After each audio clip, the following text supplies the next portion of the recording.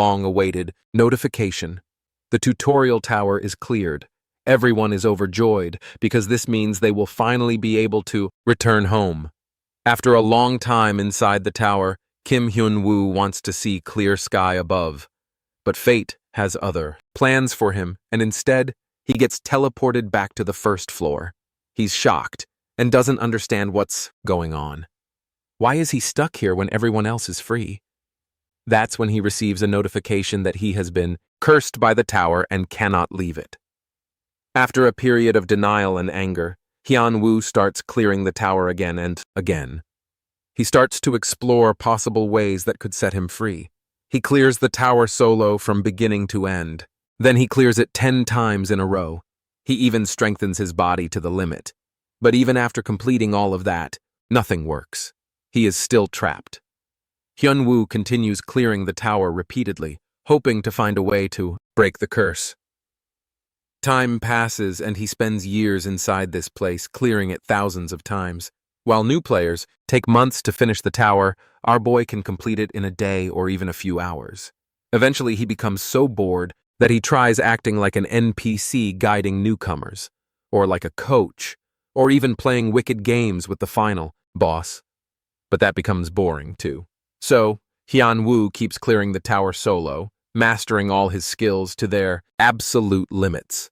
It gets to the point where with a single kick on floor 1, he can literally blast through 10 dual floors. After 12 long years in the tower, he finally gets a system notification. He has broken the loop and now can escape from the tower. Laughing like a maniac, he launches forward to clear the tower one last time. He shoots upward like a missile, crushing floors in his path. He's the real boss of the tower now. Even the monsters fear him. On the final floor, Hyun-woo destroys the boss and the entire rooftop of the tower, then steps into the portal that finally sends him outside. He can't contain his joy and screams like crazy. He's finally free. Meanwhile, the authorities observing the tower are shocked when they discover that a player from the very first group summoned into the tower in 2006 has finally escaped after 12 years. A few weeks later, our boy is invited to the evaluation test for new hunters who have just cleared the tower. Among the guild leaders sponsoring the trial are his old teammates, the ones who cleared the tower with him for the very first time. All of them are eager to see what kind of monster Hyun-woo has become after 12 years inside the tower. At the waiting room of the great evaluation test taker, everyone is all ready with their basic equipment. Meanwhile, our boy is busy eating snacks. Once his stomach is filled, he wonders what this equipment is. This is when he realizes that he didn't get any of them because he fell asleep earlier while the other guys got them in the morning. Right then, the announcement takes place for soon-to-be hunters to get out of the waiting room and go to the location where the test will take place. Now at the Seoul Tutorial Center grade evaluation maze, David, an A-grade hunter, welcomes all the junior hunters, informing them all that the evaluation test has begun and he will be their supervisor. The supervisor reminds them all that the world is watching them right now. With a grin, he assures all the hunters to not worry since compared to the tutorial tower, this exam is simple. While David states that he is looking forward to seeing all the hunters' potential as they risked their lives in the tutorial tower, Hyun-woo is literally yawning, not listening to a single word. Right then, the supervisor announces that the first exam is beginning. At that very moment, he taps something on his phone. Instantly, the ground begins to tremble. Alternatively, David explains that there are different kinds of difficult situations that they have to go through as a hunter, but one of them is the maze. The moment these words leave his mouth, dangerous and huge metal rods fall from above, slamming into the ground and forming an actual maze. David instructs all the hunters that this maze has many traps. Though it is a move in notification, it will be good if they utilize their abilities fully. Just then, a 30-second countdown begins, signaling that the exam will start as soon as the timer reaches 0. The hunters have to use their abilities and escape to the exit of the maze. Moment the countdown ends, all the hunters rush towards the entrance. The supervisor, observing this, smiles as all the hunters this time are very well-mannered, and by looking at their appearance, the thought of his own first great exam comes up. He reflects on the most important thing, which is for the hunters to keep the original resolution. At that moment, the hero is still standing at the starting point, left behind, while everyone else rushes ahead. He calls out to the supervisor, whom he nonchalantly calls uncle, and confirms if he really has to reach the exit somehow. Upon hearing it, David frowns, judges our boy for his pathetic appearance, and wonders where his provided equipment is. When he notices Hyun-woo yawning, he is startled, because is this how newcomers act?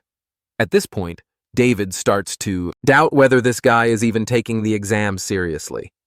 Curious, the supervisor asks the protagonist if he finds these hunter exams trivial. Smirking and emphasizing the word uncle, Hung-woo suggests the supervisor act like this in front of the noisy guy who uses all their willpower to run. These words make David livid, but the hero grins and makes a bet with him. He'll clear the whole thing within 20 seconds, and if he does, he will get a 100,001. David is taken aback by these words, but he is egoistic, so he agrees with it, confessing that his 1 day's pay and the overtime allowance as a supervisor is 1,000,001. Rushing towards the entrance, the hero warns David to not change his mind later.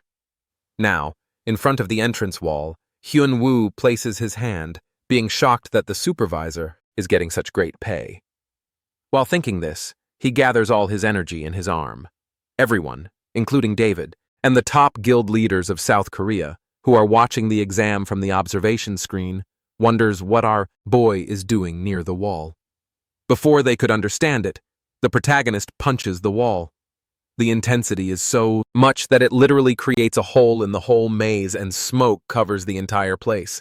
Within a few seconds, as the smoke settled, our guy was standing at the exit on the opposite side.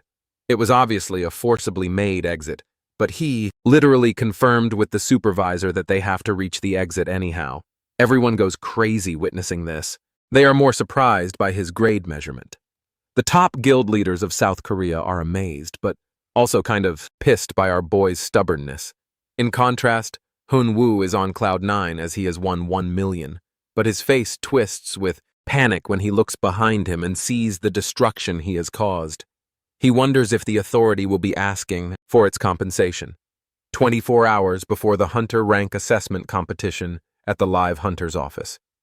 June has confirmed the list of contestants participating in the test, though her colleague wonders aloud if they can expect anything from the test this time. Sun understands immediately he meant the gossip about the advanced hunter. However, finding information about him is pretty hard. Other than our boy, a guy who is a backup hunter and was trained in the traditional martial arts world is coming too. Since it was not confirmed if the advanced hunter will come, they have this traditional martial artist Kang Hyun as the backup. Kang Hyun is a guy who has many abilities and skills, so luck is always on his side.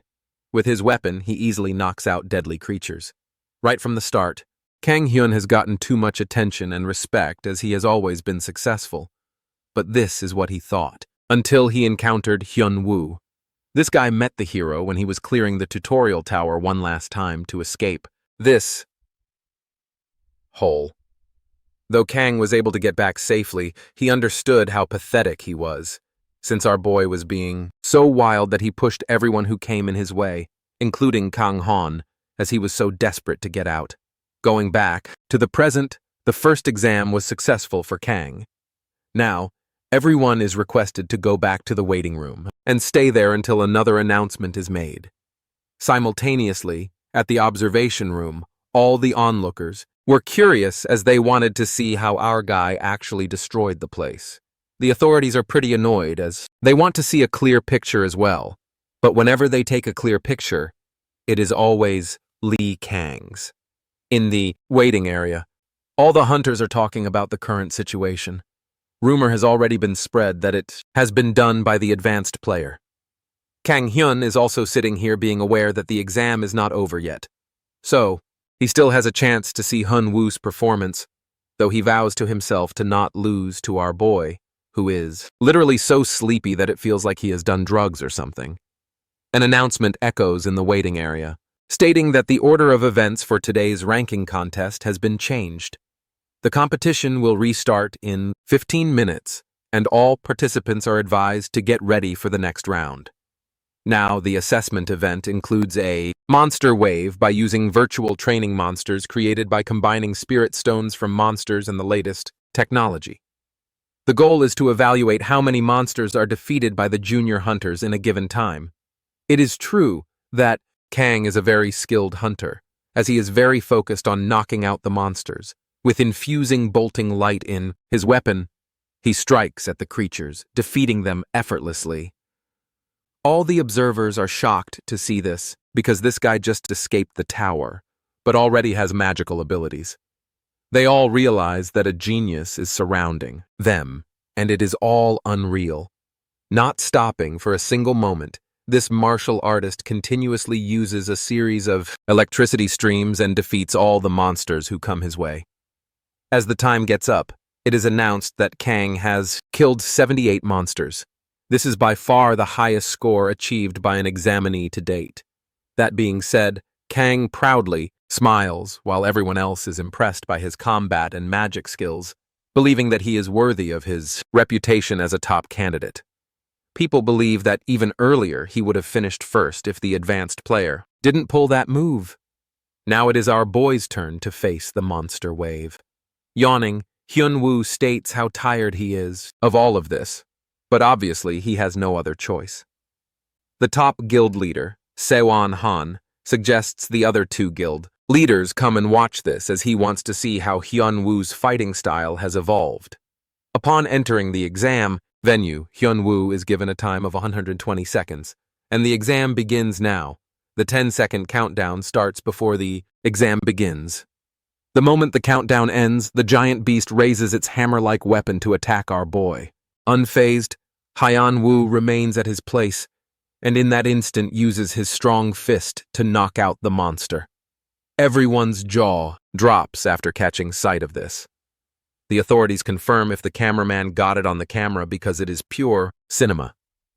Seeing this, the other deadly creatures get angry and they lunge towards our boy, roaring and shrieking.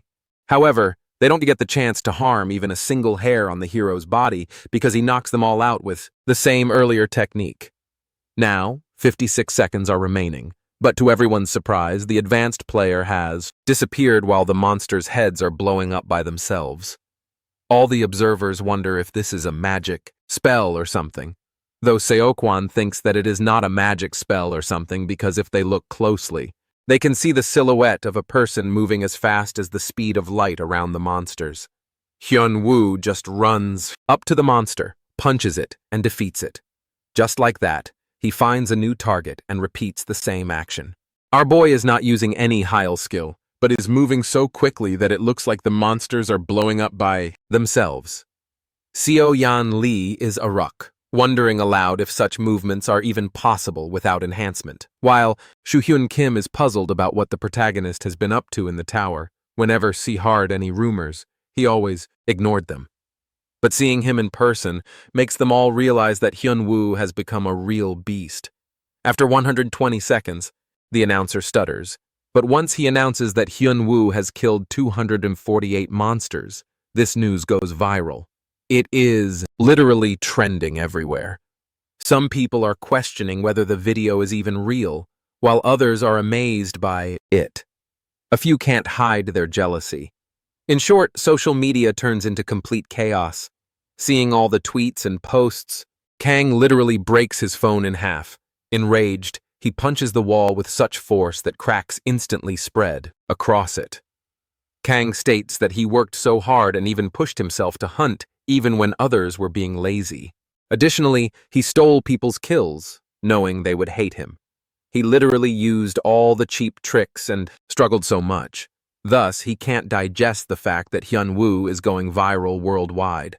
Pressing forward, Alice, who works as the chief of the Korean Hunter Association Information Division, meets the protagonist face to face. She hands him the list of guilds that want to meet him. With that, Alice congratulates our boy for getting out of the tower after 12 years. In addition to that, She explains to the hero that many things have changed since the tower first appeared. Elaborating, she informs that the monsters that originate from labyrinths and dungeons are very scary, but with great risks come great rewards. And because the Hunter Guild is interested in recruiting talented hunters, they will be rewarded with large prizes. At the same time, Hun-woo is not listening to a damn word, thinking in his heart about what to have in his next meal. Alice, not being aware of this, assumes that our boy is confused. However, the protagonist asks her if explaining all this is a part of her job. Giving him a warm smile, Alice confesses that she came here for personal reasons.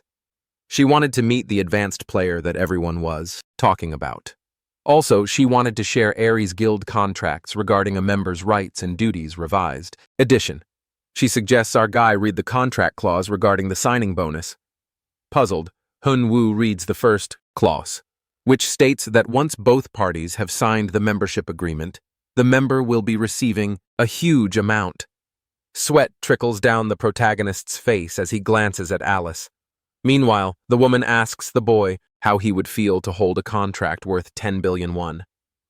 Hyun-woo looks at Alice with uncertainty, questioning when their currency's value dropped so drastically, and if the country had gone through hyperinflation like Zimbabwe. Just then, Alice explains that things were pretty messed up because of monsters. But there were no financial issues, though the prices of land increased. She informs him that the price of the place where he lived has also changed. Right? Then she hands him the details. Hyun-woo's eyes widened with surprise because his house's value got raised from 3 million won to 1.3 billion won. The look of nausea on his face makes Alice realize that this guy is worrying about his finances. Thus, she assures him that he shouldn't worry about all of that, as the 10 billion won is just a signing bonus. The information officer mentions that Ares Guild is agreeing to pay him 2 times the current signing bonus only if he renews with them at the end of this contract. Finding it unbelievable, the hero's face turns pale. Meanwhile, Alice continues explaining that he will be sharing the spoils he acquires in the labyrinth with the guild. However, he will understand that the distribution ratio is in his favor.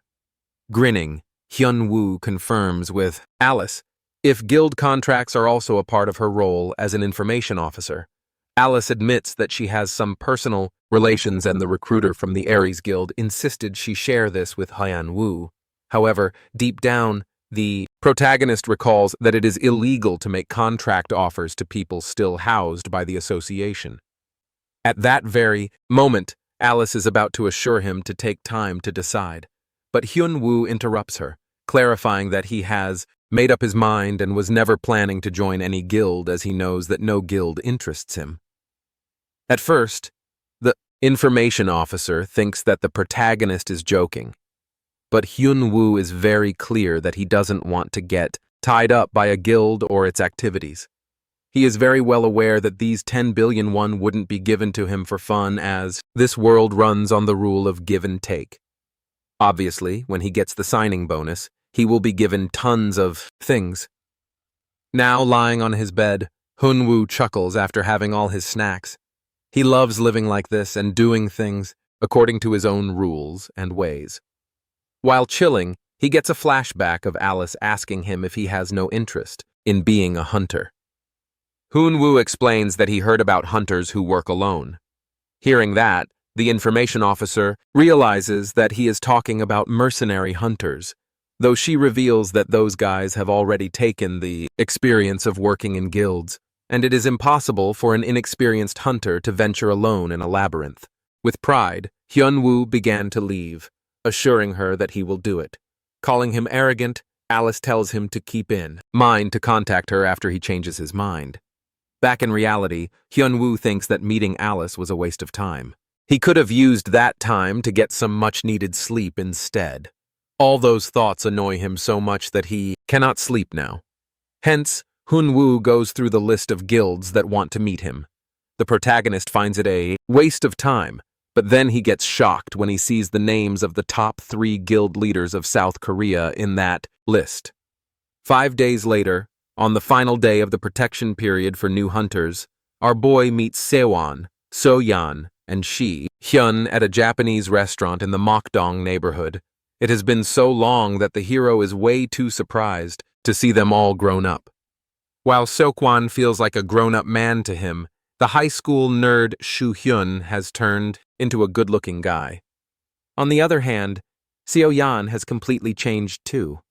Looking at Hyun, our boy, recalls that he is the same guy who cowered behind his back all the way to the 50th floor, while Seo peed her pants when she saw Banshee. However, the girl activated her beast mode, warning our guy to not utter any more words. Enjoying sushi, Hunwoo admits that it is nice meeting them. Also, he loves the taste of this food. That being said, Hun reminds him of the time when they defeated the merman on the 17th floor, and Hunwoo went on and on about how much he missed eating sushi. By now, the protagonist recalls all of it. This was the time when our boy went all berserk. The three of them explain that whenever the urban legends about him leaked outside, they all were happy that he was alive. Unaware about all of it, Hyun-woo asks for the details. Thus, they explain that our guy has become a celebrity, and whatever he has done in the tower was all mentioned on TV. Upon receiving this information, sweat trickles down Hyun-woo's face with embarrassment since he realizes that his role-playing was revealed in front of everyone. The protagonist wonders which one specifically was on TV. He just hopes it is not the one where he cleared the dungeon in the nude, or when he cleared the dungeon pretending to be a golem. Though the guild leaders inform him that the most famous ones are when he went around defeating bosses while doing a weird dance and smashing his way through 10 floors with one kick. While Hyun-woo gets a little relieved hearing this, Soo-hyun is genuinely curious about what his friend was up to in the tower. Hyun-woo recalls dancing in front of the boss monster. Even the monster stood there, dumbfounded. But our boy just wanted to try it in order to escape the place.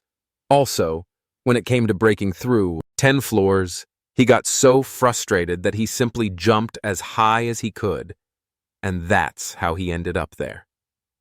Sean admits that watching him at the assessment made her realize how much power he has gotten. And after hearing these stories directly from him, there is no doubt.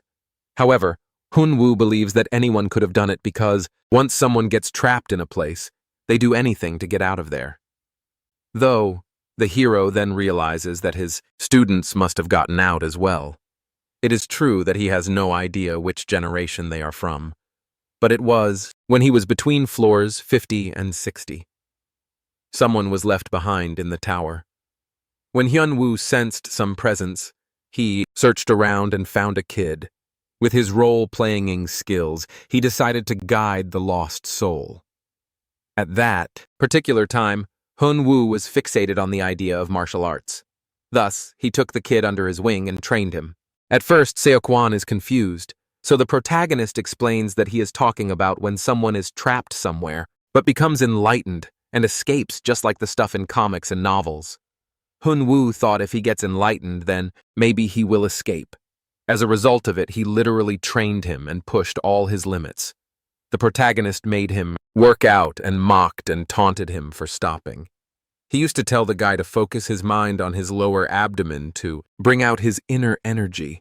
However, the thing Hyun-woo was aware of was strength only, so now that he thinks of it, he feels bad for that guy. Hyun-woo doesn't reveal it, but back then he was an actual jerk. So, he is relieved that he wore a mask all that time as he doesn't want to run into that guy once again. Just then, the hero asks all 3 top guild leaders about how the world has been for the past 12 years. Hearing the questions, everyone falls silent. Back at his place, Hyun-woo checks his status window, noticing that his age is mentioned as 24 instead of 36, making him realize that he actually lost 12 years in this world. Now that it is done, it cannot be changed. So, our boy decides to earn a decent amount of money and live life happily with no regrets. Although his gaze darts at the floating message of the endless loop being removed. Curious, Hyun-woo presses that option. Right then, he gets a notification to defeat at least 3 dungeon bosses to satisfy the minimum requirements to move on to the next level. The dungeon conquest objective includes Adorab's laboratory, woodland village, and swamp view. Before Hyun-woo could understand what the hell was going on, he heard a knock on his door. Upon opening the door, the security guard greets our boy, informing him that there are some recruiters from the Aries Guild who have come to meet him. Not being interested, the hero refuses the guard. But looking worried, the guard requests him to come with him. As the recruiter instructed the poor man to bring Hyun-woo, it is pretty obvious that these guys won't stop until Hyun-woo makes it clear to them. So he heads for the lounge on the first floor, as that is where they are waiting. Bai Ho Kang, the Aries Guild human resources manager, greets our boy. But instead of beating around the bush, the protagonist reminds him that he is way too clear about having no intention to join any guild. However, the resources manager of Aries Guild challenges Hyun-woo if he really believes he will be a successful hunter without this guild. Banho tries to tempt him by reminding him of all the things he will get once he joins the guild. Not being afraid, the hero suggests the manager not threaten him. The bodyguard standing behind Banho grows angry at such arrogant behavior.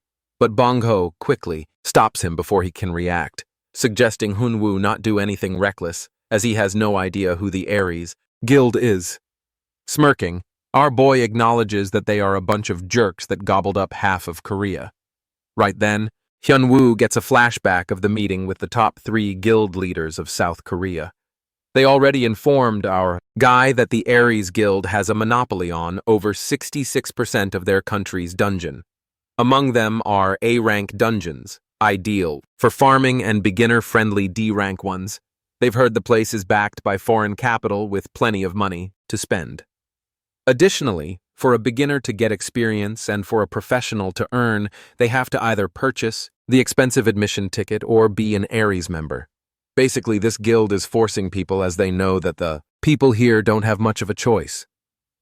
His thoughts are interrupted when the bodyguard slams his hand on the table. The intensity of the force is so much that bright energy envelops the room. At that moment, Bong-ho warns our guy to not run his mouth just because they are at the association residence and tells him to think very carefully about this proposal. The baldy bodyguard who slammed his hand on the table slams it on the wall, while the resources manager makes Hyun-woo understand that he needs to grasp the situation, as this bodyguard's overall stats are enough to make him a grade A hunter. Thus, he suggests the hero not make any rash decisions because he would be dead in front of this guy.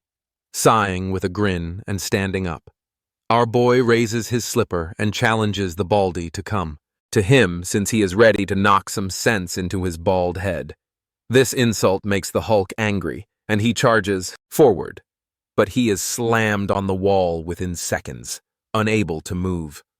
Witnessing this, Bango recalls that they all literally made a script to threaten our guy and make him so demotivated as to make him sign the contract, but everything went wrong. Standing there, the resources manager is shocked because Hyun-woo cannot even use magic, but still, he has unmatchable strength. With a sly smirk, our boy approaches Bong-ho and corners him. Just then, with his torn slipper, he smacks the bully, clarifying that he hates those people who threaten him. That night at Shu-hyun's place, Hyun-woo spills the tea. Though the guild leader is impressed, he is a little taken back too, because these Aries guys are relentless, and no one dares to pick a fight with them. Shi-hyun informs the protagonist that they send threats to prevent him from joining other guilds. Also, they can silence him inside the labyrinths. While having strawberries, Hyun-woo wonders what being silent means. Shion elaborates that they will kill him. The hero finds it brutal. Thus, the guild leader suggests he join his guild considering whatever has been happening. Still, Hyun-woo is not okay with joining any guild, though it is true that he wants to take it easy. Right now, he has to take care of something. So, he decided to put a hold on it for a while. Additionally, with a grin, he asks Shu-hyun if by any chance he heard of Aderon's laboratory. For the whole 12 years, it was a mystery why Hyun-woo was the one who was left behind for 12 years. He had so many questions. Who made this tower? Who locked him up and whatnot? Hence, his aim is to find out the tower's secret and who locked him there. Because once he finds that out, he will make them suffer.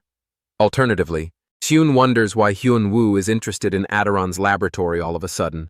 Shi-hyun reveals that Aderon's laboratory is either an AC or an AC- ranked dungeon based in Wheejeongbu. In addition to that, he also heard that it is a good place for new hunters to grow powerful. Out of curiosity, Xian demands to know the reason behind this interrogation. But our boy doesn't reveal the entire truth, confessing that he has some business there. Though, Xiun gives him a heads up that he probably won't be allowed there, as the Res Guild is abusing their exclusive rights to the dungeons, and Aderon is one of those dungeons. Receiving this piece of information, Hun-woo gets way too frustrated by these thugs, because why are there no laws to prevent monopolies? The guild leader reminds the hero that the government has no time for all since hunters hold no real voting power. Only a small number of people ever clear the tutorial tower to become one. The dungeons are so dangerous that even the police can't investigate properly, often labeling the deaths that occur there as accidents. Hyun-woo finds it all crap.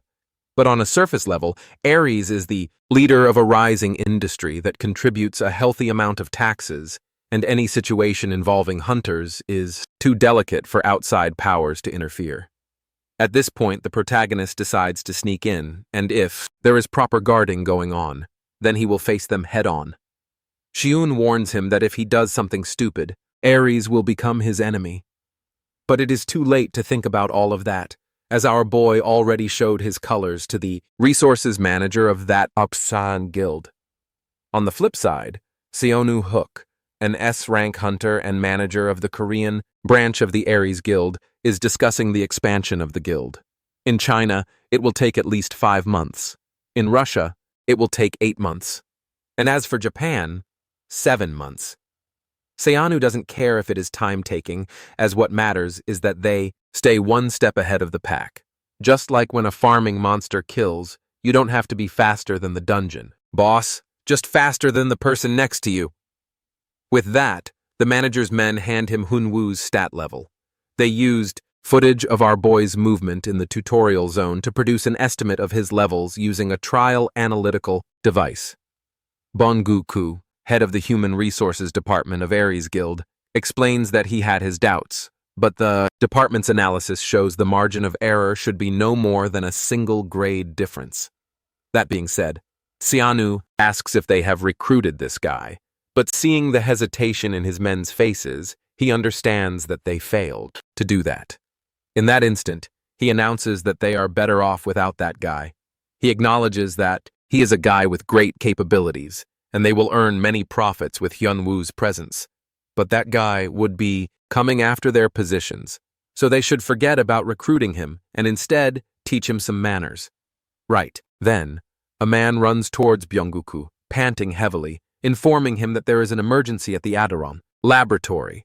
In Wheejeongbu, Cheombo Mountain at the entrance to Aderon's laboratory, a C-rank dungeon, a girl in a tempting way begs the guys guarding the place to let her in. But these thugs suggest she go to the labyrinth as those have low-level monsters. At first, the thugs claim that they are guys of rules, but then they start creeping up. At that exact moment, our guy approached them. The thugs warned him to leave, informing him that this place is not for passing time, as this place has real and scary monsters. Getting near these thugs, our boy tells them that this is exactly why he's here. He has some business to take care of inside this dungeon. The Ares Guild thug calls our hero crazy for calling him an idiot. Hun-woo silently picks up his slippers to teach the players a lesson for being so rude. Smiling, he walks closer to one of them.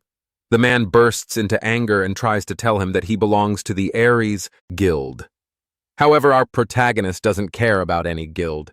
He takes his slipper and with just a simple strike, the man flies into the wall. Seeing his fellow knocked out cold, the other fighter starts panicking. Our protagonist asks the other one for his shoes. The man gets confused and Hyun threatens to open his eyes too. The man, trembling in fear, complies. As soon as our protagonist wears the new shoes, he's amazed by how light the metal shoes are. The Aries Guild player cries about having lost his expensive shoes made with magic. However, our generous hero, after seeing the man's bare feet, gives him his slippers and walks out. Our hero walks through the gate and the Aries thugs are left crying. Meanwhile, Seo Yan screams at Shu Hun for letting our protagonist just go, but Shi Hyun explains that he had no choice because Hyun Woo just walked out freely. She starts panicking, worrying about the ruthless Aries Guild. Shion explains he told our hero about that, but he just went out and no one can actually stop him. Seo Yan is left speechless and asks Shu Hyun if our hero has really made enemies with the Aries Guild. From what our hero told him, Shu Hyun is sure about the rivalry now. Shi Hyun doesn't think that Hun Woo is the kind of person who'd end up in trouble by just staying still.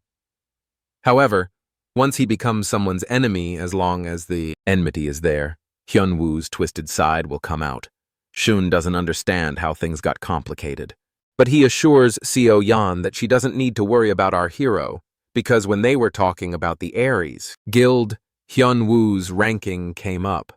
However, Seo Yan is left speechless when Shahun tells her about our hero's ranking. Meanwhile, our hero continues his journey through the dungeon, and suddenly, a monster starts searching for his research materials. The C-rank dungeon boss Aderon continues looking for more research samples. Some fighters observe him from the distance, talking about the rumor that people don't earn much by fighting Aderon, which is why the Aries Guild didn't bother fighting him.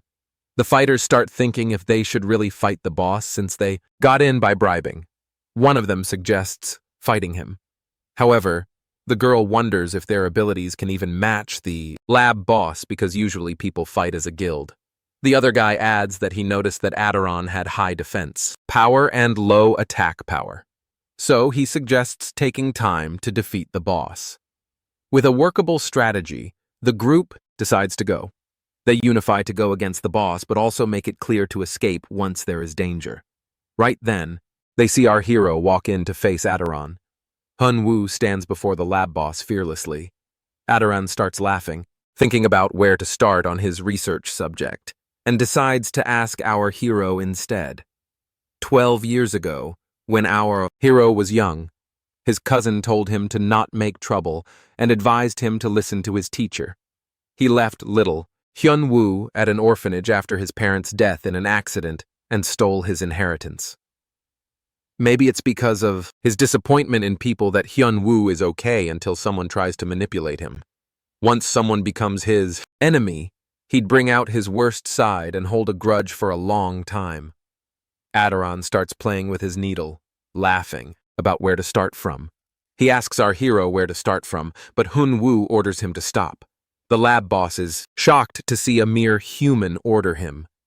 But then our hero punches the monster, leaving the group behind shocked. The monster falls, and our hero walks out like a boss. With the Aderon's lab mission completed, our hero heads out for the forest village next. The hunter group watching from behind recognizes Hyun Woo as the advanced player, and seeing him in person like that just gives them goosebumps. Meanwhile, at the Aries Guild Korean branch, the HR manager visits the manager at the Korea Management Department, Woo Chunang. He hands over a file to Chunyong and asks if the branch manager, Hu Sun Woo, has given them any instructions. The manager reads the file and seeing the 2 A-rank stats on a rookie hunter file makes him wonder if the stats are accurate. The HR answers that the results aren't fully accurate, and it's just a temporary analysis. Even then, Chunyong can't help but be impressed by our hero's monster-like stats. The HR tells the manager that the order is to only moderately hurt Hyun Woo, but doing more wouldn't be a problem. The manager knows the extra instructions are the HR's wish, but the HR explains how our hero jumped into their exclusive dungeon and attacked the hunters protecting the dungeon at that time. Chunyong assures his fellow manager that our hero will not even put a scratch on their guild. However, he wants to take care of things quietly because the branch manager already has a lot to deal with due to their advancement in China. On top of all that, even the management is supportive of these actions due to the Tyrant Guild. The new Tyrant Guild in China, in their 2 years of establishment, has monopolized 52% of all dungeons in China. Just 4 years after coming out of the tower, their guild leader grew tyrant into a giant guild. And every single one of the leaders is known to be monstrously strong. The most surprising part is that the identity of the Tyrant Guild's leader, who is officially listed as 5th among the S-rank world rankings, remains a mystery to the public. Chunyong assures the HR manager to not worry about Hyun-woo. He adds that because of having to deal with the Tyrant Guild, they don't have the manpower to waste, so they will send experts to cause him some moderate damage. Meanwhile, Hyun-woo checks out the phone's camera and is impressed by the technological developments of the world. He then takes a picture of his friend and starts playing with the phone. Xiun is annoyed seeing our hero play with the phone that he got him for contact, but then he tells our hero that the forest village is managed by the Soul Guild. Our hero continues to play on his phone without paying any attention to his friend until he mentions that there's no monster at the forest village. Xion explains that they defeated the monster there a while ago. He explains that things here are different from the tutorial tower. At the tower, the boss or normal monsters would respawn on a daily basis. However, in the dungeons, the normal monsters appear endlessly no matter how many times they are killed. But once the boss monster is killed, it takes a while to respawn. Our hero is shocked to learn that it will take a month for the forest village boss to respawn. But then Shu Hyun adds that they defeated the boss 4 weeks ago, so it should only take 2 to 3 more days. Hun-woo then asks about the visible swamp, and Shu-hun answers that he doesn't know much about that dungeon because it's controlled by the Ares Guild. Our hero feels frustrated that he needs to worry about so much stuff just to kill a monster. Then Shun asks our hero when he will register in the Hunter Association. At first, Hun-woo paid no attention to it, but then he jumps in excitement when Shir-hyun explains all the perks, including money. He suddenly jumps, hearing that he can get paid just by registering. But Shah-hun explains that he needs to do something in 2 to 3 months. He adds that B ranks get over 1 million, A ranks get 2.5 million, and then there's a huge gap between A and S ranks. After hearing that Shu-hyun gets 7 million every month, our hero is shocked and hurries to register himself right away. The next morning, our hero heads to the Hunter Association Ability Evaluation Center to register himself. When he tells his name, the receptionist recognizes him as the person who was stuck in the tower for 12 years. He remembers all the people coming in to ask about our hero. However, the receptionist thinks there's nothing exceptional about our protagonist, and people are just making a fuss for no reason. After checking everything, he points Hun-woo to the Eye of the Seeker. Hyun-woo's rank status will appear on the hologram next to the eye, revealing his hunter rank. He places his hand on the eye. The receptionist estimates that he might be B+ at best. However, his jaw drops when the rank is revealed. Seeing his pale face, our hero turns towards the hologram and gets shocked himself. Suddenly, the receptionist's screams echo through the whole building. Soon enough, our hero becomes the hot topic of the news, talking about his unbelievable assessment results. They gossip about all his A's and the fact that no one in the world has that score. Reading the news on his phone, Hun-woo is surprised to see the news of his evaluation spread out in just a few hours. Shi-hun explains that advanced players are a hot topic, and ever since he turned everything upside down at the Ares Guild dungeon, everyone has been keeping an eye on them. Shi-hun knows our hero doesn't care about any of that, but he knows that the Ares Guild has already gathered information and won't leave him alone after messing with their territory. He advises our hero to be careful, worried that his enemies won't stop chasing him, but he fails to listen. Suddenly, Hyun-woo bursts into laughter, seeing a loading screen picture on his phone. He laughs about the ridiculous pose and the aura effect on the hunter's photo. But then Shuan answers calmly that the hunter in the photo is him. Suddenly, an awkward silence fills the room. Then, our hero asks his friend why he's always hanging out with him when their other friends are always busy. Shi-hoon answers that he's also busy, but he deliberately takes out time from his routine to hang out with our hero. Meanwhile, at the Aries Guild's management branch basement, the HR's face turns pale, seeing our hero's assessment results. Chung now understands why the branch manager wants them to deal with our hero. But seeing the HR's pale face, he assures him that Hyun-woo will be dealt with by the Shinchun gang. The HR's face lifts up after hearing that the hunter soon reaching Shrank in China will be taking care of his opponent, and he now feels confident that his problem will be dealt with. Meanwhile, at the village forest, our hero is confused, seeing no guards in the dungeon. Shi-hyun reveals that the dungeon is owned by his guild.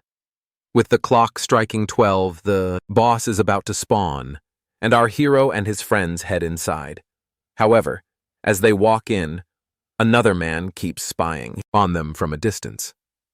At the village forest dungeon, a new guy, Park Gamoon, joins our hero. Shi-hyun explains that Park is here to pick up the loot, which can be sold for money. Hun-woo is surprised to learn that the loot is exchanged for money, but the surprise turns to shock when he finds out that the items are worth 20 to 35 million. Our hero fails to understand what use the loot could have for anyone. Xian knows that he won't understand, but explains that the loot items are used to make armor or weapons. Park starts recording our protagonist's adventure and asks for permission. Although Hyun has no problem with it, he asks the purpose of recording.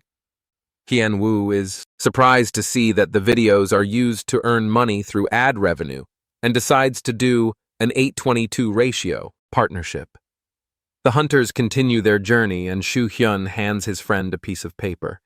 He explains to our protagonist that the dungeon is like a maze and getting out of it becomes a problem. Hun-woo takes a look at the map, marked with different spots, and throws it away, leaving his friend confused. Our hero approaches the giant tree and tells Park to take a picture of him.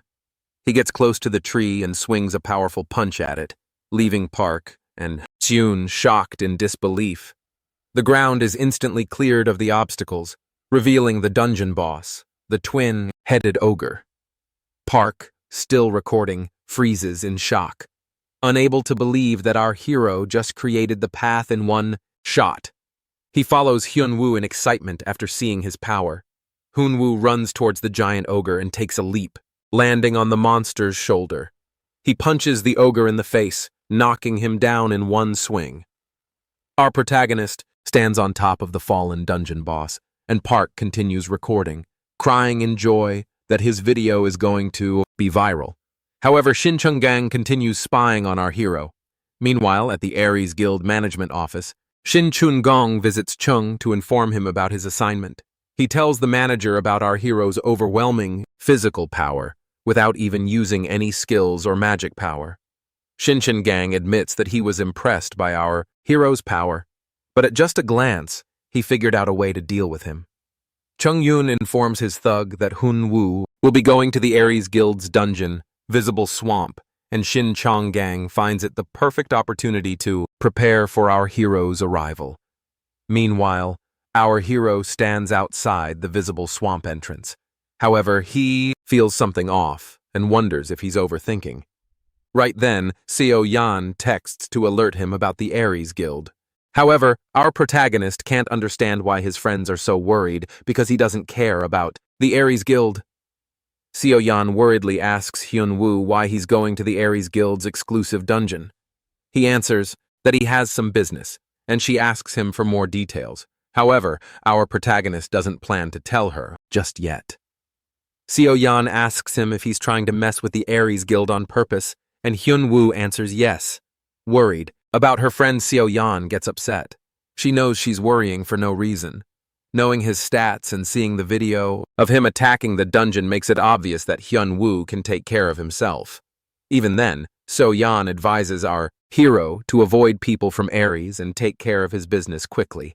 The Visible Swamp is an A-rank dungeon, and Seo Yan thinks that the Aries Guild will visit the dungeon on the day the boss monster spawns to raid the dungeon. Our hero appreciates the advice and assures his friend to not worry about him. However, now, as he stands outside the Visible Swamp dungeon, he once again faces the Ares people. The Ares hunter faces off against Hyun-woo and threatens him against making Ares his enemy. Our protagonist remembers Seo-yeon telling him to avoid these people. But with them constantly bugging him, it's impossible to do that. He calls out the thugs for all being the same. How they always look down on him and get beat up every time. Then when they realize the problem they are in, they just say the guild's name and start struggling. The hunter gets angry and runs to attack our hero with his sword, but just strikes the man down effortlessly and walks through the entrance. Hyun-woo steps through the gate, and the monster awakens. He continues, walking through the dungeon, and the monster moves towards him. At last, our protagonist faces off against the dungeon boss, the mega alligator. Our hero remembers Seo-yeon's lecture about the alligator's tough leather, his magic, resistance, and how expensive the leather and the teeth are, and starts smiling. Hyun-woo instantly attacks the mega alligator and knocks him out. He proceeds to rip the monster apart, but the alligator runs away. However, our hero refuses to let the alligator escape and grabs him by the tail. He decides to teach the boss monster about a little swing and starts swinging it around and throws him into the wall. The mega alligator grows angry and faces our hero once again. Shinchin Gang observes the fight. The alligator takes a leap, and just as our hero prepares for the final showdown, chains suddenly wrap around his legs. With Hyun-woo tied in chains, the alligator opens its big jaws and Shin Gang waits for his death. However, just as the alligator closes in on him, Hyun-woo ducks down and the alligator jumps into the swamp. Our hero looks down at the chains, confused, and then Shin Gang speaks up that it's a magic chain and a perfect tool to deal with him. Hyun-woo is confused when he sees the random man. The assassin jumps down to introduce himself and tells our hero that he was sent by the Ares Guild to deal with him. Our hero now understands that he faces an assassin. Shin Gong speaks praises of our hero's strength when he swung the alligator around or knocked out the ogre in one hit. However, he doesn't understand why his opponent is so relaxed after being caught in a magic chain. Hyun-woo is confused, not knowing what the chain is supposed to do, but then he realizes he can't move at all. Shin Gang says that it's a magic chain, and our hero needs magic power to get out of it. However, he needs magic power stronger than someone with a rank to break free. But since our protagonist just came out of the tower recently, he has no magic power. Even then, Hyun-woo is confused, unable to see the trouble. Shin Gong grows frustrated, thinking that our hero is just trying to fool him. He thinks that, like everyone else, Hyun-woo too is just pretending to be calm and planning his next move. Our protagonist is still confused because he wasn't doing any of that. The assassin draws out his sword, ready to attack our hero. Just when he strikes with a sword, our hero raises his arm up, blocking the attack. Shin Gang releases the venom explosion. A blast goes off and smoke covers the air. The assassin thinks that he has done his job, but he's shocked when the smoke clears and Hyun-woo sits unscathed. Our hero doesn't know what his opponent did. The assassin freezes, not understanding why his attack didn't work. Right then, our hero starts moving and the assassin's face is met with a punch. Shining Gong is thrown into a tree. Hyun-woo walks up to him and says that he should have wrapped his whole body tightly in chains to stop him from moving. The assassin can't understand how his opponent is doing this. Our hero knows that Shin Gang must be confused and tells him that the chains got loose and stopped functioning properly. He kicks the tree and lifts it up while the assassin is stuck to it. Our hero tells his opponent that he should be prepared to die if he planned to kill him. The mega alligator peacefully floats through the swamp, and suddenly Shin Gang falls on him. Hyun-woo throws the tree into the swamp, killing the alligator too. He stands by the swamp quietly, and suddenly the system screen pops up notifying our hero that he has proved himself and the lowest tier information will be available to him now. Meanwhile, at the Ares Guild Management Department, Chong-yong is informed that his assassin has died. The assistant informs him that the tree that Shin Gang was stuck In has sunk in the swamp, and although they couldn't confirm it, it's likely that he's dead. Chongyong thinks that the monster must have eaten his assassin up. However, he had 2 S-rank stats and 7 skills. Seeing his capable assassin be easily killed by our hero annoys Chungmong. Hyunwoo lies in the apartment and tries to sleep. Suddenly, he wakes up remembering the information window. The system screen reveals that our hero has been invited to be a temporary guardian in the system. He's confused, feeling something changed, but he doesn't know what all the stuff on the screen means. Hyunwoo thought that he'd be able to get information about the tower, but he doesn't know what the system inviting him means.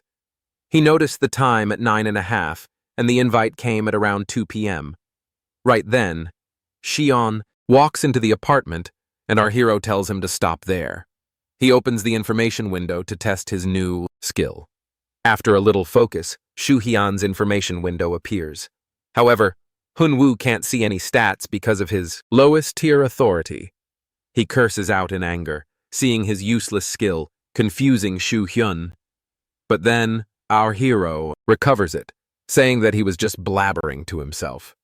Our protagonist stares at the clock on his phone. As it nears 12:00 a.m., our hero thinks that the useless skill has definitely brought some change to him. He thinks that he should be able to find information about things like the tower after getting the system invitation. Right then, the clock turns to 12 and the room gets dark. Hunwoo suddenly finds himself teleported to a different space, and as he looks to his front, he sees a girl sitting at the desk before him.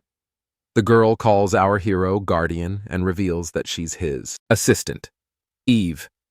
Eve introduces herself and tells the Guardian that she'll be seeing him as long as he's alive.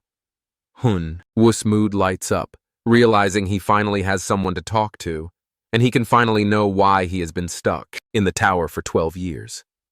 The two stare at each other silently, and then our hero speaks up, asking his assistant if she's going to explain everything. Eve is confused about what she needs to explain. Our hero gets angry and screams, asking if she invited him here to give him explanations. However, Eve calmly tells him that she can only answer him. Realizing that his assistant can only answer his question, our hero is struck with shock. He then proceeds to ask questions and starts by asking who locked him in the tutorial tower. Eve answers that she can't tell him that, because he has the lowest tier of authority for information.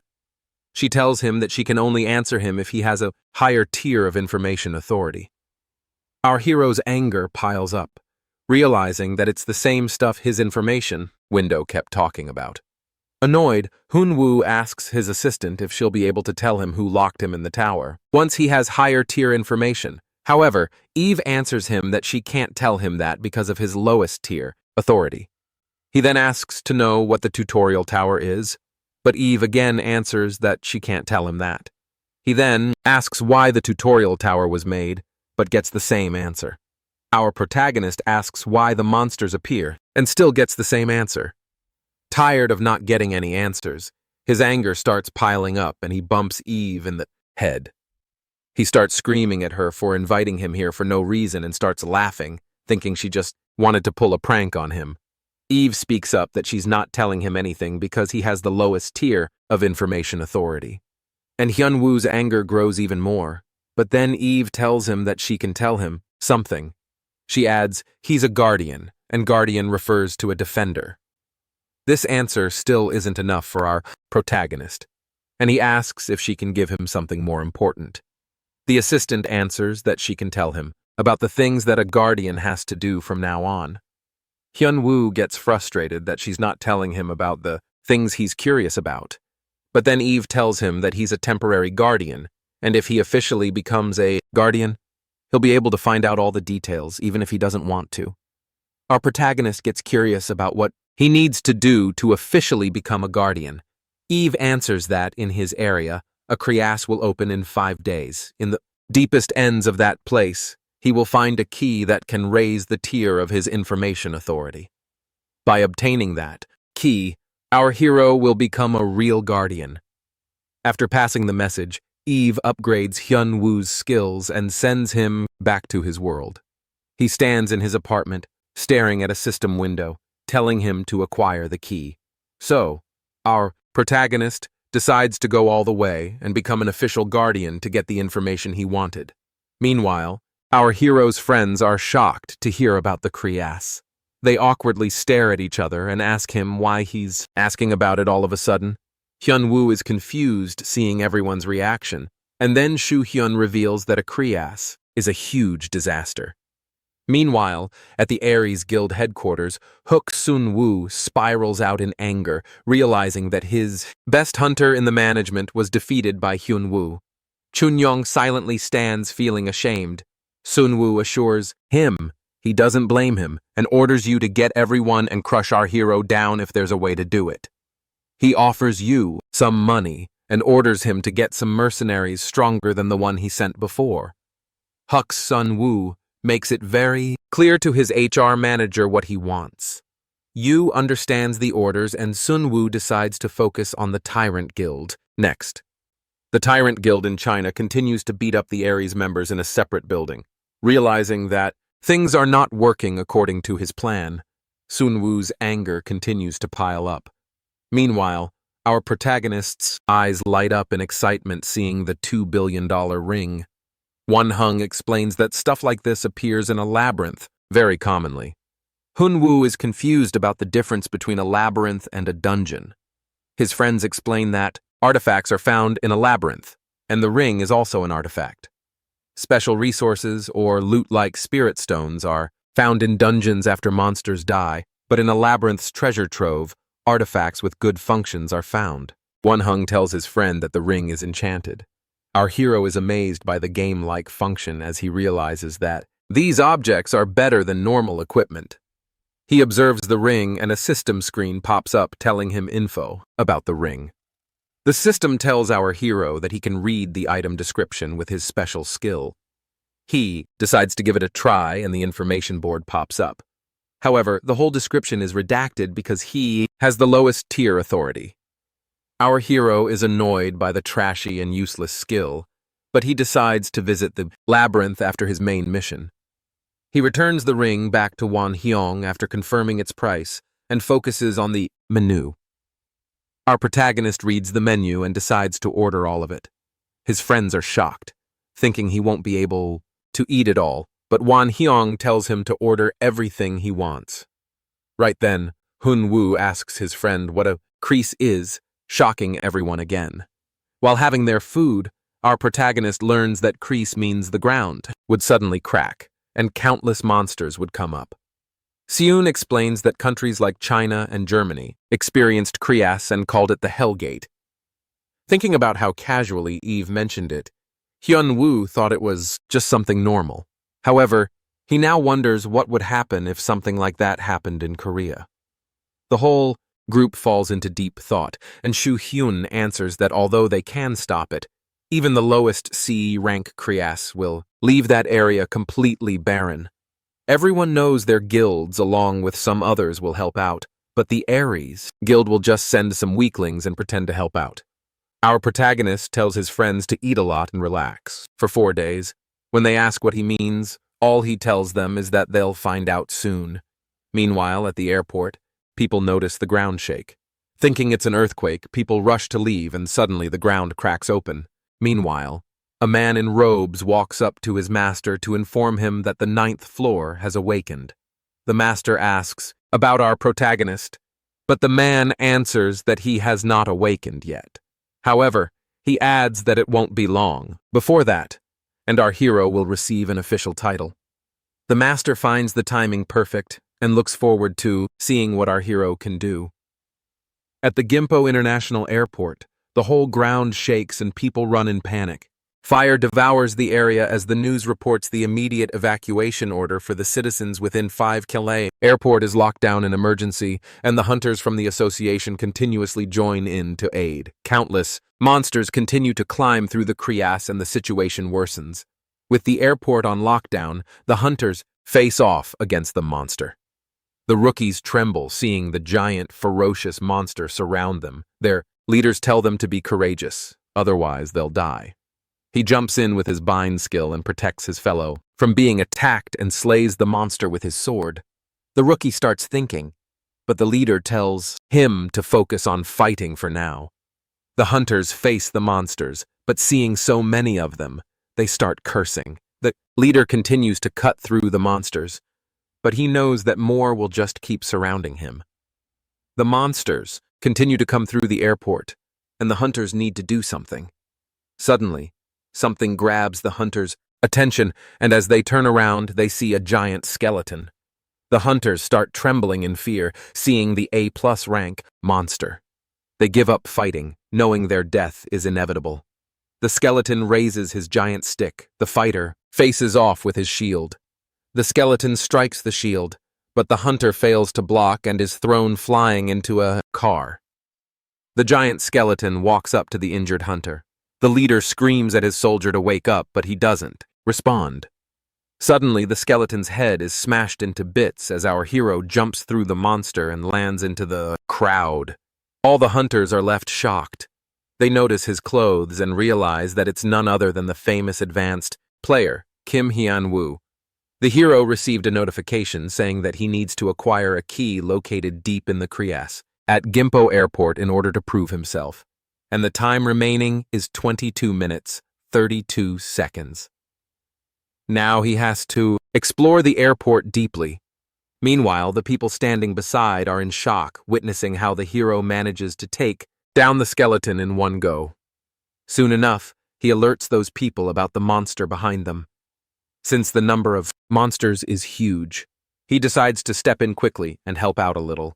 Even though the reinforcements are coming, the hero effortlessly lifts the giant hammer, which the skeleton used earlier, and throws it towards those monsters, slamming them down.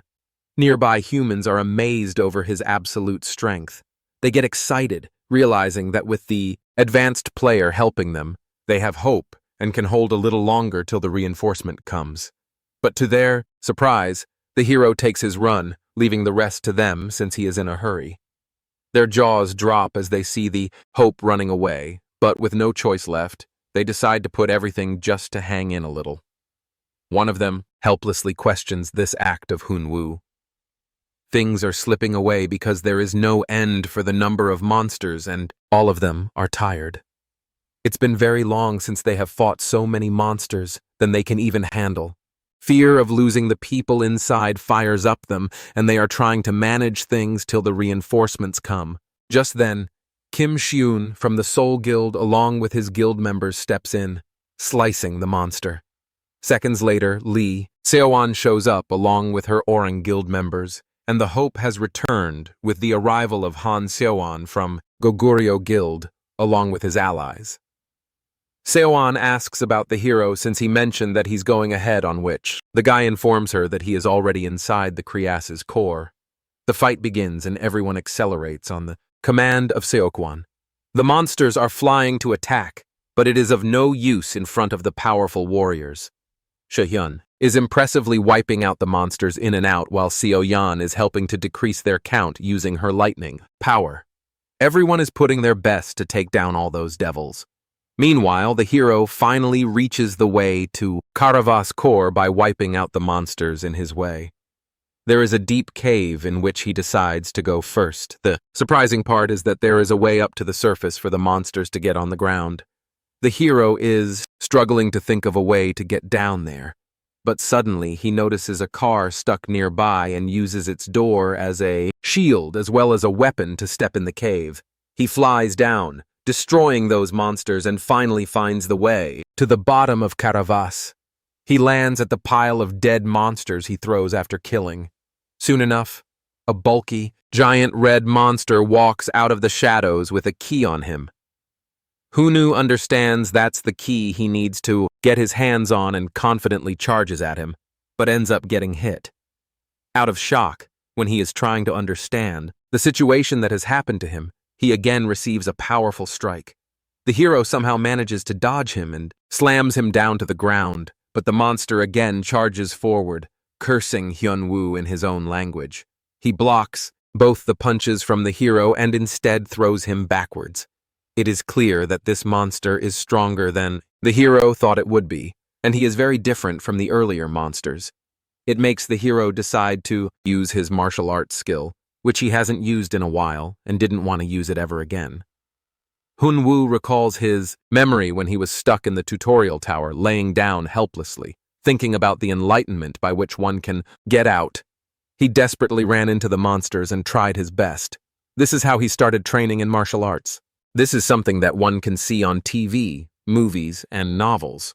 But it doesn't make any sense because according to the hero, what's important is the thought that he will be the greatest if he becomes the master and achieves enlightenment. At first, he followed whatever clumsy techniques he knew, which were all useless.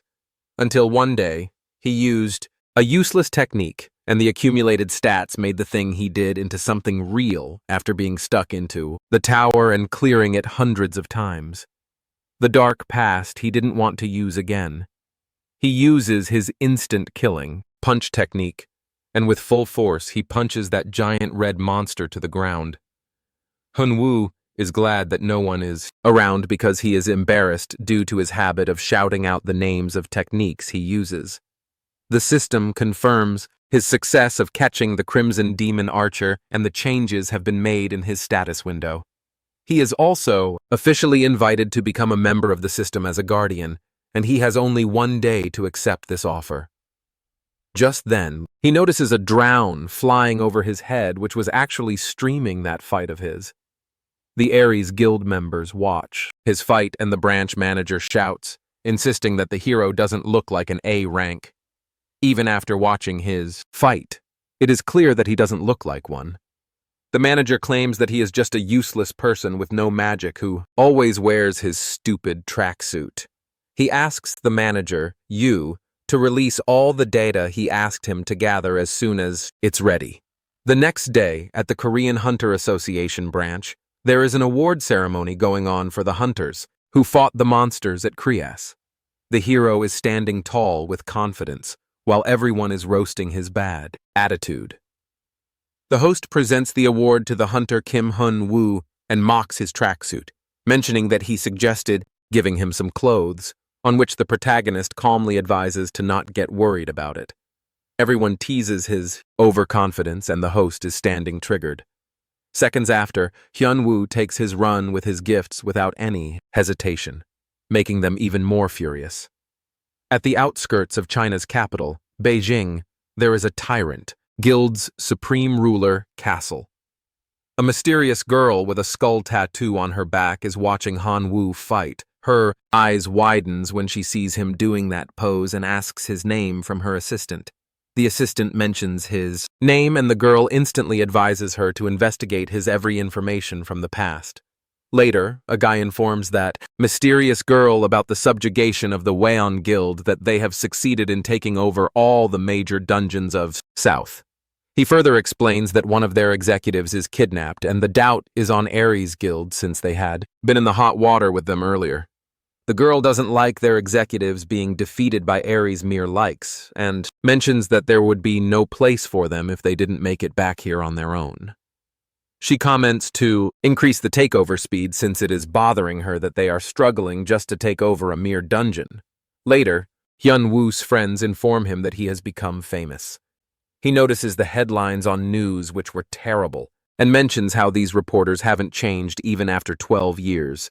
But his friends insist that the reporters are supposed to do so because of the way he walked out after receiving his reward in his stupid tracksuit.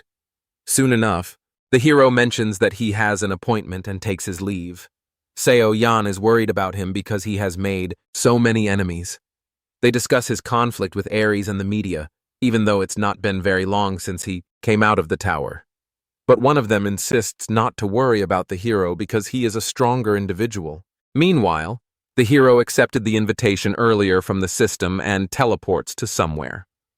His assistant, Eve, expresses her greetings before sitting right in front of him. Hyun-woo asks her if his information authority has increased, which informs him that it has been increased from lowest tier to low tier. The hero is burning up with anger and snaps at her, but she's actually providing the information that she has been taught about. The gray-haired girl calms him down and informs that since he is officially a guardian now, he can achieve what he wants just by completing the task. Basically, he has been appointed to stop the climbers from climbing the tower. The hero misunderstood this tower as the tutorial tower, but she explains that this one is different, consisting of 12 floors, including Earth. He has to protect the 9th floor from the 12, which is Earth.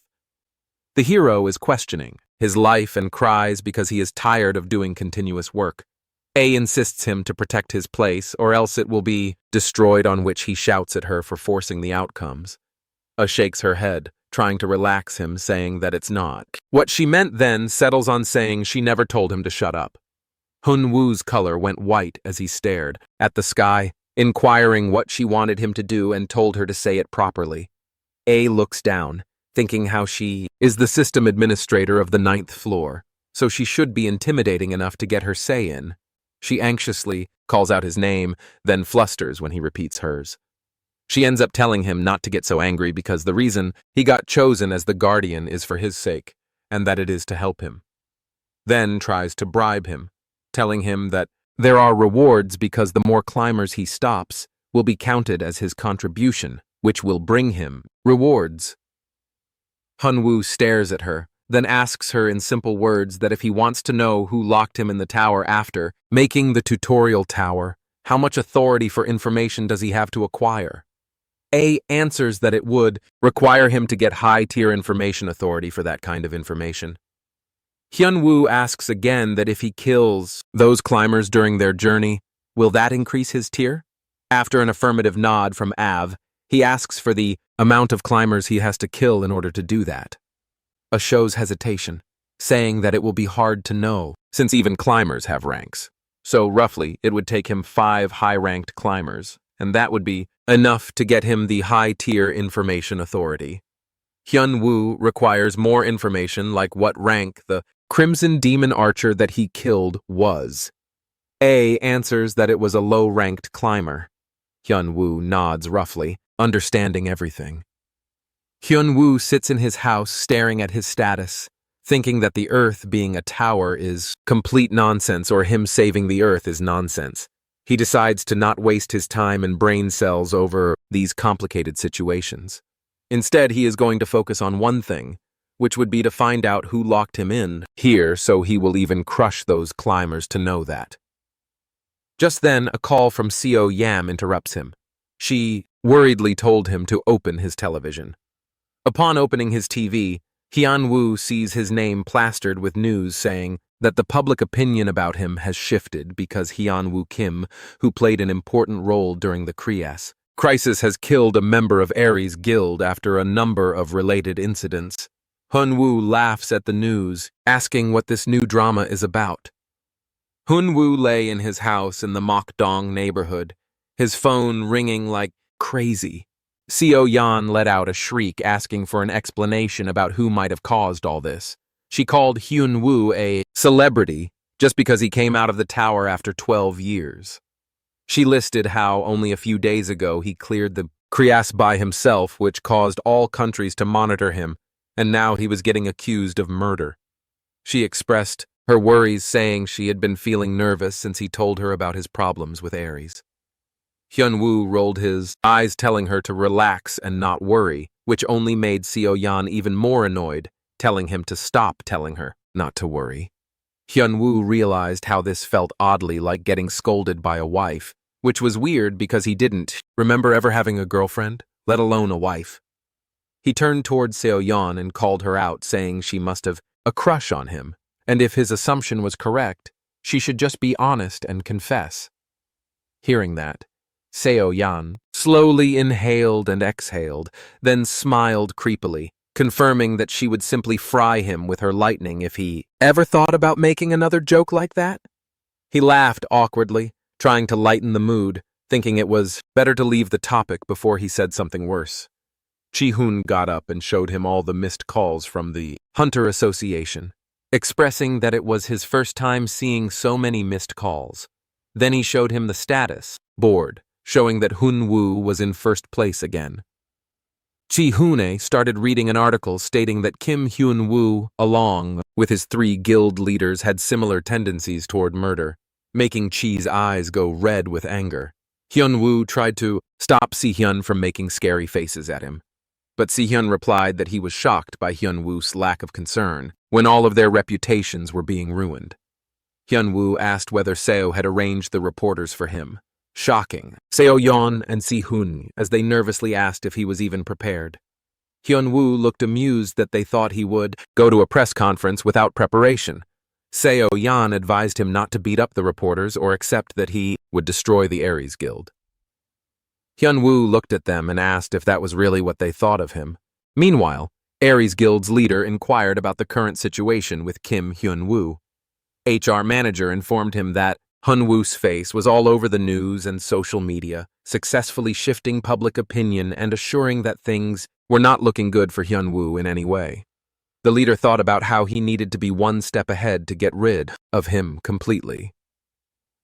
The guild leader thought about how something he barely believed possible had been done by Kim Hyun-woo, but in the end, it worked in their favor and became a huge disadvantage for him. At the Mokdong press conference, Hyun-woo sat confidently as the reporters began asking questions whether the recent news was true or the reason behind his attack on the Aries Guild member.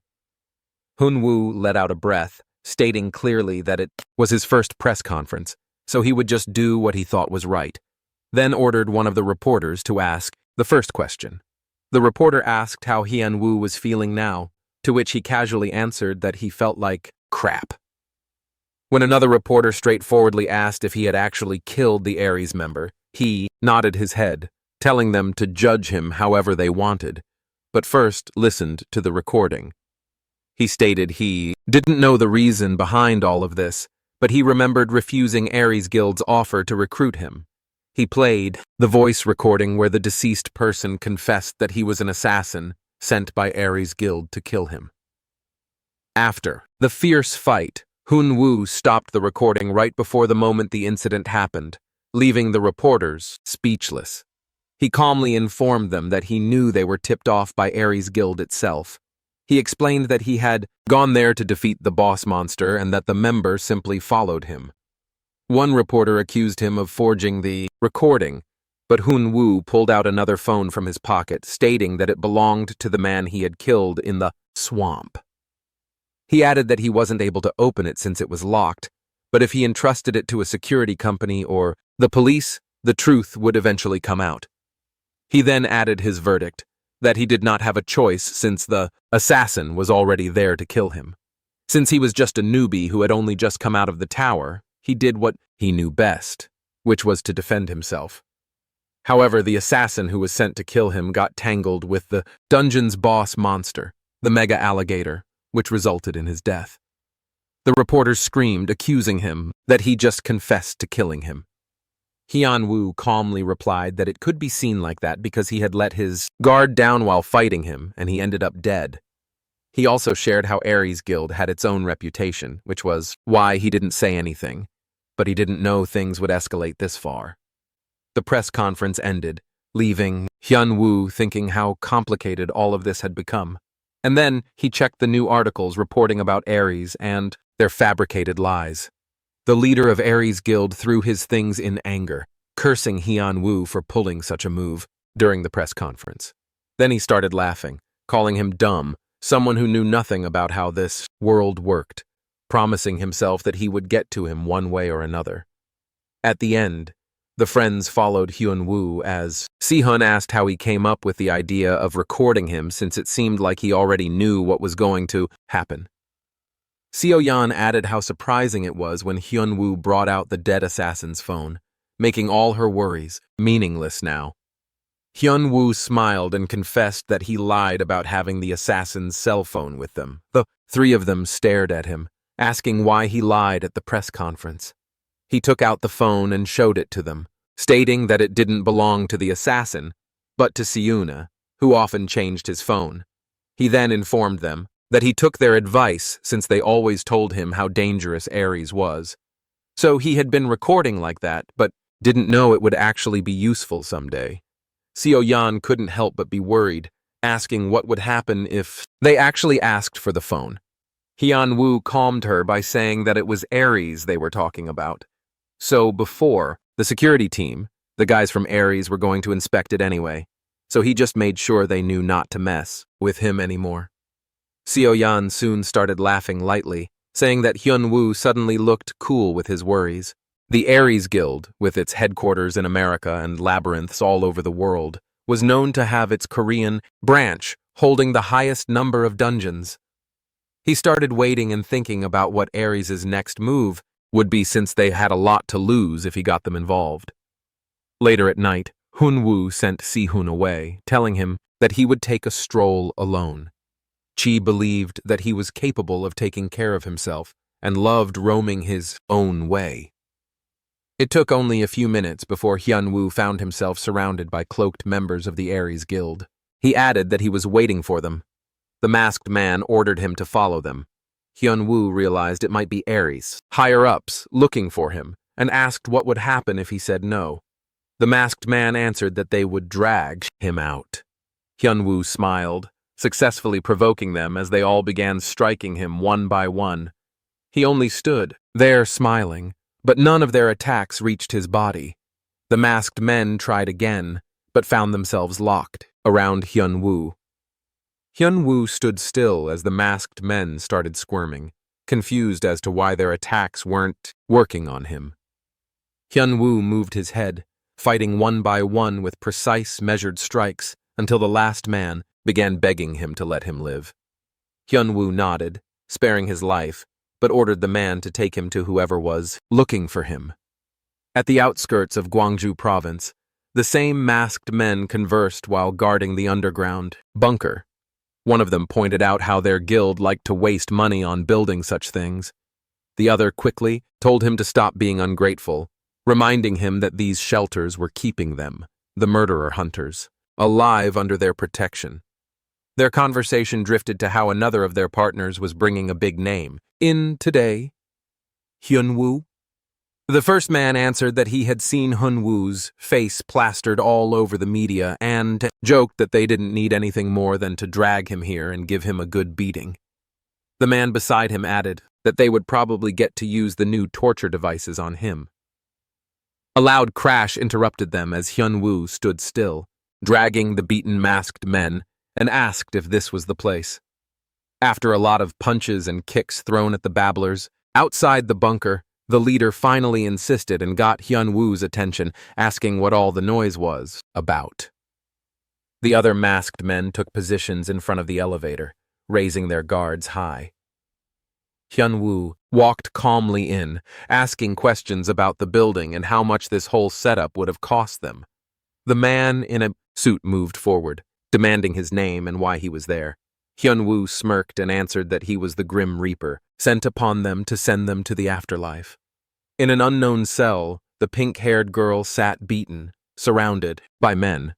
The leader of Ahri's guild indicated that she should think about her life and start telling them the answers, since the PTO guild had apparently abandoned her. He tried again to press her for their weaknesses and inside information, but she only smiled. The leader ordered his men to take her back and give her more beating. One of the men came forward, replying that they could just kill her today, but the leader gave a cold shrug and said he didn't care about that. Just then, the door burst open and Hyun-woo entered. He looked around for the person who had invited him and then at the tied-up girl. He wore a sad expression as he called out, accusing them of being busy with other guests. After summoning him, the leader questioned about the team. Hyun-woo answered that they were all taking a nap in the back, just like the men inside the building. Hyun-woo gave the guy two choices: talk to him or get beaten into a pulp. The Aries leader ran outside of the bunker, looking at the men lying on the ground and freaking out. Another masked man tried to sneak an attack on Hyun-woo, but he caught him and sent him flying with a kick. The man groaned in pain as the leader looked around. Hyun-woo stared, pointing out that he had only visited since he was invited. Yet everyone was so hostile toward him, adding that it was starting to make him angry. The leader stared at him, thinking about how the men here were all B grade, and on top of it, all the murderer hunters sent to bring Hyun Woo were on their way to becoming A-grade hunters, while the ones guarding the bunker were A-class hunters. He realized that he already knew Hyun Woo was strong, but when he heard that Hyun Woo cleared the rift solo, he assumed it was probably beginner's luck that let him win over a low-grade boss. In reality, Hyun Woo was an S-grade hunter. Not only that, but a high-rank S-grade hunter.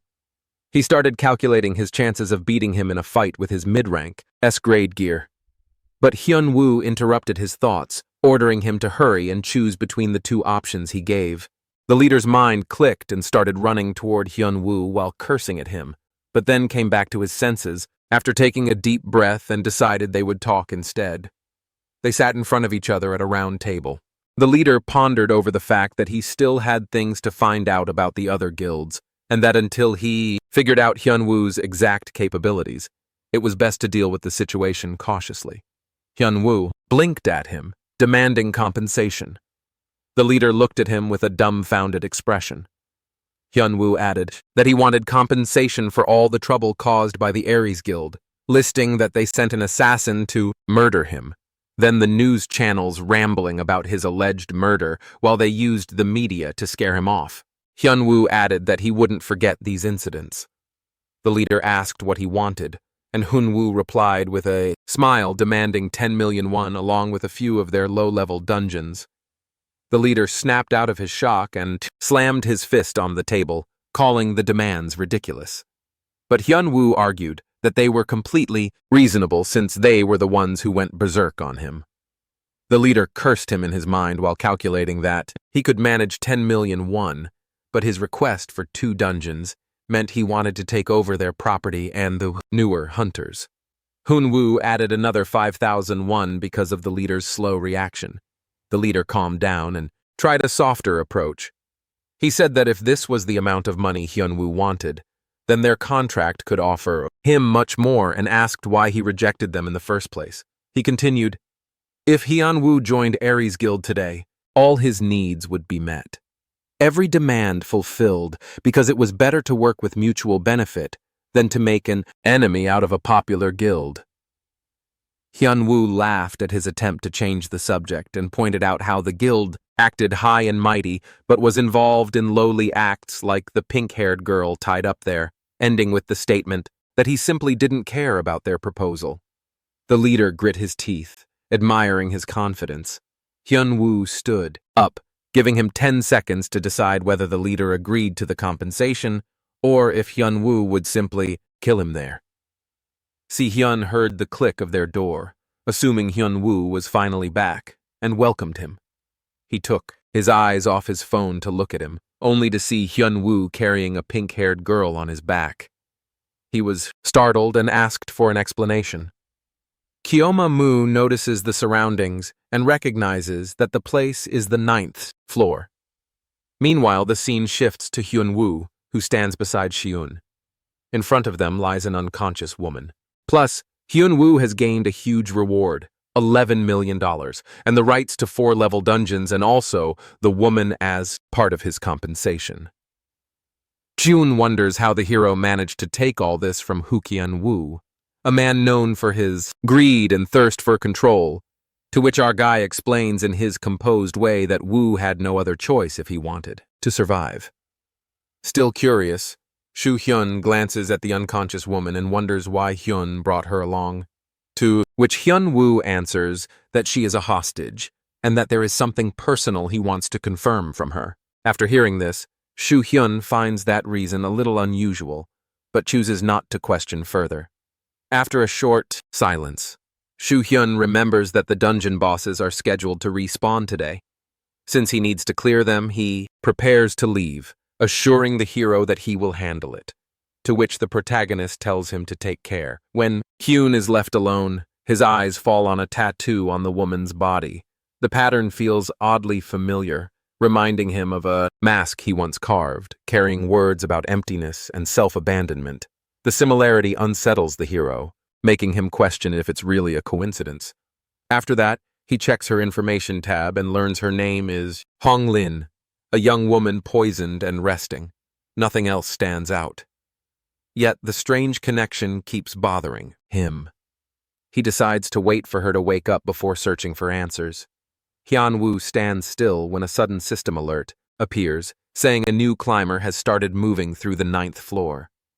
Before he can react, another message appears, inviting him as a guardian and warning that he will be transported in 5 seconds. Within moments, our hero appears before Av, who has called him urgently. After that, Eve tells him that someone important is on the way. The next climber, our guy tries to learn who it is and when they'll arrive, but Eve can't reveal more because Hyun's clearance level is too low. Frustrated by the repeating notifications and lack of answers, Hyun-woo loses his patience and attacks Ave, to which Eve insists she isn't hiding anything and that she called the hero only to give a warning about something more serious approaching. Further, Eve explains that this climber will be far stronger than anyone Hun has ever faced and that he needs to prepare before the arrival. The most important step, Eve tells him, is to awaken his magic skills as soon as possible, or else he could be in serious danger.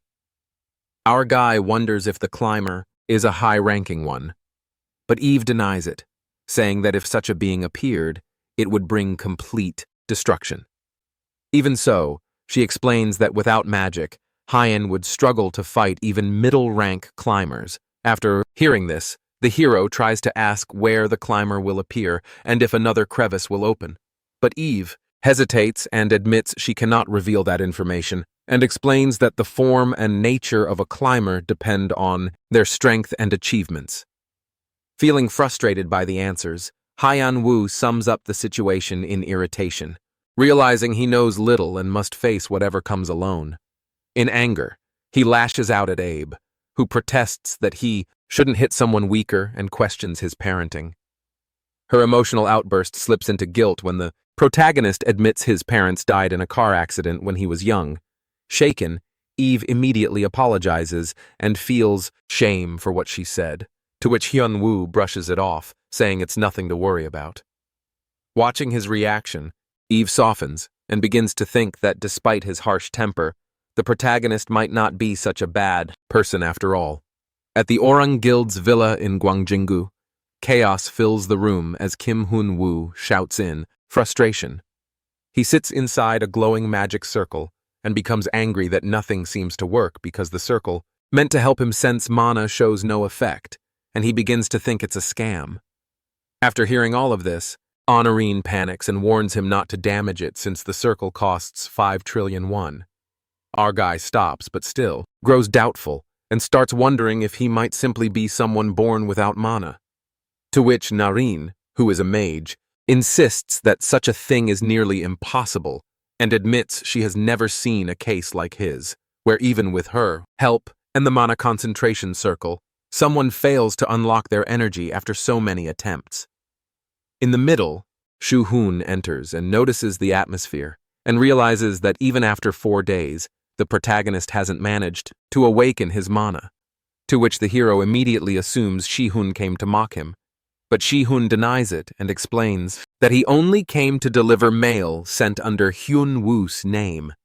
As he hands over the envelope, he casually mentions that it's from the Korean Hunter Association's Guild Formation Council, asking if our hero has started his own guild.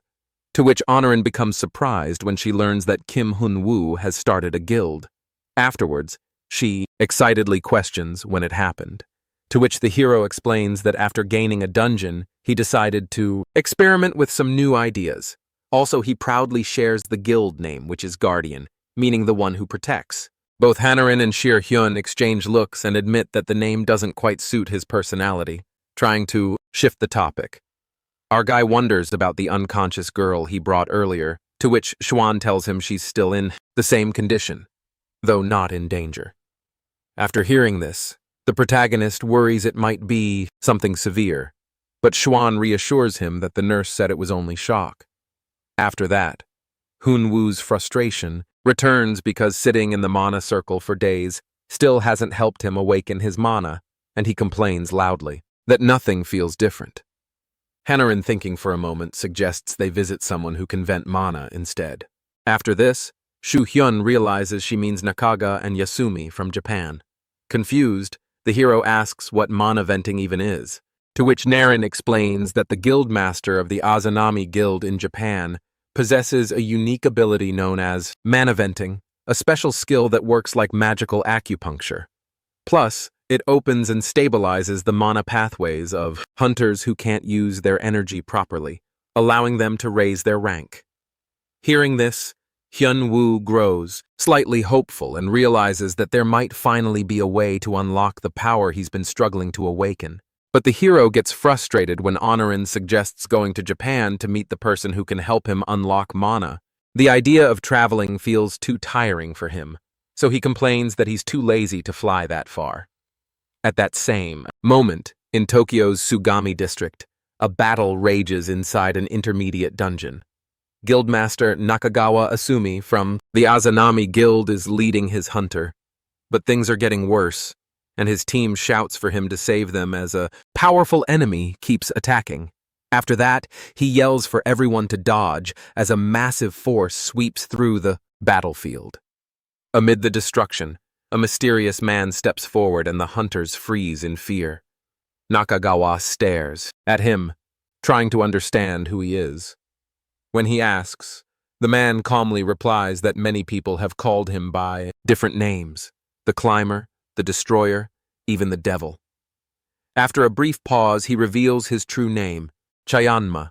A sudden notification appears announcing that a new climber has reached the 9th floor through a passageway in Tokyo, Japan. After seeing this, Hyun-woo freezes, and also the mention of a climber instantly grabs his attention. Shocked, he orders Shu-hun to get the car ready immediately. Plus, he knows the situation in Japan has already turned into chaos because of the climber's arrival. News spreads everywhere of reports of casualties, emergency evacuations, and sightings of a mysterious man causing massive destruction in Sugami. While rushing out, Hyun-woo feels uneasy because he still hasn't learned to use his mana yet, and wonders if it's really okay to head into something so dangerous. Shion was driving the car and became confused just moments ago. Our guy said he was too lazy to go to Japan for mana training, and the sudden change confuses him. Hun-woo brushes it off, saying some other business came up and that he might as well go now. To which Shu-hyun asks if Hun-woo even has a passport. The hero pauses, realizing he doesn't. But with determination, our hero decides that no matter what happens, he has to reach that climber. At the Japan Hunter Association branch, a tense meeting takes place. The officials are shocked to see Nakagawa alive, as news had already reported her death in a battle against Chianma. After hearing this, she explains that she managed to survive by using a powerful artifact. The others discuss how overwhelming Chayama's strength is. Since Nakagawa's supposed death had been broadcast worldwide, no hunters are willing to step forward and help. Even with several S-rank hunters gathered, they realize the outcome would likely remain the same. The casualties among civilians continue to rise, leaving them helpless to intervene. Nakagawa's eyes catch something unexpected on the screen, someone familiar appearing amidst the chaos. Hun-woo steps into the area and immediately spots Chi ahead of him. When he tries to use his ability, the system refuses to activate, showing that it cannot work on a climber. Realizing this fight won't follow normal rules, the hero studies the figure in front of him, sensing something ancient and unusual about this one. Suddenly, Kiyoma charges forward, swinging his sword with incredible force, to which Hyun-woo reacts quickly and dodges, and becomes shocked by the incredible speed behind the attack. After that, our hero steadies himself and mutters in frustration at the sudden assault. But before he can think further, Chama moves again. Indeed, to the naked eye, it looks like a single slash, but our guy can feel that it's actually made up of dozens of strikes layered together, each capable of slicing him apart in an instant. He realizes that if even one hit lands, he'll be torn into countless pieces. Despite the danger, Hun-woo keeps studying Chayan's rhythm and searching for an opening, and quickly concludes that maintaining close distance might be his best option because if he stays near, Chama won't be able to swing freely.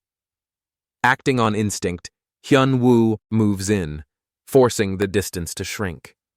After seeing this, Chama pauses for a moment, amused by Hyun-woo's choice to move inward.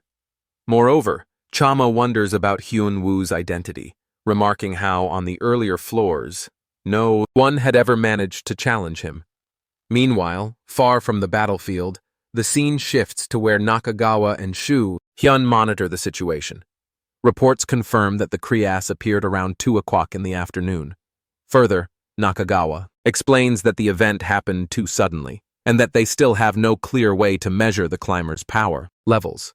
After this, Shihan recalls how our guy left the airport the moment he landed, and as he looks at the feed showing Hyun-woo standing near the distortion, he wonders if the protagonist somehow senses where and when creases will open.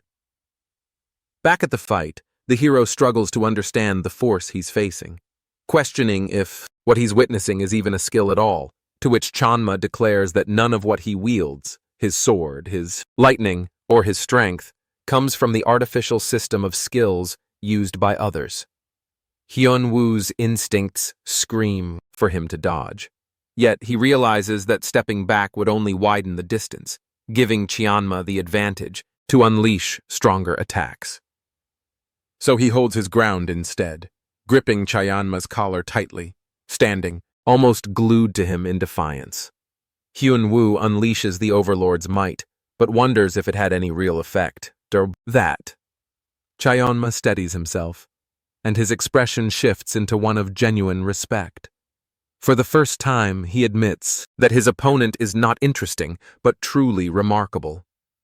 Plus, Hyun-woo's strength has forced him to draw out his full power, something he hasn't done since the moment he first became a climber.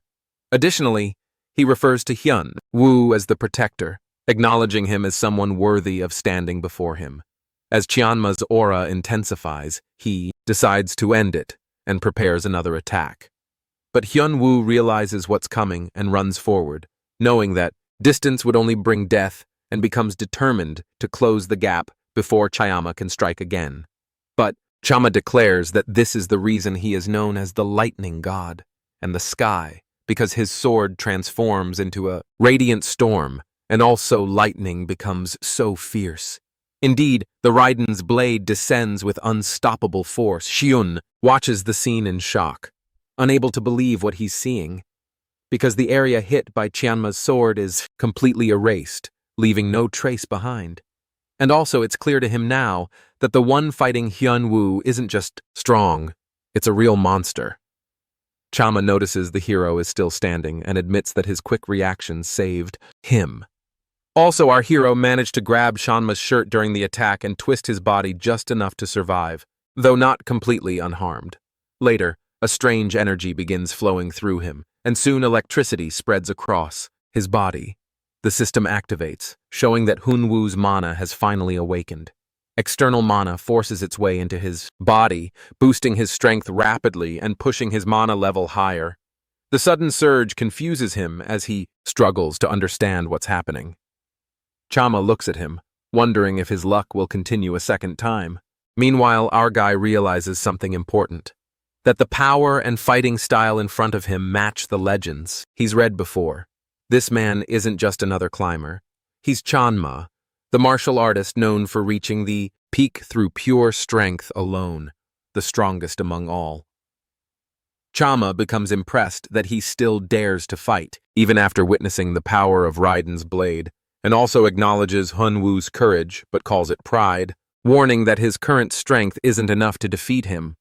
To which the hero admits that Kyoma is right, that with his present abilities, victory is impossible. However, he also notices that Kyoma's lightning has damaged his mana pathways, changing something within him. Indeed, the protagonist recalls his time trapped in the tower, where he practiced countless martial arts. Among them was one legendary technique he could never master: the heavenly demon's divine art. And it was said to be the ultimate martial art, the one that made its users the strongest in the world. Furthermore, he explains that in the past, he had no true understanding of mana flow, or how it connected to specific techniques. He merely copied what he had read in books, imitating the movements of the mythical Cheonma without grasping their essence. Now, Hunwoo humbly admits that for 10 seconds, Cheonma has been his teacher, and having learned from him, he decides to return the favor. After that, he focuses all his mana into one point and releases it in a single explosive attack, a powerful move he calls Overlord's Divine Kick. The strike hits with force, and the system instantly notifies him that he has defeated the climber, Cheonmu Wall, and his performance points start to be collected. Right after, another notification appears, revealing a mysterious system invitation with a countdown of 10 days, 3 hours, 8 minutes, and 11 seconds. The scene then shifts to the Imperial Castle. Miryong there recognizes the devastating power of Hyunwoo's final move, Overlord's Divine Kick, and trembles with emotion, realizing that the one who unleashed it is none other than her master, the same person who once taught her martial arts, and was the first she ever truly served. Later, Mirang is seen discussing their guild's progress, through which she gets to know that only one area remains unconquered, which is the Eastern Dungeon controlled by the Wang Guild. Once that's taken, the Imperial Guild will own all territories across China. Confidently, he declares that they will capture it within a month. To ensure success, Miryong decides to join the mission personally because she remembers the promise she made to her master that when his master returns to the world, she will have a place worthy of him. Miryong becomes determined to fulfill that vow to reunite with her master.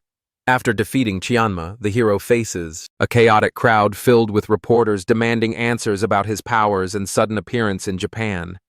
He silences them and says Shihyun will explain everything, leaving his friend shocked and frustrated. Later, our guy relaxes in a room, commenting on how troublesome people have become. As he looks around, he notices a girl, Hong Rain, who expresses her gratitude, calling Hunwoo her savior. He recalls that she's the same girl he rescued from the Ares Guild. According to her, she is an executive of the Imperial Guild and was captured during a battle when the Ares Guild tried to seize a dungeon owned by her guild. Tortured during captivity, she barely survived until our hero saved her. Though her story is tragic, Hunwoo remains detached, not particularly curious about her past. Hunwoo notices a tattoo on Hong Rain's shoulder and asks about it, to which she replies, "It's a mark of the Imperial Guild's executives, representing their place under the sky." Further, she adds that the guildmaster personally gave it to her, saying no one in the world stands above them except the one known as the sky. Hearing this, Hyunwoo freezes and suddenly yells for her to stop. But she grows nervous, thinking she made a mistake. Indeed, the hero realizes the real mistake was his own from the past. And the words she repeated were the same ones he once said long ago, things he desperately wanted to forget. The protagonist remembers his past in the tower when he foolishly believed enlightenment through martial arts would help him escape. Back then, he was deeply caught up in his own dramatic fantasies, imagining himself as someone born from darkness and loneliness, completely influenced by web novels and anime. Embarrassed by his old mindset, he curses and realizes that the very words he once said have now become a tattoo, spreading his dark history. Our guy grows certain that the one responsible is his old student, the same person Hong Rain serves in the Imperial Guild. Frustrated, he tells her to deliver a message when she returns that her guildmaster must never come looking for him again. A few days after sending Hong Rain back to China, Hunwoo appears on a popular hunter show hosted by Liha Yang. The audience immediately recognizes him as the famous hunter Kim Hunwoo.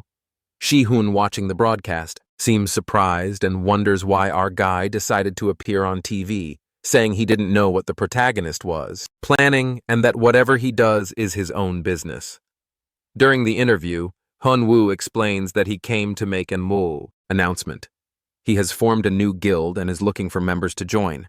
Later, Shihun comments that Hunwoo could have found guild members in a more normal way, to which the hero looks at the overwhelming response that shows up afterward and admits he didn't expect so many applications. Shi-hyun, uninterested in getting involved, reminds him that he won't be helping. Hyun-woo simply accepts it. Hyun-woo begins forming his new guild and calls on other guild masters to help with basic setup work. They're surprised that someone of his status would ask them to handle such simple tasks. But our guy reassures them they'll be allowed to use his beginner dungeons in return. When asked why he's even starting a guild, he explains that it's mainly to earn money since he already profits from dungeon raids. Managing his own dungeon would just increase his income.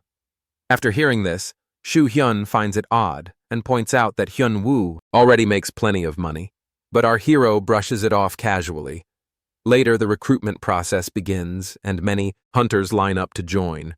However, Hyun-woo is extremely strict. He rejects a well-known C-rank hunter despite his strong record, saying he simply didn't like his resume. The crowd is shocked, wondering what standards Hyun-woo is using. He reviews the applicant stats, all ranked D except for luck, which is B rank, and concludes that even if the numbers are fine, he can't accept someone with a bad attitude and egotistical personality. Hyun-woo reviews a new skill he received after defeating Kyeonma and realizes it might actually be useful, even though he had complained about earlier ones.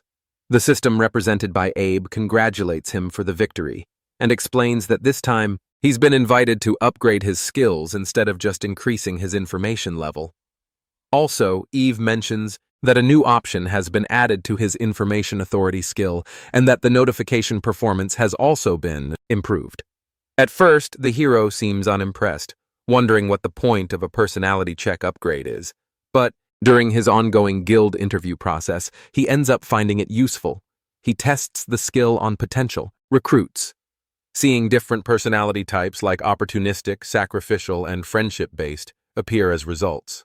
Excited by the discovery, he quickly accepts all three types, feeling relieved that he finally found something practical.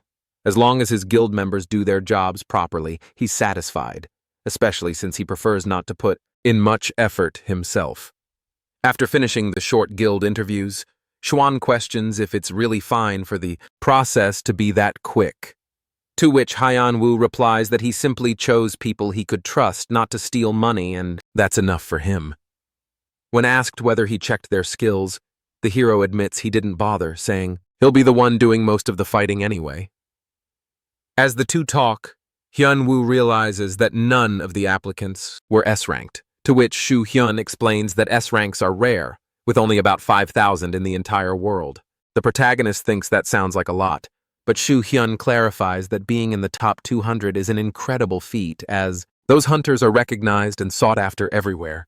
Curious, our guy wonders what happens to the names that disappear from the ranking charts, to which Shu Hyun answers that they die. Hyun-woo is surprised, questioning how such powerful hunters could die so easily. Hyun explains that they often perish while trying to obtain extremely rare ST+ grade artifacts found deep within the labyrinth. Every hunter has a natural limit to how far their abilities can grow, and these artifacts are the only way to surpass that barrier. But getting them means risking everything. Many die inside, and others obtain them through darker methods by killing those who already possess them. That's how some hunters end up becoming feared killers in their pursuit of power. He further explains that hunters who kill others for power are labeled as murderer hunters. And once they cross that line, their names are erased from the official S-rank list, and they're expelled from the system entirely. Hearing this, the protagonist realizes that the hunters sent by the Ares Guild were exactly those who rely on dirty tricks and violence to get what they want. Later, Hyun-woo visits one of the 4 beginner dungeons that he recently took from the Ares Guild, known as the Visible Swamp, and it's now considered his property, and he plans to check things out personally. He casually says he'll defeat the regenerated boss and look around to see how profitable it might be. When he arrives at the entrance, the staff nervously recognizes him and hesitates to let him in, mumbling that the transfer process isn't fully complete yet. Ignoring the awkwardness, Hyun-woo just walks inside confidently, declaring that since it's his dungeon now, there shouldn't be any problem. As he explores the dungeon, he senses something off, and soon a stranger greets him. The man introduces himself, saying he was indeed sent by the Ares Guild, but isn't one of them. He then mentions a notorious group called Pandemonium, a faction of hunters infamous for killing their own kind. A deadly mercenary group called Pandemonium shows up made of former top S-rank hunters who take assassination jobs for big pay. They carry a terrible reputation, and Hyun Woo hears the names of their famous members.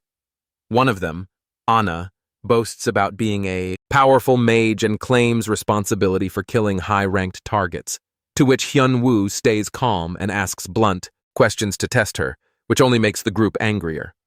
Also, Anna uses a binding spell to try to stop him, but the situation quickly turns violent as the mercenaries rush forward to attack. The scene shifts to Xi'an, China, deep inside the Weon Guild's hidden underground city. Mirang arrives unimpressed, despite hearing it was one of the guild's main bases, where she faces Ashura demon Li Dun, ranked 82nd among S-class hunters. His pride flares at her attitude, but she easily evades his attack, leaving him stunned. Deciding not to waste time, she uses a powerful technique to finish him off, wanting to meet her master as soon as possible.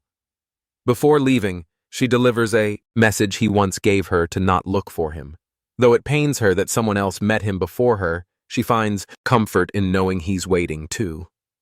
With quiet determination, she vows to prepare everything for his return and fulfill her promise, ready to seize all that's needed for her master's sake.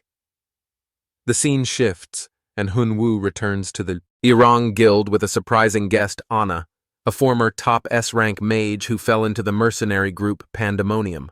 Hanaran is shocked that he brought such a criminal back, while our hero explains that he beat her comrades to death and captured Anya alive. Horrified, Naren realizes those assassins were from Pandemonium, a group of elite former S-rank hunters known for always completing their kills. What's more, she can't believe Hyun Woo managed to take down such powerful enemies, especially since his stats were never at their level. The protagonist admits even he finds his stats strange, but since his information screen confirms it, he doesn't bother questioning it. Also, he jokes that asking Eve would only lead to the usual lack of authority response anyway. After that, our guy tells Naren not to worry about Anya, explaining that she's the type who values survival above all else, and if threatened, she'll obey anything to save her life. Terrified, Anna keeps pleading for mercy, promising that she can craft items and draw all kinds of magic circles without using basic spells. Hyun Woo checks her information screen, which lists her personality as survival-centered, confirming his assumption, and decides to give her a chance to prove herself, since she mentions she can work without using a staff. Hyun Woo hands her a set of powerful items, an S+ grade staff and an S+ grade robe taken from one of her fallen comrades. Naren becomes shocked after the mention of Gear's grade. The staff and robe he just gave Anna are both S+, something incredibly rare even among top-tier hunters. Before she can ask more, Hyun Woo tells her to watch over Anna while he heads out, when Naren asks where he's going, to which our guy simply replies by returning a favor since he received a gift, and it's only fair to give one back. Soon after, he arrives at a heavily guarded area belonging to the Ares Guild. Guards block his path, warning that outsiders aren't allowed inside unless they're guild members. Ignoring their words, Hyun Woo calmly asks if Hyun Woo is there. He then raises his weapon, a rod called Justice, and declares that he came to deliver a present to Sun Woo and warns the guards not to complain later about being beaten by it. Clearly ready to repay the Ares Guild in his own ruthless way, the hero storms into the Ares Guild building, swinging what looks like a harmless toy hammer. Yet, each attack sends people flying. The guild members panic, completely unable to understand how they're being crushed by something so ridiculous. Our guy mocks them as they try to resist, teasing that anyone standing in his way must be ready to die.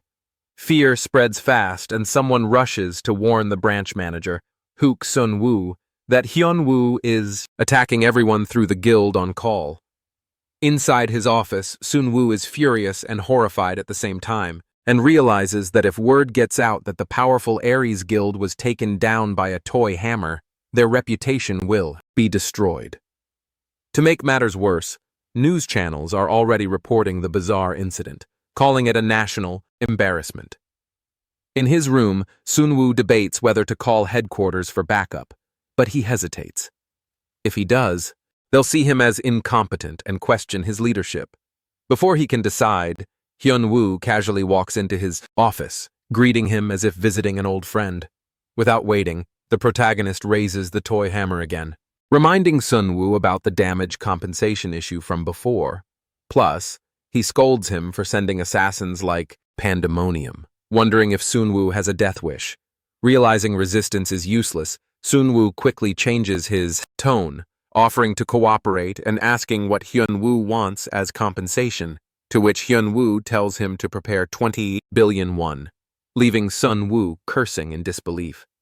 After that, Hyun Woo forces Sun Woo to agree to pay big compensation and warns him to think twice before sending killers again, or else he will make them pay. Indeed, our guy orders Sun Woo to call hospitals for the wounded, showing he means business.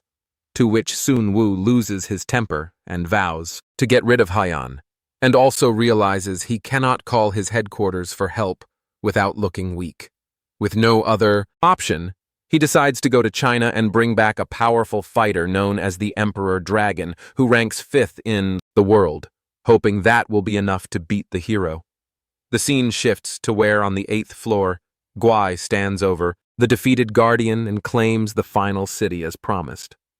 The Guardian begs and fights weakly, but Gwai advances step by step, ignoring the pleas. With each slow step, the Guardian cries out and falls until the attack ends on the 5th strike and the Guardian is finished.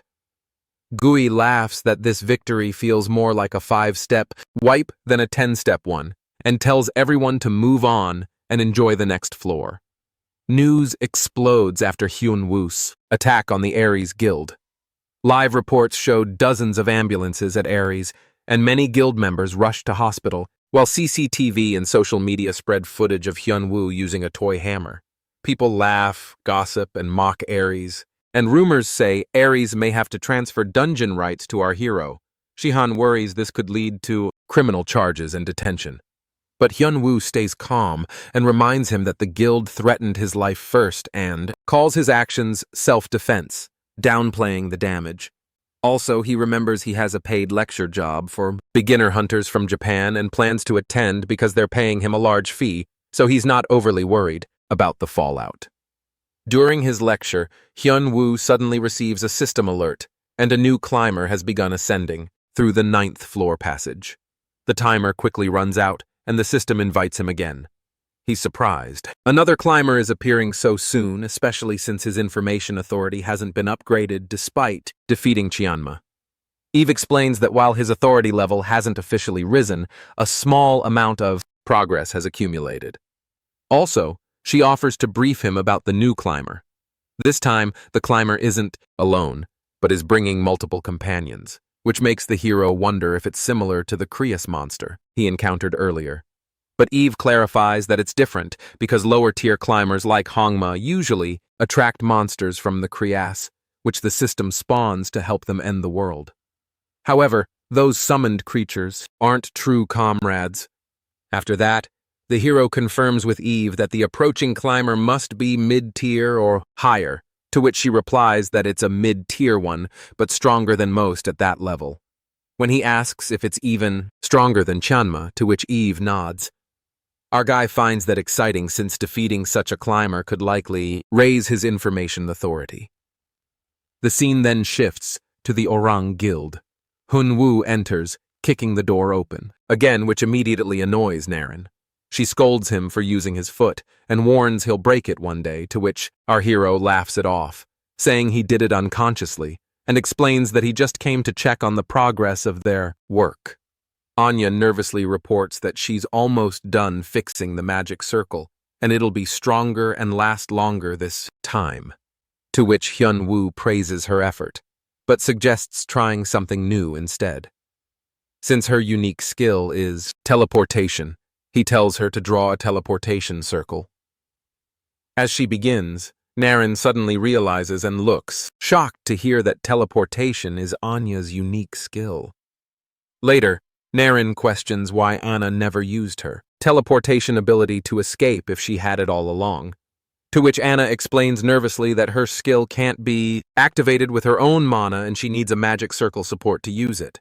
But Anna hurriedly adds that she never actually tried to run away anyway.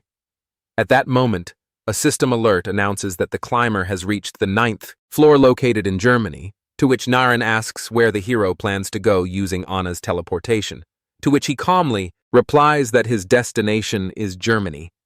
The scene shifts to Leipzig, Germany, where the Chauviser Guild faces off against Gui. Surrounded by a large group of S-rank hunters, the guild master Aster demands that Guye surrender, promising to spare her life if she does. After hearing this, Guye mocks their arrogance, amused by their confidence in numbers. No matter how strong she is, she can't withstand the combined attacks of so many high-ranked hunters. After hearing this, Guire finds their belief laughable. Moreover, Guire declares that just as they have their comrades, she too will fight alongside his own, introducing herself as the embodiment of their deepest fears, the master of everything imagined in the dark, the force that devours courage and the leader of the Hayaki Yagyo, the mysterious god of chaos. Meanwhile, back at the Orang Guild, Hunwoo checks on Anya's progress with the teleportation circle, to which Anna reports that it will take 5 more hours to complete. Suddenly, Naren bursts in with alarming news that a Krias has opened in Germany and adds that reinforcements have been requested from him and the topic has already taken over the global news. Hyun-woo scrolls through his phone, seeing headlines glorifying him as Korea's proud hunter and international hero, though he's clearly irritated by the exaggerated coverage. Indeed, Nari wonders silently if Hun-woo has always been someone who steps up out of pure goodwill. Meanwhile, in Germany, Guai proposes a sinister game to the hunters before him and announces that she will remain in the city for 24 hours. If anyone manages to defeat her during that time, she will end his conquest and withdraw peacefully. Plus, the attack keeps going otherwise. So, she warns she will move on and destroy the next city if no one can stop her. The damage is massive. About 20,000 civilians are reported hurt or dead, and the deployed hunters suffered catastrophic losses. 32 S-rank hunters and 68 A-rank hunters were wiped out, making this crisis worse than the Krias incident in Japan. Attempts to call the world's top S-rank hunters for help mostly fail, leaving the local groups overwhelmed. Then, news breaks that Kim Hyun-woo, the Korean hunter who defeated Chayama in Japan, is being sent as reinforcement, giving everyone a sudden tense hope. Hyun-woo arrives in Germany through teleportation and wonders at how easy the magic makes travel. The moment he lands, he kicks away a weak monster nearby, irritated by its noise, then looks around, wondering where the real threat is. Meanwhile, thousands are watching the live broadcast online, flooding the chat with disbelief and excitement as news confirms his arrival in Germany. The viewers can't believe it's real that the hero himself has come to face the disaster. Soon, Gui appears before him, calling him the first challenger. Our guy mocks her old-fashioned way of speaking, asking if only her mouth has aged, to which Guai coldly remarks that he talks too much. But Hunwoo clicks his tongue and criticizes her for turning the city into ruins, asking if she plans to take responsibility.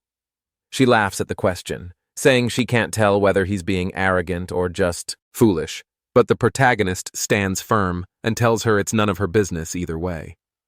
Afterwards, Gui's tone turns, and she calls Hyun-woo a foolish floorman, saying she usually takes her time with first challengers, but his attitude has crossed the line.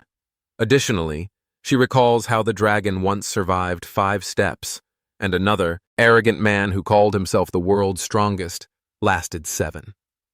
With a cruel smile, she decides to see how long Hyun-woo can endure. As she begins her deadly march, each step shakes the surroundings, and the hero immediately senses something wrong because the mana around them is shifting unnaturally. Her steps aren't normal because they're expanding and crushing the entire space with immense energy. He realizes those steps themselves are the weapon, and he must stop her from walking any further. Our hero braces himself, gathering all his power and launching his strongest attack. But with every step, 4, 5, 6 steps, the pressure grows heavier. And by the 7th step, his body trembles as his own mana spirals out of control, expanding against his will.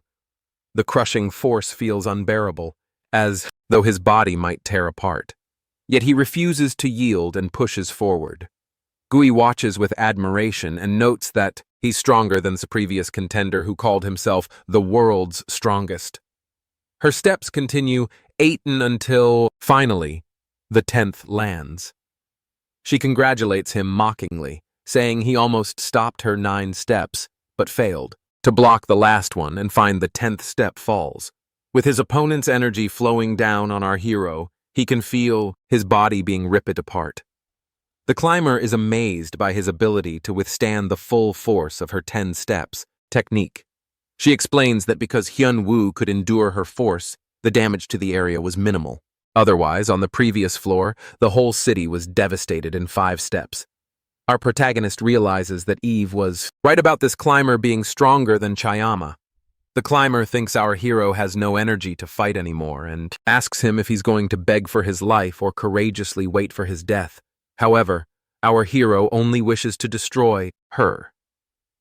The climber gets serious for a moment and starts laughing at our hero, calling him different from the others. But then she promises to give her all into this fight using all her mana that she, as the god of chaos, can use.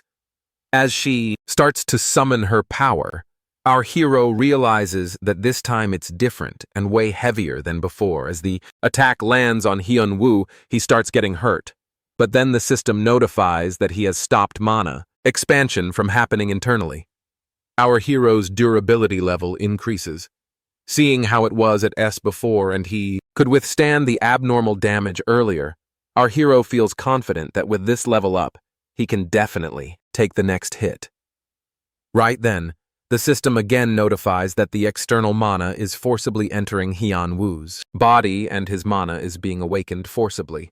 Suddenly, his mana rank increases too. Our hero realizes it's the same that happened with Kaon-ma. He starts smiling in joy, trying to think of something to do. Suddenly, he remembers his tens of thousands of masters in the tower. All those characters from web novels, comics, and anime were just fictional characters combined together. But for our protagonist, they were his masters. From his masters, our hero learned the technique of the Destroyer. It was used by Aora to stop the demon god in the myths. Our hero starts focusing on his technique and seeing the energy summon. The climber is left shocked, seeing the 4 arms conjured behind our hero's back. The monster realizes that she's way in over her head, and she needs to end the fight quickly. She starts her steps, but the magic hand grabs her foot before she can even count 1 step. She tries to escape and take the 2nd step, but our hero grabs her other foot too. The god of chaos grows angry and continues her steps. Her 10-step extermination is a stacking skill that doesn't weaken just because she failed to take 1 step. She tries to stack it again, but our hero refuses to let her finish. She realizes that her strength is not stacking anymore and grows angry that our hero can actually stop her. She continues her 4th step, and the energy rains down on our hero again. The climber starts boasting about her strength, thinking that her power must be crushing our protagonist down. As she takes the 5th step, laughing in glory, Hyun-woo steps on her foot and tells her that her power is worse than before. The god of chaos is too shocked to say anything. Our hero takes his turn to show what real power is like. He uses his martial arts nullifying fist, and the climber is shocked, seeing the sheer power in front of her. Our protagonist uses his nullifying fist to end the game. and as the energy rains down on her, the mysterious god of chaos freezes in shock, seeing her life end in an instant. Suddenly, the system congratulates Hyun-woo for capturing the mysterious god of chaos and invites him. Our hero is teleported to Eve, who welcomes him and thanks him for taking down the god of chaos. She informs him that as a result of the fight, his information authority has now increased from low to mid-low. Eve informs our protagonist that she has invited him here to inform him about his authority promotion. Hyun-woo realizes that this is the first time he's been called in after taking down a climber, but his assistant just wanted to inform him as soon as possible. Our protagonist realizes that the room has grown bigger than before. Eve explains every time he gains authority by defeating a climber, her room changes too. She further adds that his new upgrades also include the ability to decorate the room. By imagining the room interior and pressing a button, our hero can transform the space into his imagination. Our hero presses the button and the room is suddenly changed into the tower's first floor, leaving Eve amazed. He presses the button again and the space transforms into his room. Eve is amazed with the room's decorations because, although she knows how to use the button, she doesn't have the authority to do it herself. It's her first time seeing the room on the 9th floor. Our hero starts to pity his assistant as she explains that she has always been in this room ever since she was created and she just sleeps on the table when tired. With the increased authority, Eve explains that our hero's information authority and the notifications along with the entry skill have also been upgraded. With this entry skill, our protagonist can enter the space without invitation once a day. This skill could be convenient for Hyun-woo to allow him to ask about stuff when he has something. Hyun-woo checks the information screen after the upgrades and notices that his stats on the screen seem to be significantly lower than his actual stats. With only a mid-low authority, Eve can only explain some parts of it. She explains that the creator of the tower put a limit to stop people from getting too strong in the tower. Therefore, a player's stats could only rise to a certain extent. However, this limit is only within the system, and our hero's actual stats are developed far more than what the system shows. So, while the stats on screen are limited, the Guardian's body has continued to grow. Hyun-woo gets curious to know about the difference between his on-screen stats and actual stats, but with his mid-low authority, Eve can't answer him. He then asks about the reason behind him being locked in the tower, but she refuses to answer that too. Furious and eager to quickly increase his information authority, our protagonist asks when a high-tier climber will come, but all Eve can tell him is that it'll end the world. Meanwhile, at the Weon Guild building in Shanghai, China, Mia Yang grabs Hun by the throat. She feels disappointed by her opponent's strength because she found him interesting as a high executive of the guild, but now he's just too boring for her. She throws Hyun-chun off the building and turns to Chae-young. He tells her that he has prepared the high-definition video of our protagonist's German Krias fight. Mi-young watches the footage and seeing our hero's nullifying fist, she starts blushing and giggling. She feels happy to see her master still as she imagined and asks Chaeyeon for details about the situation of her guild in the area. Her assistant answers that the Imperial Guild now possesses over 92% of dungeons and the remaining are also owned by people obeying the Imperial Guild. So, the guild has complete possession of all the dungeons in China. Hearing this, Mi-young feels relieved that her vows are completed. Mi-young is taken into a flashback, remembering her days with her master in the tower. Before leaving, she promised to make a spot for him at a high place. Looking back, she now feels confident that it's time to meet her master. Meanwhile, our hero receives the reward list from Germany, asking him to come to live in their country. Shi-hyun reads the list and sees Germany offering full tax exemption along with a house, car, and guild office. Seoku-hung finds these rewards weirder than the ones from Japan and asks about Chanma's sword from before. Seo-yan gets upset when she learns that Shu-hyun got it instead of her. But our hero reminds her about the magic circle and the item from the murderer hunter he gave her. However, Seo-yan is still curious why our protagonist just goes around stopping. Creases and her friends share her curiosity. Hyun-woo answers that he has no reason except for the fact that he enjoys beating up guys who pretend to be strong. Meanwhile, our hero reflects on how the tutorial tower randomly appeared, with monsters, and summoned everyone in. He was summoned forcibly in the first round, and was trapped there for 12 years.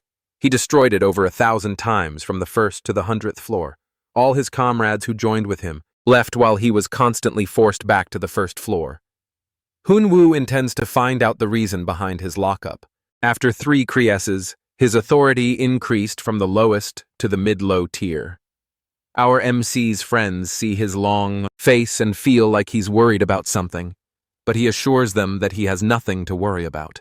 10 days after the mysterious god of chaos is defeated, Lee Hae, the host of Know Your Hunters, goes live with our hero as her special guest.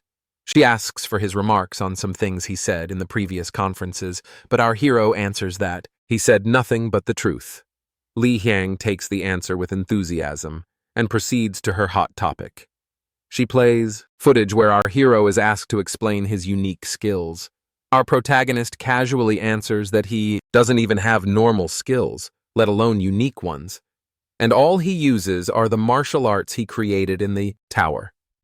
The footage ends, and the host excitedly announces that because of this, the martial arts community has begun to rise once again. She then introduces her 2 guests, masters of martial arts, for advice. Our hero turns around excitedly to look at the martial arts masters. The masters boast about their blue dragon sword mastery and their practical martial arts, claiming that it turns one's body into a weapon. Our hero stomps his foot down in annoyance that they're using his name to sell out their fraud. He pulls his sword out to clarify the situation and calls out the frauds for using his name without knowing anything about the martial arts. He reminds them that he's just strong, and the martial arts are not the reason why he's a strong hunter. The camera crew continues recording as our hero proceeds to display his skills. He takes the sword, and the martial arts master is left surprised seeing his dragon strike stance. Our hero tells everyone to carefully watch how he uses a sword. He suddenly remembers the web novel he read and decides to try that. He swings the sword and releases the blue dragon ray, shocking the whole crew. He once again reminds everyone that he's the strong one and warns them to not mess around using his name. Our protagonist proceeds to leave when the girl at the computer desk speaks up. At first, he fails to recognize Anna with her face now changed. He asks her if the work is acceptable, and Anna, scared, answers yes. Hyun-woo makes it clear that he hates his enemies, but he lets her live because she's convenient. He makes it clear that he will treat Anya like a normal hunter. Anna hesitantly answers that it's great, and our hero reminds her to stay like that without betraying him or running away. He tells her to tell him anything she has and leaves. In her 10 days of work at the guild's account office, Anna finds the workload good, but she wonders if living like this is okay. Suddenly, a fax arrives about the dungeon transfer issues. Meanwhile, at the Incheon airport, Kaon Mong warns the branch that making a request to the Imperial Guild is too dangerous. They think our hero took away their dungeons and the money. Along with his control of the dungeons, Hook Sun-woo also lost his authority along with it. He assures Cheon Mung that he will do everything to kill Hyun-woo. Seeing the branch manager, Cheon Mung knows that he won't back off. With his monopolization ended, Hyun-woo doesn't care if a few more dungeons are taken over. He has brought all he had and is willing to give any dungeons, money, or artifacts to attract and kill our hero. The Ares Guild founder, Martin Brand, learns about Sun Woo transferring some dungeons to the guild. The assistant calls it a mistake on the branch manager's end, but Martin only approves mistakes if they're fixed.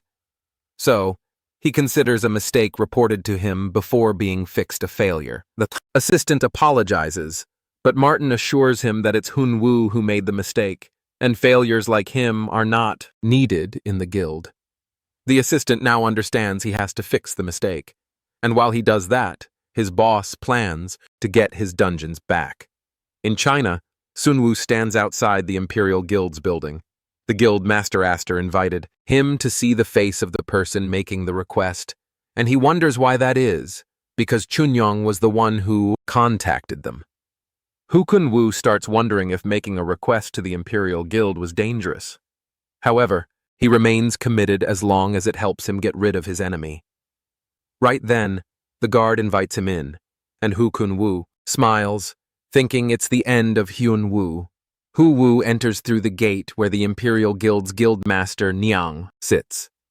However, as he steps through the gate, he's surprised to see a girl sitting on the throne.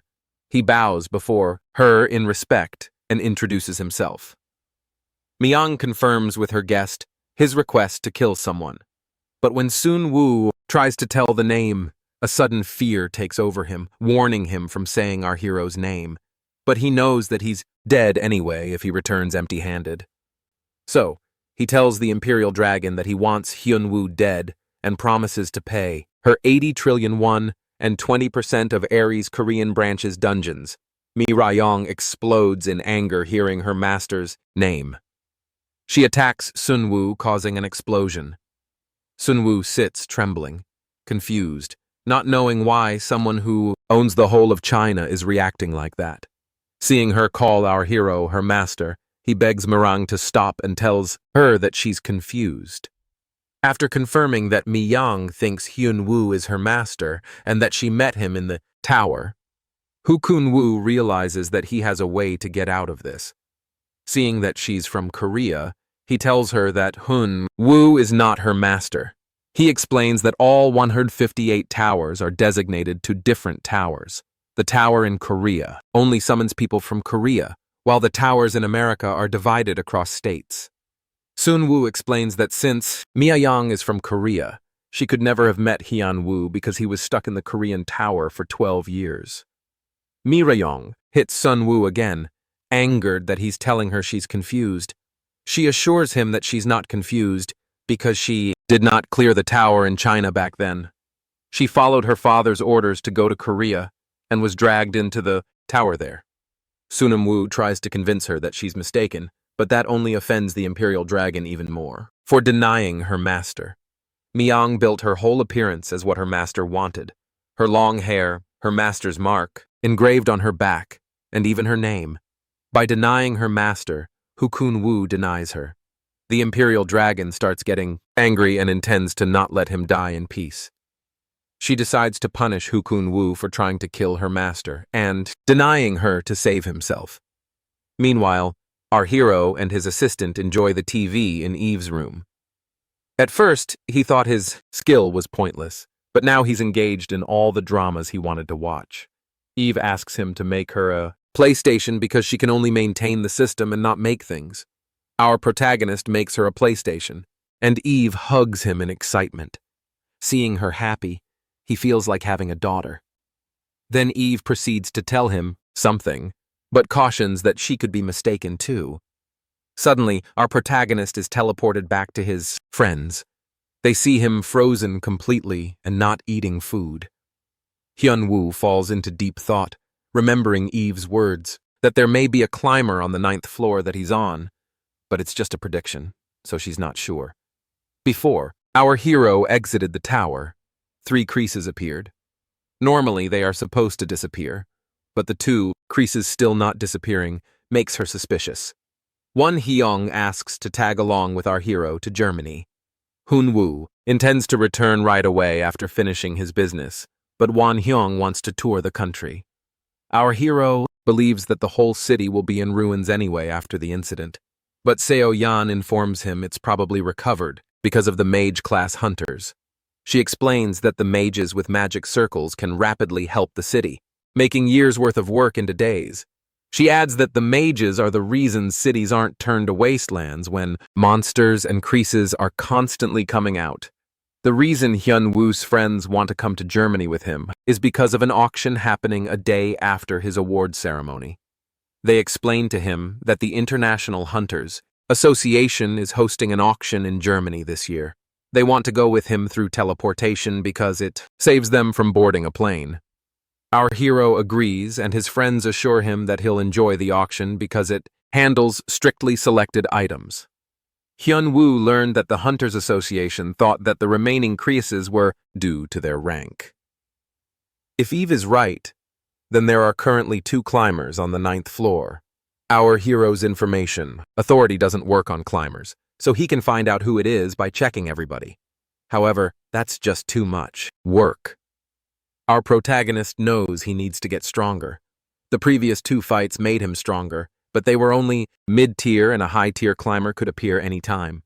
Without realizing, he says out loud that he needs to prepare, confusing Seoyeon.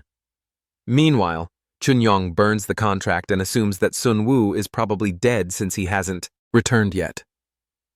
With the branch manager meeting his end, Chunyoung thinks about running away. With all the evidence burned away, he thinks his money should be enough to keep him hiding and assumes the office wouldn't bother looking for him, blaming Sun-woo.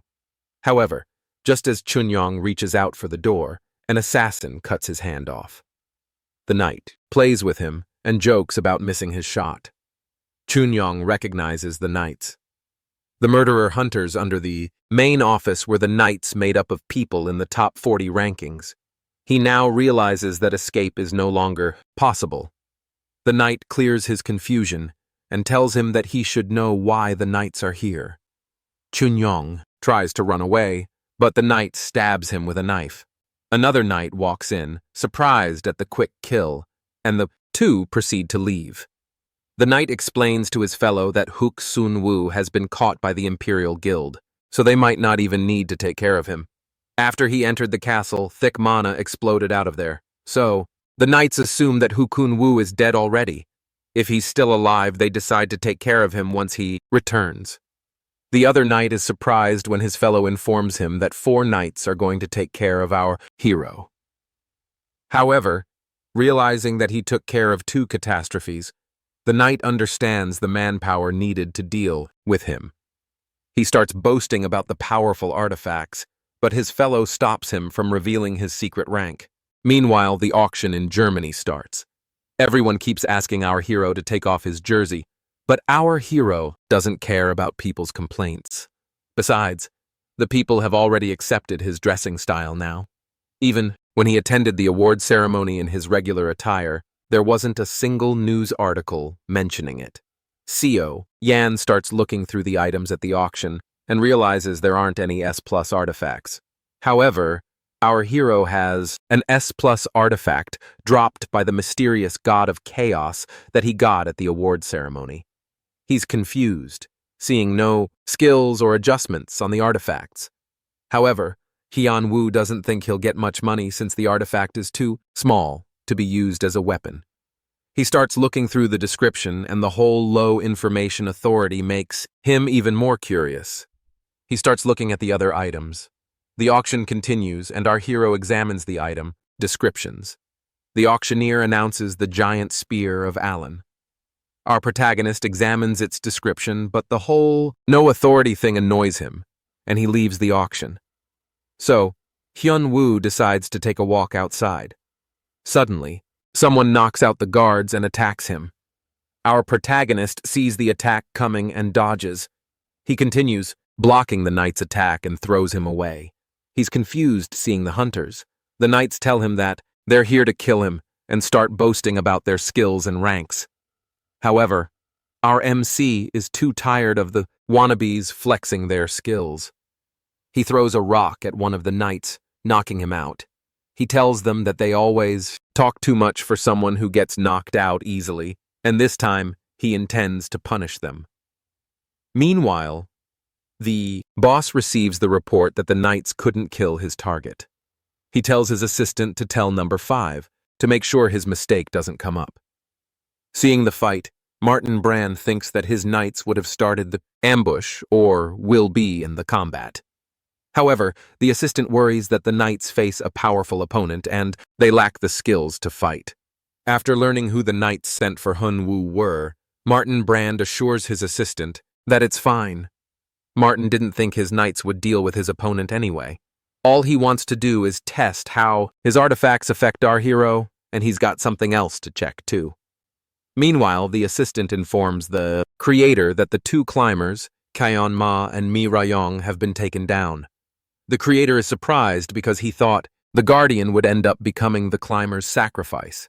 He then asks who the next climber is, but that is not decided yet. The creator now grows eager to look forward to the next unexpected obstacle for our hero. Back home, Hun sees the bag of artifacts our hero gathered from the auction house. He mentions how surprised they all were, seeing Hyun-woo stand on top of the corpses. Luckily, the security cameras recorded everything. Unfortunately, our protagonist couldn't find out their identities because they all killed themselves when he tried to interrogate them. Even the cameras couldn't record their faces clearly thanks to their cognitive impairment magic.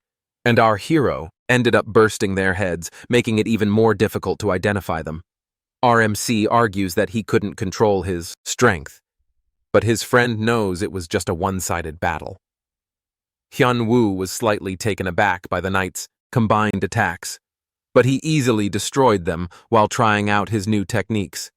However, our protagonist believes he wouldn't have found out the attacker's identity anyway, because they probably would have had all their records destroyed. Chiun then walks out, saying that he needs to buy some souvenirs before heading back to Korea.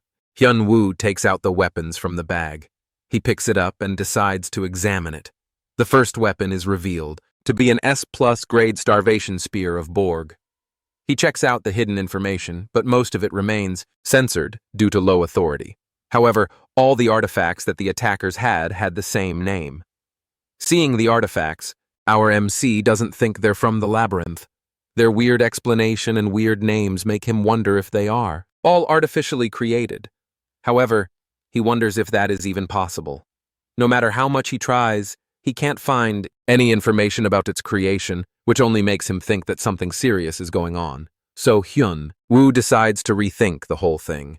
The knights from the other night were more skilled than the hunters he had faced before. They knew about our hero's location and ambushed him fully prepared. He draws out two possibilities. The attackers were either sent by the Ares Guild or were mercenaries. However, our protagonist has no enemies other than the Ares Guild, so that leaves them the only option. He then turns his attention back to the artifacts, but realizes there's no point in that. He decides that finding out the person behind the knights is more important than the artifact. Our hero thinks that Hyun-woo is still after him and decides to deal with him for the last time. He heads to the Ares Guild building and beats up a person to ask about Hyun-woo's whereabouts. The man trembles in fear and tries to tell our hero that he doesn't know, but Hyun-woo refuses to take that answer. He knows that his enemy is not in the building and asks the employee about where he is. Seeing his anger, the man finally gives up and promises to answer his question. He tells our hero that Hyun-woo left 4 days ago without informing anyone, and he said that he's going to Beijing, China, to meet the Imperial Guild Master. Later, that night, our hero asks his friend Shio-hyun what he knows about the Imperial Guild. Shahan explains that the Imperial Guild now controls all the dungeons in China. Our hero is shocked because he was told the guild only owned 50% the last time. Hearing that now they have full control, our hero wonders if it's that easy to take over. Shi-hyun explains that taking over the dungeons is not easy. Although Hyun-woo himself has been taking the dungeons by himself, there was originally a lot of hassle to it. But in China, force was all that was needed. Our protagonist thinks that this just means the strongest one dictates, but his friend answers that China wasn't always like that. He further adds that, in the beginning, all the dungeons belonged to the country, so the transfer process was very complicated. However, 3 to 4 years ago, it all suddenly changed. The rumors were that the person to change the law like that was the Imperial Guild's guildmaster. This all happened at the right time. The Imperial Guild appeared right after the law was changed and started expanding. Our hero takes from that the Imperial Guild's guildmaster was already a big shot in China before the whole thing, but the rumors can't be trusted. Hyun-woo starts thinking if he ever discussed the outside world with his disciple and decides to think back on his conversations with her. He remembers Mi Rayong kneeling before him, talking about who she is, but he just shut her up. Our hero told the little girl that she's her disciple. The girl tries to resist, wanting to go along with her group to survive, but he refuses to listen. In her training, as the little girl stands before a monster, she begs her master to help her, worried that she'll die. Our hero assures his disciple that he will not let her die, and he will protect her. When Mia Yong finished her tower tutorial, she didn't want to leave because she wanted to learn more from her master. But our protagonist tells her that she no longer needs lessons. She's not the weak girl she used to be, and no one can force her to do anything. So, he tells her to leave and never forget her lessons. He tells her that nothing except him is above her and everything is beneath her. Our protagonist now realizes that everything he said was nonsense. He tries to remember what the girl told him, but he can't recall because he just ignored it. Realizing he can't remember much, he asks his friend for any more information. She explains he doesn't know much except that the rumors say the guild is like an empire. So, our hero gets up and prepares to leave for Beijing, China. Meanwhile, at the Imperial Guild Palace, China, Mia Yong sleeps in bed, looking back at her life. It's been 4 years since the tower. It changed her because she learned for the first time how weak she was. As the tower broke her spirit, she met her master. Miyang lived like a doll and spent money as her father, and the political circles told her to. Her master gave her affection. Unlike her dad, who didn't care for her, Miryayong's master taught her to stand up for herself and saved her. With no forces left in China to go against her guild, she looks forward to meeting her master again. She looks up to the sky, waiting for her master to come. At a hotel in Beijing, the Knights 5 and 8 freak out from being told to hunt down the man who killed their other fellows. They're scared to face him, but they have no options because they have to prioritize their tasks. They decide to stay in China to kill Hook Sun Woo first, but wonder why the boss ordered them to stop our hero. 5 and 8 know the man they have to hunt is too powerful, and Knights 1 to 3 will be perfect for him. There are 10 members in the Ares Knights, each numbered according to their strength. But that doesn't mean the bottom ones are weak. Instead, their powers have been increased by artifacts. However, they know it's best to not mess with someone who killed 4 of the knights so easily. Suddenly, they feel an earthquake and a man is slammed into the wall. The knight turns around to hit the intruder, but the intruder slams him too. The knight raises his sword to block the attack, but the attacker smashes his sword. He confronts them for killing Chunyang. The knight is confused and suddenly all the swords point at his face. The man grabs the knight's head and smashes him into the ground. Since the knights killed Chunyang, who the guildmaster was supposed to kill, the fighters have no choice but to take them. The next day at the Arang Guild training room, Seo Yoon tells our hero that he shouldn't go if he doesn't want to. However, our hero himself didn't go, through a bad phase because his parents died in his teens and he was too focused on survival. But he turned dark when he was in the tower, which wouldn't have been a problem if that didn't come out of the tower. But the problem is that his disciple is spreading that darkness all over China. Our hero sees the Imperial Guild's news but quickly ignores it, focusing on dealing with Huck's Sun Woo and returning soon. However, Seo Yan's concern is that this teleportation to another country is illegal immigration. But our hero ignores her concern, saying he's not going on a vacation, while Seo Yan is left worried that he might cause new problems. Our hero leaves through the teleportation circle, and Seo Yan worries that this time he might not be able to handle stuff on his own. She then turns her focus to the girl making teleportation and sees how tired she is working overnight. She walks over to the girl to ask her about something. Meanwhile, our protagonist reaches the Imperial Guild's palace in China, and to his shock, his words to his disciple are written at the gate in bold letters. Suddenly, the guards walk in and see him as an intruder. Our hero realizes that he can't leave things like this and takes a giant leap through the wall with the intention to destroy everything and then kill Hook Woo. He breaks the board with his words on it. The guards call for reinforcements. Hyun Woo runs towards the guards, recognizing his mask. As he closes in, he's shocked to see them use his techniques. All of it was just a concept, but the techniques used by our MC were real martial arts. He's surprised that his disciple taught them everything. Realizing how wrong it all is, Hyun Woo suddenly stops and starts moving around using his techniques. The guards see our hero suddenly disappear and appear in front of their faces. He uses his Demon King strike and sends everyone flying. However, this time he controlled his power so that no one died. Suddenly, Marang calls our hero master as she walks behind him. She recognizes his martial arts technique and posture, and the gaze that looked over her. She walks up to him and asks our hero if he's her master. Hun Woo speaks up and calls her his disciple. Mia Yang did everything for her master. She changed the laws and the people, made a guild, and the names she learned were useless. She did everything for her master, who now stands before her. She bows before our hero, counting the days down to the seconds that she waited for him.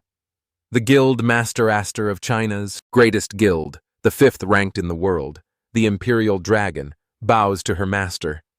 Miang takes our hero to his throne and asks him to take a seat.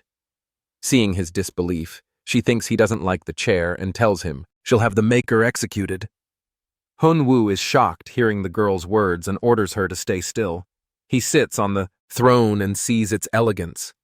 He wonders how much money was spent on it. He wonders why he's sitting on the throne, because he's not this kind of person. But Myong's obedient gaze is just too pressuring for him. Our protagonist wonders why this girl is like that because their relationship wasn't like that. He just saved her in the tower and gave her his martial arts until this part. It was normal, but all the teachings were only one-sided, and he didn't care much about it after leaving the tower. He calls his disciple to say something, but then stops himself. Seeing her obedience, our hero starts sweating, confused why she's so favorable to him, even after he tortured her so many times. However, he stops thinking much about it. But stopping Mireille from spreading his cruel history over the world still remains his mission. He then uses his information authority to read her stats. Her personality shows as loyal, but seeing her extraordinary stats, he realizes she's not normal either. Hyun Woo then tells his disciple that he has a lot to say to her, but asks about Hookun Woo first. Meanwhile, Hookun Woo lies crying, in pain when our hero notices his withered condition. Myang explains that she took care of him for trying to assassinate her master, making our hero cheer up in excitement. Our MC kicks Hoon Woo to wake him up. The branch manager gets shocked seeing our hero and starts begging him to save him.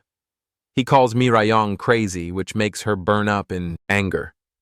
Our hero promises to let Hook Sun Woo live, but only on the condition that he tells him everything about Germany from the beginning. Meanwhile, in some underground bunker in New York, the Knights get another task, but they complain about being too tired. However, their boss tries to bribe them with an SST plus grade artifact that will help the one in 6th rank aim for the top. The Knights get excited hearing that they can raise the stats by 2 levels. Raising levels is difficult, which is why the hunters go to the labyrinths. But the Knights can't believe their new artifact will raise it by 2 levels. So, their boss decides to show them the artifact that has never been revealed to the world before. At the Goryeo Guild's head office, Shu Hyun asks his friend when they're going on another expedition to the labyrinth. Sukuan Hyun answers that his last artifact is still decent, so he isn't sure about his new expedition yet. Seoan wonders why Hyun is in such a rush because he still has his artifacts from the last time. However, Shaeon feels like he should level up his stats now. All of their rankings have been pushed behind because their stats have been just stagnant. Suk Hyun Woo argues that they've just been focused on maintaining the guild. However, Shuan feels smaller after staying beside our hero. At the Imperial Guild, the disciple leads our hero to the Ares Guild Assassins. Having fulfilled his end, Hookun Woo asks if he's now going to live. Our hero assures him that he will live and asks his disciple about the prison in the building basement. Mayang explains that the prison was made by modifying a D-ranked rat's dungeon. Endless man-eating rats swam there, and anyone over C+ rank will be immune to attacks. However, there'll still be an endless pain unless they can escape. Our hero decides to put Hunwoo in prison for 30 days. He tries to resist, but the disciple obeys the command and drags him out. Hunwoo picks up the ring dropped by the prisoners. Upon examining it, he sees that it's the same as the ones he found at the auction. Since the prisoners are from the Ares Guild, he refuses to let them go. Our hero then proceeds to leave. His disciple worries that he's going out and asks if he will not lead her. Our hero says that he will discuss that with her later. She tries to talk, but he refuses to repeat himself. He tells her that he will talk to her after dealing with Ares' guild first. After our protagonist leaves, Miryang turns to her disciples and orders them to kill any Ares guild members found in the area. Hyunwoo takes the ring to Eve. She examines it and realizes that the ring isn't an artifact because they are created by bringing objects created on other floors to the labyrinths after grading them with different methods such as legends or their backstories or giving them skills and adjustments. Our hero wonders what happens to the other floors if the objects are taken from them. Eve explains that those floors would simply be erased out of existence because the climbers need to destroy a floor in order to climb the tower. Our hero then wonders what exactly the ring is. Eve believes that it's a well-made copy made by a climber. Our protagonist now wonders if the Ares Guild has something to do with the climber. He remembers Eve mentioning the possibility of 2 climbers on his floor and realizes that he might end up getting clues about the climber and screwing over the Ares Guild at the same time. He then shifts his attention to the mess in the room and tells his assistant to clean up. Our MC takes the remote and takes the console away. Eve sees the console disappear and starts crying. She begs the guardian, promising to clean the room and everything, and begs him to give the console back. Meanwhile, at the Imperial Guild, a hunter sneaks into the castle to rescue the 2 knights and get rid of Hook's son Woo. But then, Mirang sneaks up behind her, asking him if he's from the Ares Guild. However, she doesn't care about it and decides to release all his anger on him. She leaps towards the hunter and punches him in the guts. Back home, our protagonist returns to his room after soothing Eve for deleting her saved data. He suddenly sees 2 hunters waiting for him in his room. His thought first goes to Shu Hun, but realizes that he will return at dawn because of a shoot. The hunters tell him to not worry about his friends, but our hero tells them that they didn't have to come because he was going to visit them. Suddenly the window breaks and our hero jumps out of it.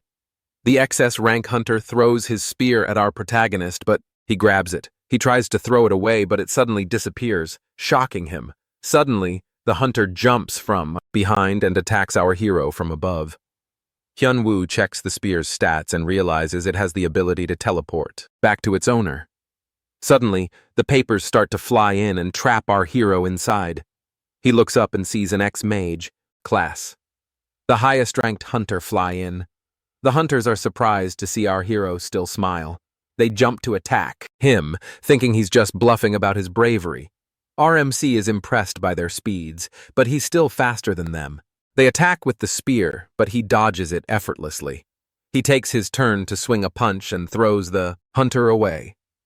The hunters use a smoke cloud to cover our hero, and another one sneaks up on him from behind. The attacker successfully lands a blow, throwing our hero into a corner. Our hero decides to use his incomplete ability. The hunters are shocked to see him disappear, but then suddenly he teleports behind them and punches them into the ground. Hyunwoo used his distortion conversion ability to quickly move in an instant. However, his opponent gets back up. RMC laughs at his opponent, but he had used his ability too quickly, and now his veins get tangled. Suddenly, a hunter attacks from behind, but our hero dodges it. However, another one attacks from the front. One explodes his mana spears to disrupt Hyunwoo's movement. while the other one sticks with him to stop him from approaching the one shooting spears. Our hero is impressed by his attacker's combination. However, his distortion skill still needs time. The hunter runs towards Hyun-woo, but seeing him stand relaxing makes him think it's a trap. He continues with his movement with the intention to stab our hero.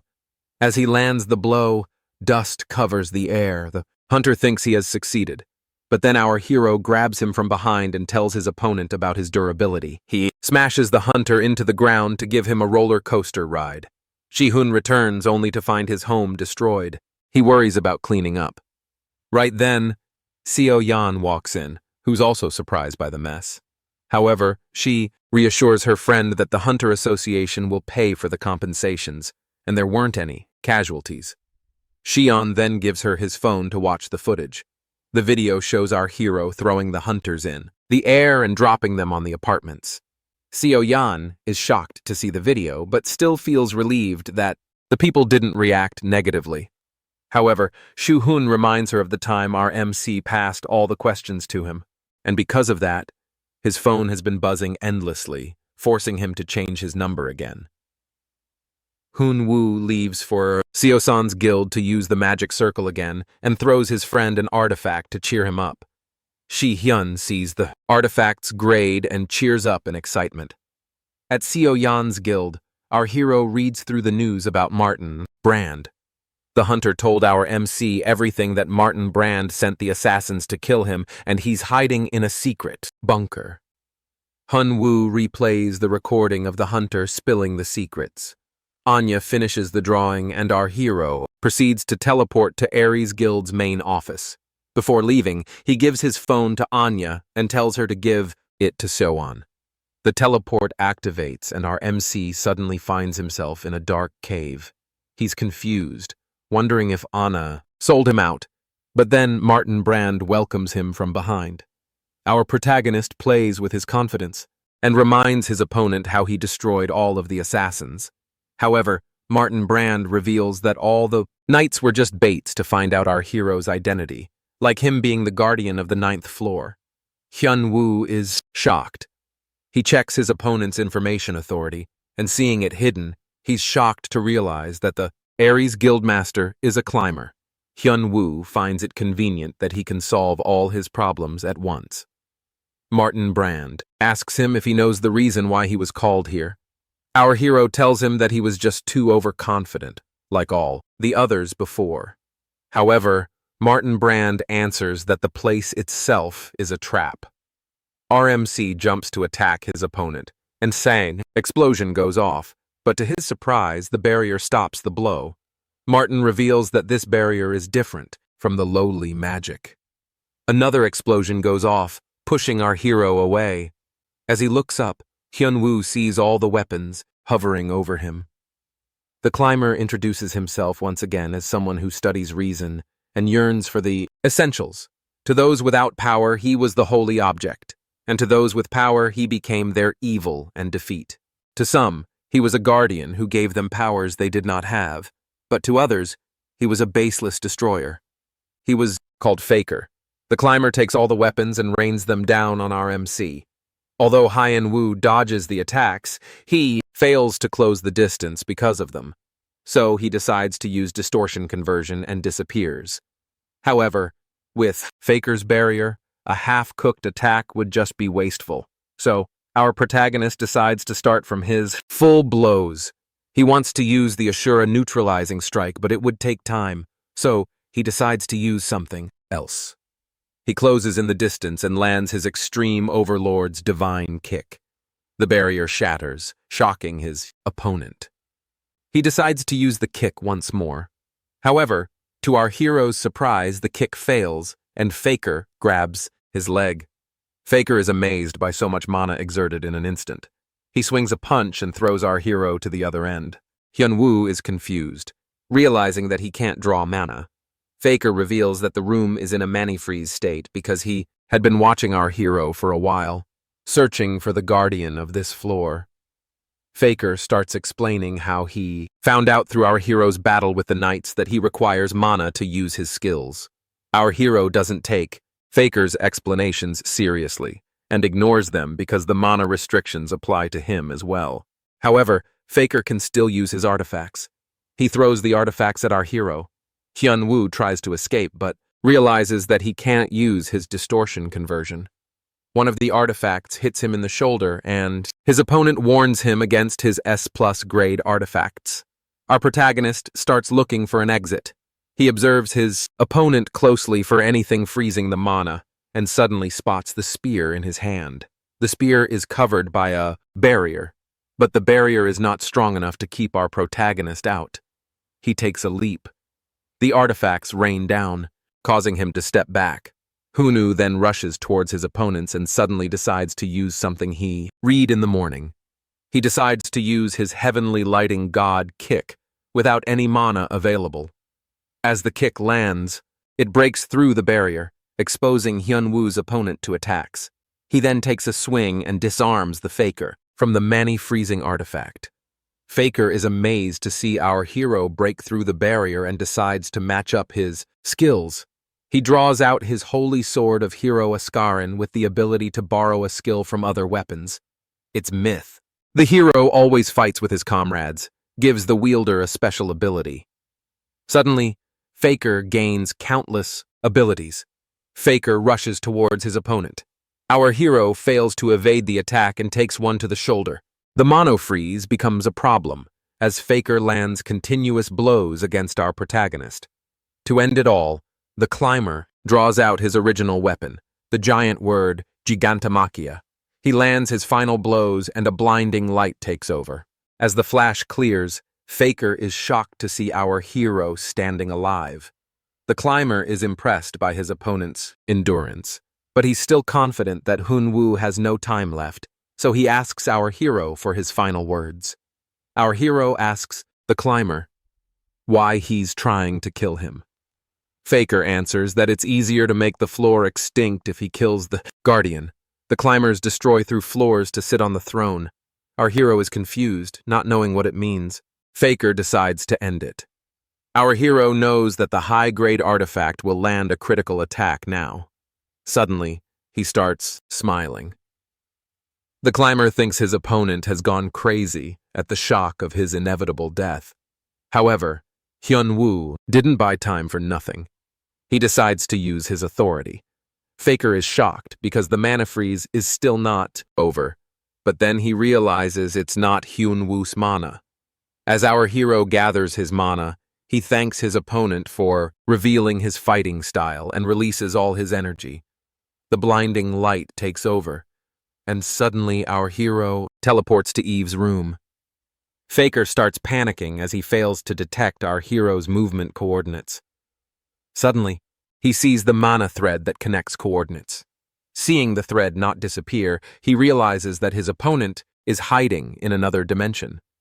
Faker starts feeling proud of himself for seeing through the trick and decides that it's the end for his opponent. Meanwhile, Eve's room is transformed into the tower's first floor. Our protagonist's wounds have healed a little, but it's still serious. With no healing potion, Eve knows that a mana-freezing climber is bad news, and our hero only has 20 minutes left in the room. Right then, our hero announces that he has finished training and he should go now. Eve worries that he might get hurt again, but our hero assures her that this time will be different. Hyun-woo teleports back to the battlefield and faces off against his opponent. He laughs at Faker for being overconfident while standing over his own grave. Faker calls him out for blushing and threatens to finish him off quickly. Our hero takes a deep breath to look back on his martial arts training in the tower. Most of them were from novels, but what he trained for was not martial arts, but to become a concept. In the novels, they were called principles. However, at the end, he left without being able to learn the technique. The problem was that our protagonist had many masters, but none to ask the questions from. However, in the 6 hours he spent in the system room, our hero gained enlightenment. All his endless training of methods in the books and his fights against the two climbers with different fighting styles all helped him reach the principle of the Flora movement. Suddenly, our hero deflects his opponent's attack, leaving Faker shocked. As our hero continues to deflect all the artifacts with his bare hands, Faker's confusion continues to grow. The climber sees no visible changes in his opponent, and his wounds still remain unhealed. Even then, he can no longer believe that it's the same Hyun-woo from 6 hours ago.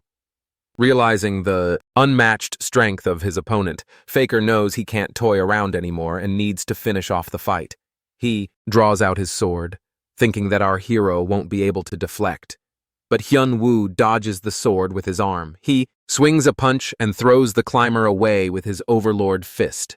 He then jumps on top of his opponent and tries to land another blow. However, Faker suddenly gets up and stands back on his feet.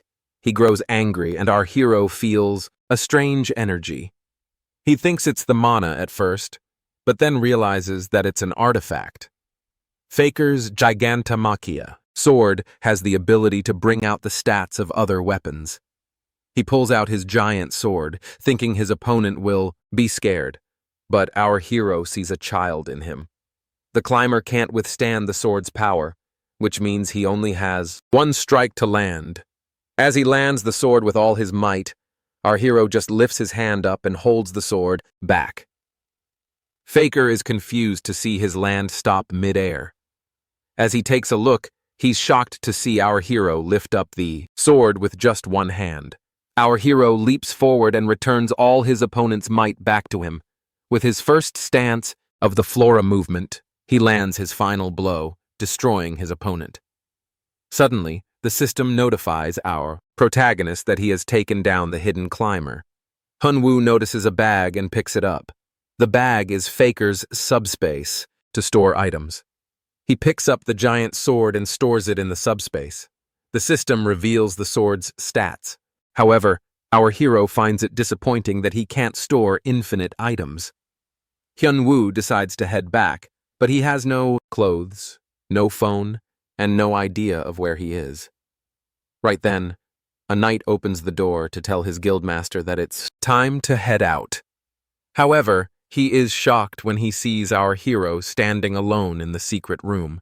Hyun-woo jumps to the knight and smashes him down to get his clothes and his phone. 3 days later, at the Hunter Association, the press gossip about whether or not our hero will expose Shiyun's attacker. Right then, Hyun-woo comes to the stage and announces that he has found the evidence behind the knights who came to attack Shiyun. He plays a recording of the knights, revealing that Martin Brand ordered his assassination. The whole press is shocked. Our hero knows that the evidence might be put to question and assures everyone that he has the CCTV footage supporting the evidence as well as more evidence to support the claim. He calls for the Aries Guild for an explanation and leaves. 3 days later in Gangdong District, the reporters gather around to question our hero about the Aries Guild branch manager's disappearance. Meanwhile, our hero tells his friends that they are in a tower whose 9th floor is Earth. However, his friends are having a difficult time believing that, and the fact that their friend is a guardian who stops climbers. Our hero asks them to just accept it and ignore it, but he understands their shock and disbelief. Shi-hoon now understands why he went around stopping creases, and Seo-yan wonders if he went to stop the climbers this time too. Hyun-woo answers them that he went to mess up the Aries Guild, but their guildmaster turned out to be a climber, so he caught 2 birds at once. The crowd noise starts to annoy our hero. Shi-hyun offers to talk to them because his friend is still injured, but Hyun-woo prefers to go himself. Our protagonist walks out, and as he opens his eyes, he's shocked to see his disciple bow before him. Our hero wonders why she's here all of a sudden, but his friends are even more shocked as Mir-yang and her guards kneel before him. Mi-yang tells her master that she prepared the personal guards for him, but he orders her to get rid of them. Sekwon-hyung recognizes that Mi-yang is the Imperial Dragon, the guildmaster of the Imperial Guild. Our protagonist is shocked to learn that his disciple is in 5th place among the S-rankers in the world. When Hyun-woo taught Mi-yang, he was just drowned in his concepts and thought he didn't teach them anything useful, and now he doesn't know how she got so strong.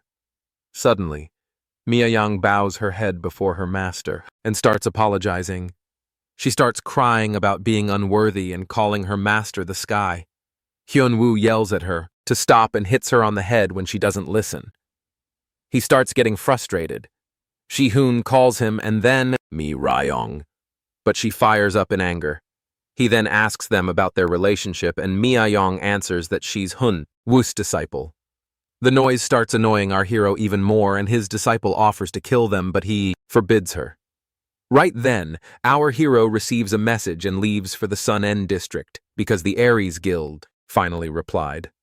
So, our protagonist meets Coward, the co-guild master of the Aries Guild. Coward hates that he has to deal with the aftermath of the guild master. He assumes that our hero took down Knight 6 and the guild Master Aster, which speaks for his level of strength. But due to the increasing internal issues at the guild, Coward has no choice but to deal with the problems. He asks what our hero wants, assuring full compliance, but freaks out when Hun-woo asks all the dungeons to be handed over to him. Our protagonist reminds Coward that they can get completely destroyed if he says more to the press.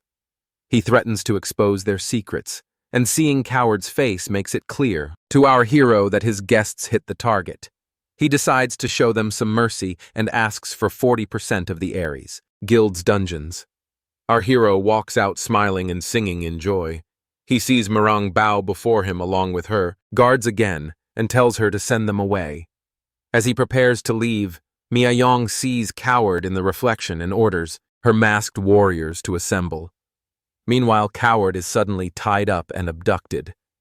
As he opens his eyes, he sees the Imperial Guild's immediate unit standing before him. The guards tell him that he is the reason behind his kidnapping and threaten him if he ever tries to make our hero angry again. In the system room, Eve cries for being left in the cold tower. She couldn't even reach out to the Guardian because she can't call him for the next 5 days if a Guardian enters the system room. Our hero then asks her about the upgrades. Eve asks him to open the system screen and our hero finds his agility increased. Other than that, Hun-woo now has an upgraded personality display showing everyone's personality with an easy-to-understand display. However, for more upgrades, he has to rise above the mid-level authority. Our hero grows frustrated at the slow progress, and Eve suggests that maybe the climbers can answer his questions. She explains that there are climbers who climb the tower again after reaching its peak. Hyun-woo feels excited that those climbers might have some information about the tower. He remembers Faker talking about the throne, but our hero has no idea what that means. So he has to interrogate the reclimbers if he meets one. He then prepares to leave, but Eve asks him to give her a PlayStation before leaving. Meanwhile, in Yeongido Hanam State, our hero is shocked to see her disciple build a mansion for him. He asks her how much money she put into the house, but Mi-young tells him it's nothing. Our hero is confused about why this girl is showing him so much loyalty and wonders if she has some hidden personality. However, the personality skill shows her as the absolute loyalty type. So, he asks his disciple if she's perverted, which freaks everyone out. Back home, Mirang feels sad thinking that her master is uncomfortable with her when our hero asks her if she has to go home. Hun-woo assures her that it's not about that, but she has responsibilities as a guild master Aster, but Mireille insists on being by her master's side. As she walks out of the room, Shu-hoon asks his friend why his disciple was being all giggly about him. He then asks our hero if he is going to the USA about the International Hunters Association's invitation. Hearing about the S-rank world ranking evaluation, Hyun-woo remembers that it's probably about the money, but since he's rich, he sees no point in going. However, Shu-hoon argues that having the numbers up in the world's ranking is honorable. So, our hero decides to go since he doesn't have much to do. A few days later in the USA, our protagonist is amazed by the huge World Hunter Organization's land. His disciple offers to make him a park that big, but he shuts her up. Shi-hyun greets Liam, the member of the Supreme Council, and introduces him to his friend. Liam greets our hero, but when he extends his hand forward to his disciple, he's met with intense stares. Liam tells Shi-hyun that he's a fan of our hero's performance and asks if he has come to measure his ranking. With Han-woo's affirmation, he proceeds to lead them to the evaluation. Liam opens the door to the evaluation room where the S-rank hunters are ranked. He then points towards the orb that compares a hunter against other hunters to rank them. However, our hero was looking forward to a test of skills. He proceeds with the evaluation, and as he places his hand on the orb, the results freeze him in shock. Seo-yeon says goodbye to her hunters, and as she leaves, she thinks about how the monsters seem stronger and smarter than before. She quickly shakes off the feeling of overthinking, and as she reads the news on the phone about the third ranked joining the event, she worries that our hero will cause trouble again. A few days ago, Soo-hyun and Seo-yeon had a meeting to postpone the labyrinth expedition by 2 weeks. Hyun argues that Won-hyun was okay with it as well, and they need a break. Seo-yeon asks her friend if he's going with Han-woo and proceeds to end the meeting. However, before she leaves, Soo-hyun shockingly asks about suggestions on what gift to give to a girl. Meanwhile, at the Ares Guild, Coward thinks about the guild's tanking share prices and Martin's artifacts disappearing. He bursts into anger, thinking about his biggest problem, Hyun-woo. The door opens, and Coward gets annoyed, but then he sees Mason from the High Council walk in. Mason explains that he's here because he had a good relationship with Martin Brand. He takes a look around, and seeing the mess makes the situation at the guild clear. He offers to help Coward because he feels his friend would be upset when he returns to find his guild collapsed. All he asks is for Coward to follow his orders. On the other hand, Han-woo stares at the screen and gets angry seeing it fail to rank him. Liam is embarrassed seeing his system fail. Shi-hyun proceeds to try and finds his rank dropped to 172. Liam is confused seeing this problem for the first time ever. Right then, Mirong walks in boasting about her master being the #1 in the sky. Hyun-woo feels upset that he came all the way for nothing, but Liam tries to calm him down by telling him about the anniversary food. Our hero enjoys the delicious food, while his disciple notes down everything he likes. Suddenly, the third-ranked Tank Track Rock walks in. Our protagonist gets annoyed at the hunter's noisy talk. Shion warns his friend to not mess with this hunter because he's famously on the bad side. Shion explains that Tank misuses his power to do illegal business openly. He's supposed to be classified as a murderer hunter, but there's no official record for his killings. Right then, Tank notices our hero from the news and tells him to stop messing around, threatening to deal with him. Our hero returns the witty remark. Tank gets pissed off and takes a swing at our protagonist. However, Hyun-woo ducks down and decides to teach the hunter a lesson. He swings the Overlord's fist, smashing Tank into a wall. Tank gets back up. Shi-hyun realizes that this hunter's only talent is the indestructible immortality. The third-ranked hunter picks up a giant stone slab and throws it at his opponent. However, our protagonist smashes the slab with just his elbow. Tank sneaks up and lands a blow on our hero. Liam sees the destruction and worries that this fight will lead to empowering Mason's side if it continues.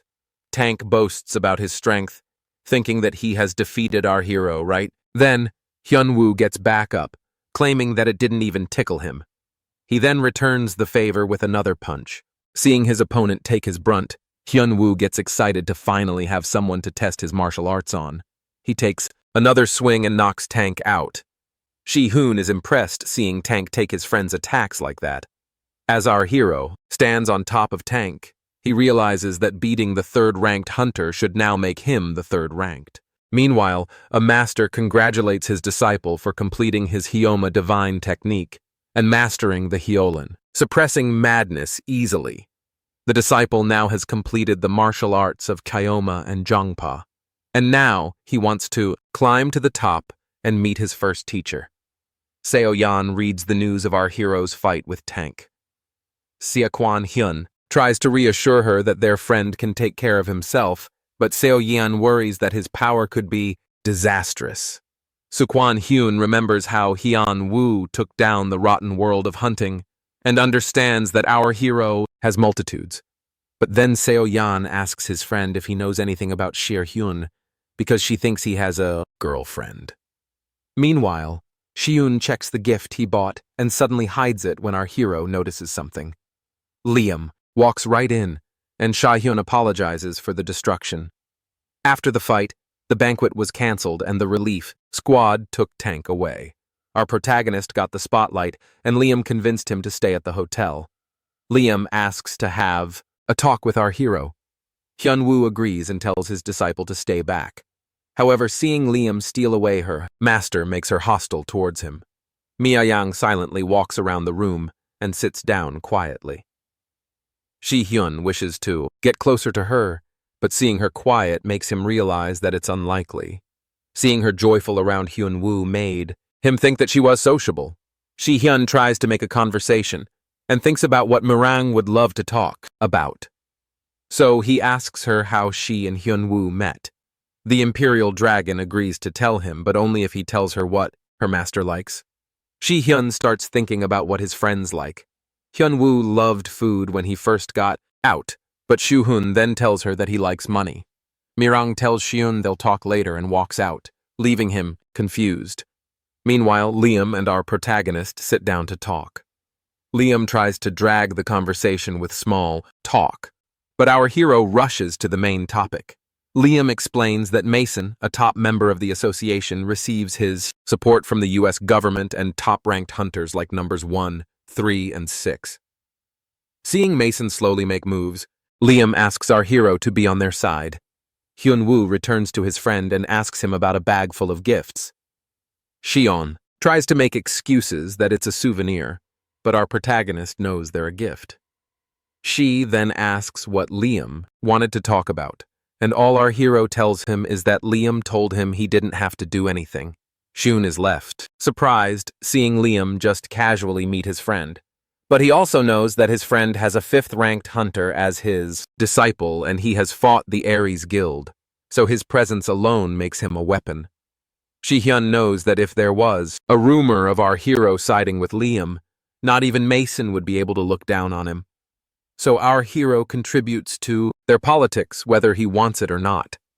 He then asks about Liam's offer, and our hero excitedly tells him that Liam allowed him to use teleportation whenever he wants. She finds it strange that Liam just offered that, but our protagonist tells him Liam even invited him to attend the top 50 banquet in 2 weeks and told him he can use teleportation. At the Ares Guild's main office, Coward informs Mason that the dispute has been resolved and thanks him for his help. But deep down, he wonders what the intention is behind Mason's help. For Mason, the Martin story was just an excuse. But Coward refuses to let his doubt ruin everything again and decides to protect what he can. Now, Mason knows that Coward has some questions. He pulls something out of his pockets and hands it over to Coward. He asks Coward to do as he says, and he can tell him how to control the guild members. Meanwhile, at the hospital in Washington, Tank struggles in pain. As he wakes up, he sees Mason standing before him. He starts screaming about Hyun-woo and how he could make his impenetrable body hurt. Tank believes that our hero used a technique similar to Mushin's. Right then, Mushin walks in, surprising both Mason and Tank. He tells Mason that he has prepared for everything, and now it's their turn. 2 weeks later, Liam looks out the window, waiting for our protagonist to come. However, Eden, the Grand Swordmaster, believes that Hyun-woo probably isn't interested, and Riley says he could have at least sent a note. Liam knows our hero is built differently, and he must have thought this entry was necessary. Liam walks out of the room. Eden and Riley see the politicians constantly engage in conversations. Liam talks to a few people, but then Eden drags him away to show him something else. As he turns around, he sees Mushin standing in the crowd. Riley is surprised because he hasn't shown up since becoming one of the top 5. Liam feels a strange uneasiness. A man walks up to Mushin and tells him he didn't expect to see him.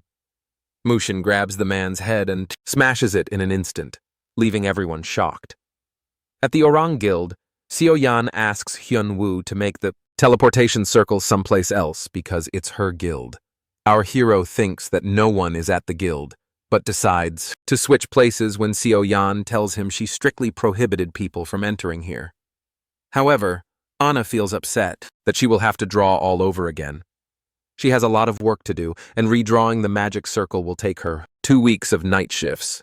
But our hero assures her that she can draw in the morning and he will find her replacement for work.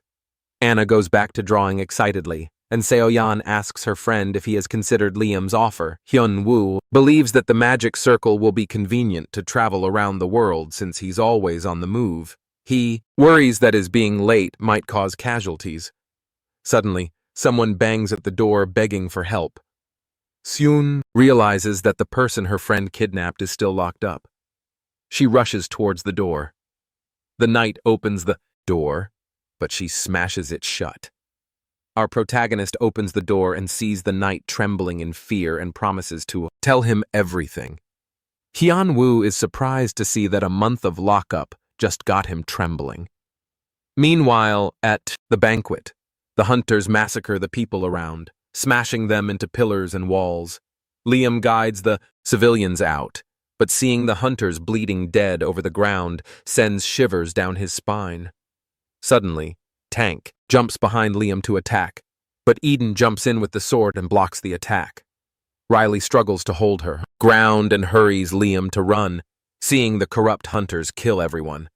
Liam asks them why they are doing this.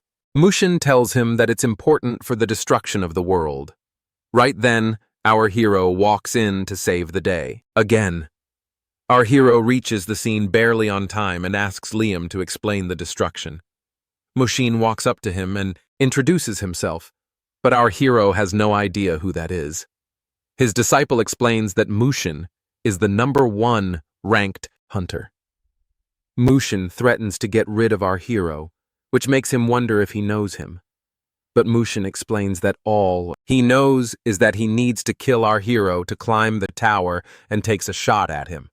Our hero takes the shot in his hand and wonders if his opponent is a climber. He uses his information authority to check his skills and realizes that his enemy is not a climber. Mushin adds that he is not a climber yet, but he will be one. All he needs to do is leave his position to reach the end, and he needs to kill our hero for that. Mushin leaps towards Hyun-woo and swings a fist. Just as the fist closes in, our hero flips on his hands and tries to kick his opponent, but to his surprise, Mushin blocks it. Having met someone with martial arts, Mushin suggests going out and sends our hero flying through the walls with a punch. Myung tries to follow them behind, but Tank blocks her way. Our hero and his opponent go toe-to-toe outside. As he takes his attacks, he realizes that Mushin's power is no different than a climber. Realizing the stacks, he decides to skip to the climax. The mandalas surround our hero, and he suddenly feels the mana around him increasing. The Ashura nullifying fist was not useful for our protagonist, because it takes a lot of time. However, if it can stop the opponent from moving, it makes it worth it. The 10-step extermination is also not possible. So, to increase the mana around him, our hero needs the one in the mandala. He gathers all his energy and rains it down on his opponent. As the Ashura nullifying fist lands down on Mushin, to our hero's surprise, he takes it unscathed. Our hero is shocked seeing his opponent take the full force of his attacks. Mushin shows disappointment in his opponent's power and suddenly teleports behind him. He smacks our hero down into the ground and tells him that his moves are a mockery of martial arts. Mushin explains that everything about Hyun-woo's martial arts is wrong. His mana just overflows through his bloodstream, and he just simply releases it. Mushin reveals that he has practiced martial arts for hundreds of years, and our hero can't defeat him. Hyun-woo is surprised, thinking that his opponent is not human. He reads his stats and realizes that the first place shouldn't be possible with those stats. However, it's because of his item memory regression skill.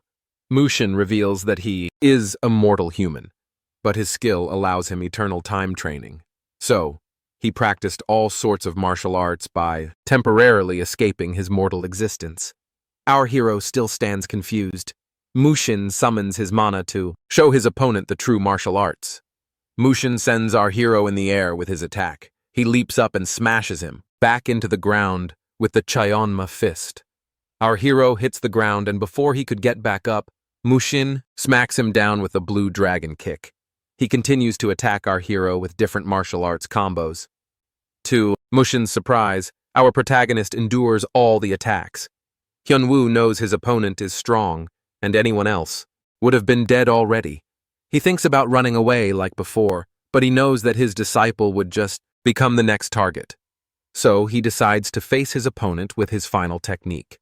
Just when he worries that his body won't be able to withstand it, the system suddenly notifies our hero that his durability will go up.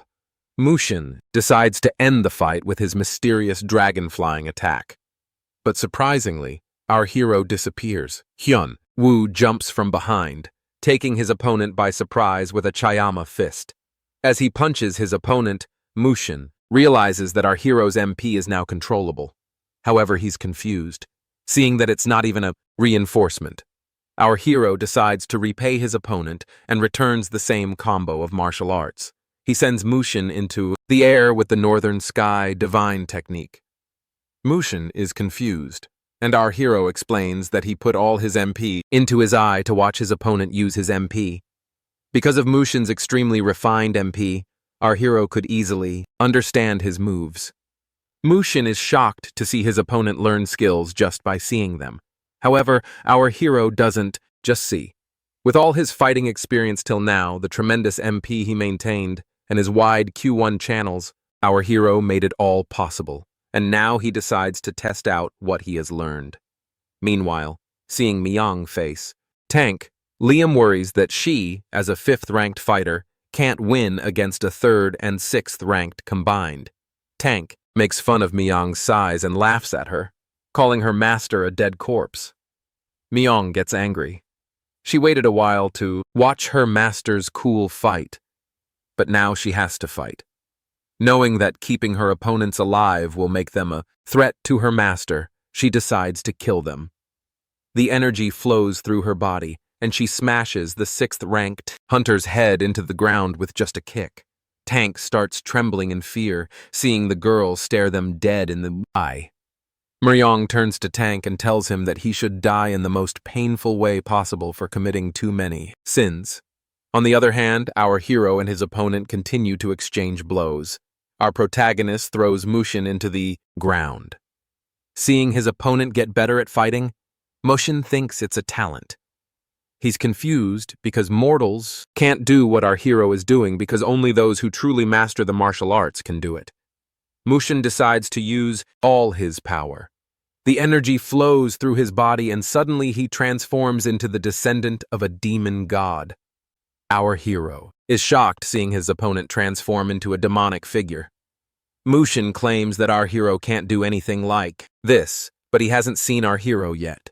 Hyunwoo reminds him that he's not the only one with the expert martial arts skill. He remembers the martial arts skill Chayama showed him to win. However, back then, our hero wasn't able to copy it. But now, he understands the principles of martial arts. As the energy flows through our hero's body, his opponent is left shocked seeing the form of the god of thunder. Meanwhile, Myung stands on top of Tank, who is annoyed that his skills keep disappointing him in front of everything. Myung smashes his head down and tells him that the skills don't matter. It's the martial arts that count. Hyunwoo and Mushin continue to exchange blows, but after a few blows, our hero can feel his body falling apart. Mushin knows he can't win like this. Our hero realizes that something is wrong with his Thunder God technique, because it's consuming too much mana and his body is about to give out. Mushin feels his opponent is stronger than ever. Hyunwoo faces his enemy, realizing he can't waste any time. As he tries to do something, Hyunwoo notices the death spirit creeping towards him. He confronts his opponent hesitantly for using the clump of mana instead of martial arts. However, Mushin doesn't think his opponent can handle this mana flow. He uses his demon god extermination and releases all the mana out, thinking that his opponent won't be able to take it. But to his shock, our hero blocks the death spirit with thunder. Our hero now decides to teach his enemy some tricks. With a more improved technique, he releases the Thunder God's second coming. The mana rains down on Mushin, and the system notifies our hero that he has defeated Mushin, who was on the reverse list to climb. The system increases our hero's information authority from low to medium, and invites him to the system in 3 days' time. Withered from the battle, our protagonist takes a breath. He suddenly notices something on the ground, and when he picks it up, he sees that it's Akion's origin. The system reveals that the artifact is Akion's training secret.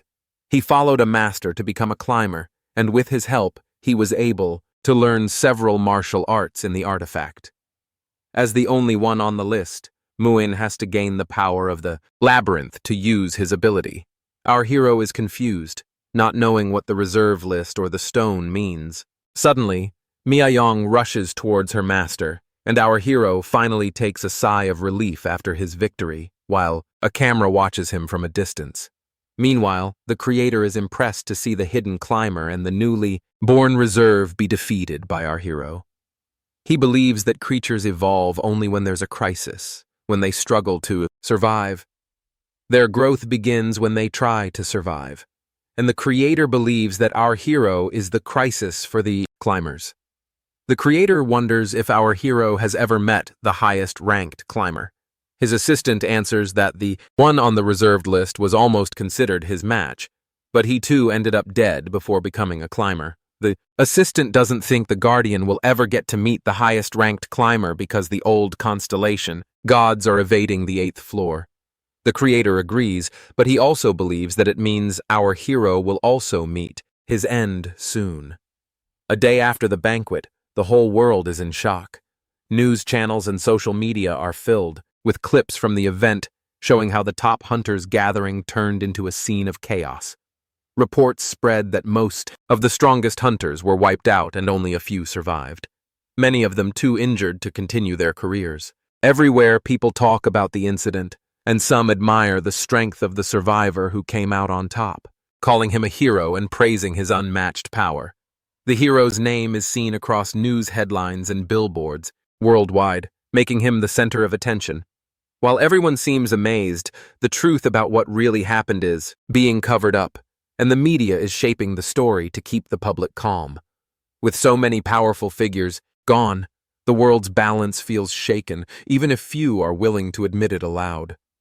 To distract the public from fear and confusion, the media turned Kim Hyun-woo into a global sensation, portraying him as a hero after the devastating incident. Within the Guardian Guild, everyone quietly accepted this manipulation, knowing that if the truth reached the protagonist, he wouldn't be pleased. So, no one said anything, keeping the truth buried beneath the praise. Meanwhile, in America, Honorin visits Hun-woo at the hospital and checks on his condition, asking if he's all right, to which our guy, who is still covered in bandages, replies casually, saying that he's fine and that winning the fight was enough for him. Naren was clearly worried. Also, Shu Hyun had expressed concern earlier and told him she'd handle the hospital paperwork. Left alone, Hung feels the pain from the battle. Despite the healing he received, the after effects are strong enough to leave him uneasy. Plus, he admits to himself that an ordinary person would have been completely destroyed by such damage. Thinking back on the fight, he realizes how much he still doesn't understand about the enemy's technique. The idea of training again crosses his mind, perhaps returning to self-study, through books or learning from someone. Then, an idea hits him that might help him grow stronger than before. 2 days later, inside our base, Eve examines a mysterious object and wonders if it's the Achaean source that once belonged to someone named Mushin, to which our guy confirms that it's called a labyrinth stone and instructs her to find a way to destroy it. Eve immediately begins her search and soon discovers a related clue. Further, she explains that the answer might lie inside a labyrinth dungeon, and the stone could be connected to a monster's mana core or something else entirely. But the clue indicates that a climber must clear the dungeon to move to the next floor. Hearing this, our hero decides to investigate further. Before heading out, he asks Eve if he has gained any new skills, to which she opens his status window, showing his updated information that Hung is 24 years old and currently in very good condition. Most of his stats, including strength, agility, and stamina, have improved, and a new ability called psychology has also appeared. Curious, Hyung asks how it works, to which Eve explains that this ability allows him to read another person's thoughts twice a day, but only if he already has permission to access their information. Hung notes that it won't be very useful on other climbers but still considers it a decent upgrade. And Eve adds that his notification skill can now almost perfectly detect the exact time and location of other climbers. Just as she's about to mention something else, the hero notices what looks like a game console in her hands. When he questions her, Eve defensively claims she doesn't just play games, even though that's what she's often seen doing, and insists that this time it's different, and says she recently discovered something important. Mirang rushes into the hospital, repeating his master's name and checking on Hong's condition, to which our guy reassures him, saying it's nothing serious. Though Mirang still worries his recovery isn't complete and asks about healers and artifacts and vows to protect him if any harm comes. When our guy asks about Seo Yeon, Miryong explains she already left through a magic circle to handle paperwork, and also warns that people are waiting downstairs, which Hyung realizes are reporters. And instead of avoiding them, he decides to hold a press conference immediately. As he steps outside, reporters crowd him from all sides, shouting questions and calling his name. Irritated, the protagonist tells them to quiet down, pushing through the crowd when one of them blocks his way. And the scene ends with reporter John Michael criticizing Hyung's behavior and mockingly suggesting that he should remind him how deadly can reporters be. Later, Hyung gets interrupted when Jonli accuses him of using the banquet massacre as an excuse to eliminate hunters he disliked. After hearing this, Hung stays calm and tells him he hasn't finished speaking, but John keeps pushing, twisting his silence as proof of guilt. Growing irritated, our guy tells him to leave. When John claims the rumor came from the internet, the hero demands to know the source, but the reporter hesitates. Finally, Hyung warns that if John doesn't walk away within 30 seconds, the interview will end immediately. Nearby, Miryong observes the situation and quietly orders someone to handle John. Sometime after the press conference, Hyun comes across an article claiming that Hung left the reporter's questions unanswered, but surprisingly told one to leave politely, which Hyun finds hard to believe, noting how unusual it is for Hyung's tone to sound so calm and different. Soon after, our guy returns and Shu Hyun greets him, asking about his recovery, to which Hyung says he's feeling much better and mentions he plans to visit a dungeon soon. Shi-hoon is surprised, reminding him that he hasn't gone on hunts for profit in a while and wonders if he's after artifacts. After this, our hero explains that he only needs to confirm something and wants to join Shi-hoon's guild for the expedition instead of using his own. Shi-hoon points out that dungeons are dangerous and impossible to navigate without a proper map, agreeing that it's safer to go together. They decide to depart the following week with Shu Hyun promising to share the location beforehand. While speaking, Hung gently pats Miryong's head, causing her face to turn bright red. After seeing her, the protagonist then asks about another person's well-being. While reflecting on the past, Hung recalls the time he was trapped inside the tutorial tower.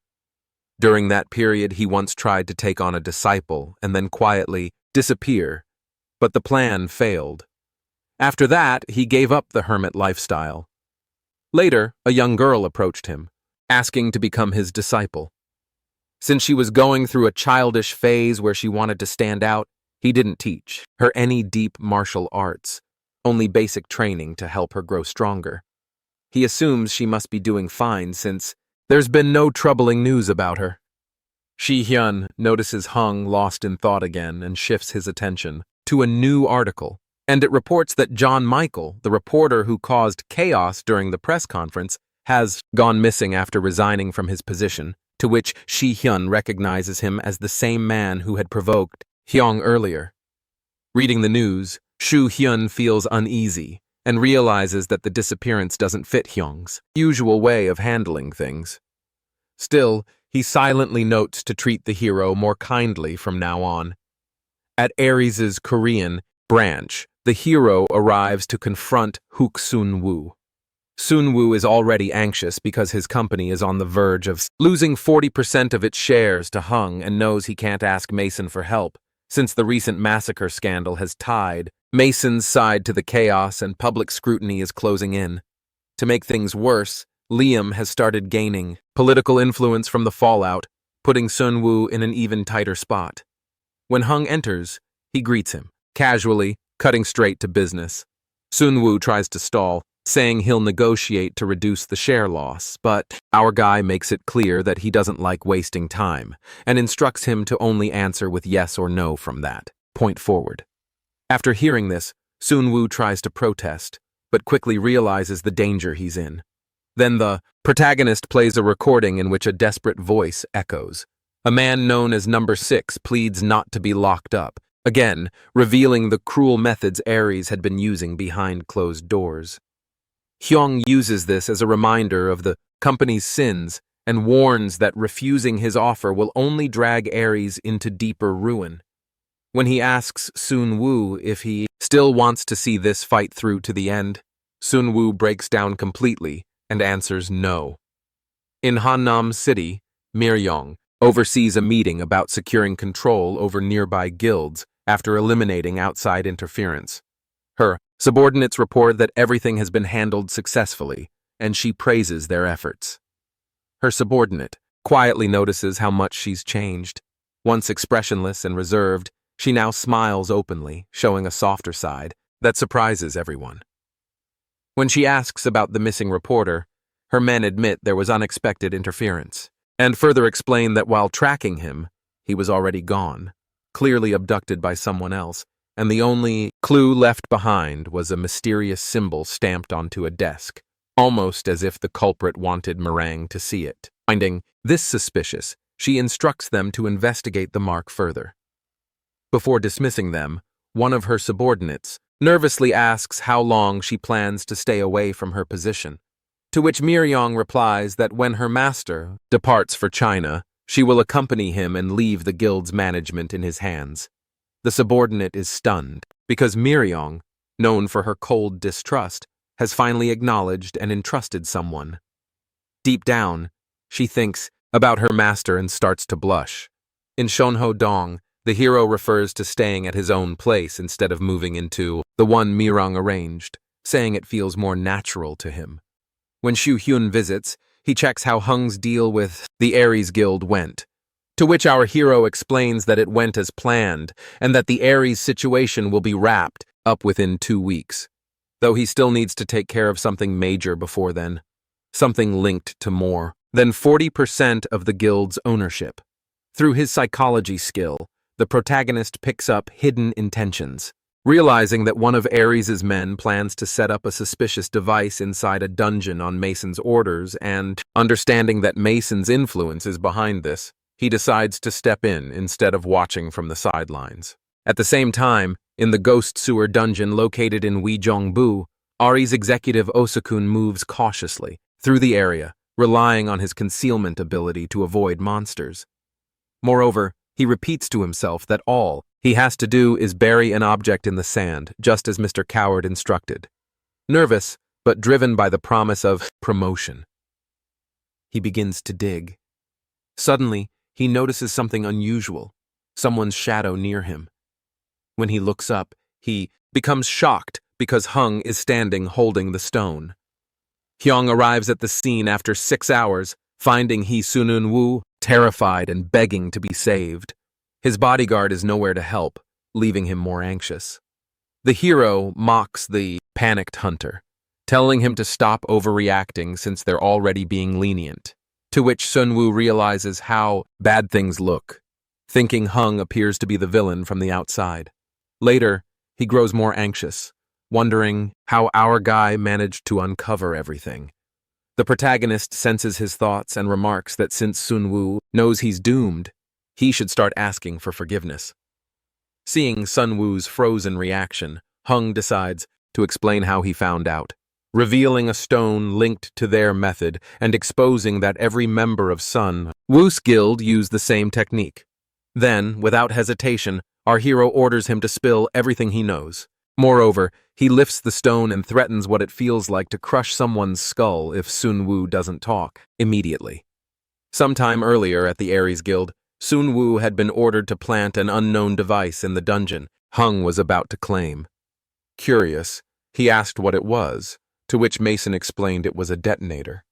Further, he went on to describe a monster wave, a disaster from the early days of dungeon exploration, when unfinished dungeons released monsters into the world due to poor management.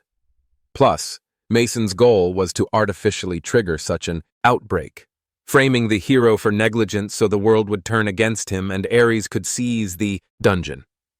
Mason even promised Sun Wu insight on controlling a guild if things went smoothly. Back in the present, Sun Wu finishes explaining everything, to which Mirang finds it strange, pointing out that during that time, Mason and our hero had no connection, so there was no reason for Mason to go to such lengths unless Sun Wu was lying. Panicked, Sun Wu insists he's telling the truth and admits he also found it suspicious back then. But our guy quietly pieces it together, realizing Mason's supposed assistance had been part of a hidden scheme all along. Mason sits in Washington and thinks over how the plan fell apart. He and his allies used the Hasbound Guild to take control of many dungeons and recruited hunters like Mushin to set off a chain of disasters. The original idea was to place a detonator in an Ares dungeon and have a simultaneous massacre so the 9th floor would be destroyed. Everything was ready, except the final step, but Mushin failed. After Kim Hyan-woo escaped the tower and began fighting the climbers, one by one, those threats were eliminated, including Hasbound's forces. Mason admits he underestimated our hero, and also misjudged how useful Ares' assistant would be. Even though many pieces of the scheme still exist, the key players were stopped when Mushin fell to the Guardian. Mason realizes his original plan failed, but stays calm, revealing a backup involving a hidden organization he built. Additionally, he admits that after finding Mushin, he became too focused on him, fearing his plan might collapse if left unchecked. However, upon rechecking, he discovered Mushin had grown immensely powerful on his own, which secretly excites him. After that, Hung appears and shocks Mason. Before this moment, Eve had already investigated Mason's past, discovering that before the first Krias, there was no record of Mason existing. Moreover, he suddenly appeared afterward, involved in several suspicious activities, and was closely connected to Mushin. From this, the hero concludes that Mason might be a climber, who stayed behind on the 9th floor and could be the one who told Mushin the truth about the world. To which Eve warns our hero not to confront Mason yet since his body is still weak.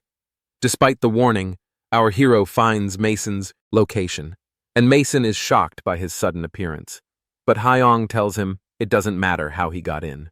Using his information authority skill, Hyung confirms Mason truly is a climber.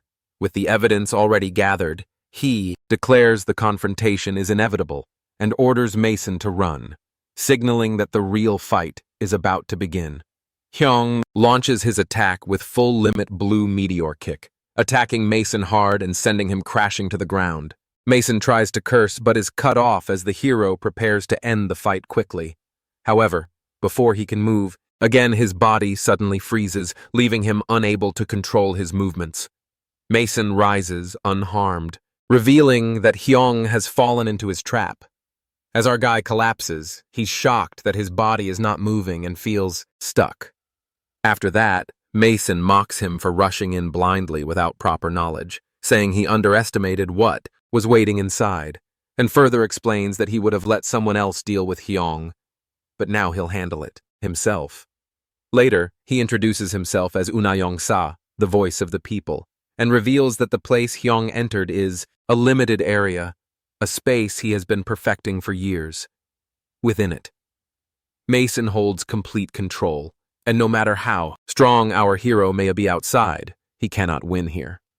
After hearing this, Hung quickly realizes that Mason's power only functions inside this domain, confirming that this advantage is the key to Mason's confidence. The protagonist reflects that Mason is the only guardian he could never defeat. Within his limited area, Unin Rayang's abilities are nearly flawless. Yet, outside this zone, his strength greatly weakens. Plus, the domain's reach extends only about 200 mi. But luck is on Mason's side as our guy has willingly stepped into it. Confident of victory, Mason pushes Hung back and taunts him to share any final words. The hero asks how many climbers exist, to which Mason finds the question pointless, mocking him for wasting breath before death, and refuses to give a clear answer, explaining that new climbers continue to appear constantly, and even he doesn't know the exact number. Hyung then asks a final question about reclimbers, to which Mason explains that these beings are those who once ascended to the level of constellations but fell from grace. Having lost their divine authority, they now attempt to regain it by climbing the tower again. In other words, reclimbers are former gods trying to reclaim their power. Further, the protagonist questions Mason's explanation about former gods, but soon realizes the conversation won't continue. And also, Mason declares the talk over, claiming he has already shown enough mercy to someone about to die. Hung agrees, calling such generosity excessive for a doomed man, and suddenly stands up something Mason thought impossible, within the limited area. After seeing this, Mason becomes shocked and demands to know how Hung can move when his powers should be sealed. Later, our hero explains that he has already seen through Mason's tricks, revealing that Unayong's so-called ability merely manipulates mana, to which Mason panics and tries to force control, ordering Hyung to stop moving, stop breathing, and even kill himself. But Hyung resists completely through experience gained from his previous battle with Mushin. Hyung learned to detect and dispel mana that infiltrates the body's ki channels. It's the same technique Mushin used when blocking the Ashura nullifying fist. Though the hero admits he still lacks mastery and channels his own skill, he launches a devastating move, the Overlord's Phantom Kick. Hyung assumes Mason wasn't anyone remarkable since no system notifications appeared after the fight, leading him to believe Mason escaped. Meanwhile, Mason, heavily injured and barely alive, survives only because he used teleportation. Though his body is damaged, he reassures himself that he can recover. Reflecting on his backup plan, Mason recalls how his underground Mexican organization expanded into a massive secret network spanning all of Europe. Confident that this power will let him rebuild from scratch, he studies himself, just as a familiar girl arrives before him, reminding Mason to greet her, to which he notes it has been a while since they last met. Hung presents an audio, revealing Mason's true identity as Unayong Sa and his plan to destroy the 9th floor. After hearing the audio, Liam is stunned and realizes the evidence can completely dismantle Mason's political standing in the International Hunter Association.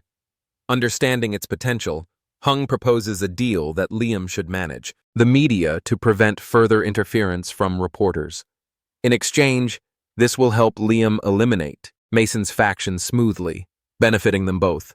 Liam agrees, noting that once the recording is privately released, Mason's faction will scramble to cover it up, but the balance of power will shift once he becomes the top congressman.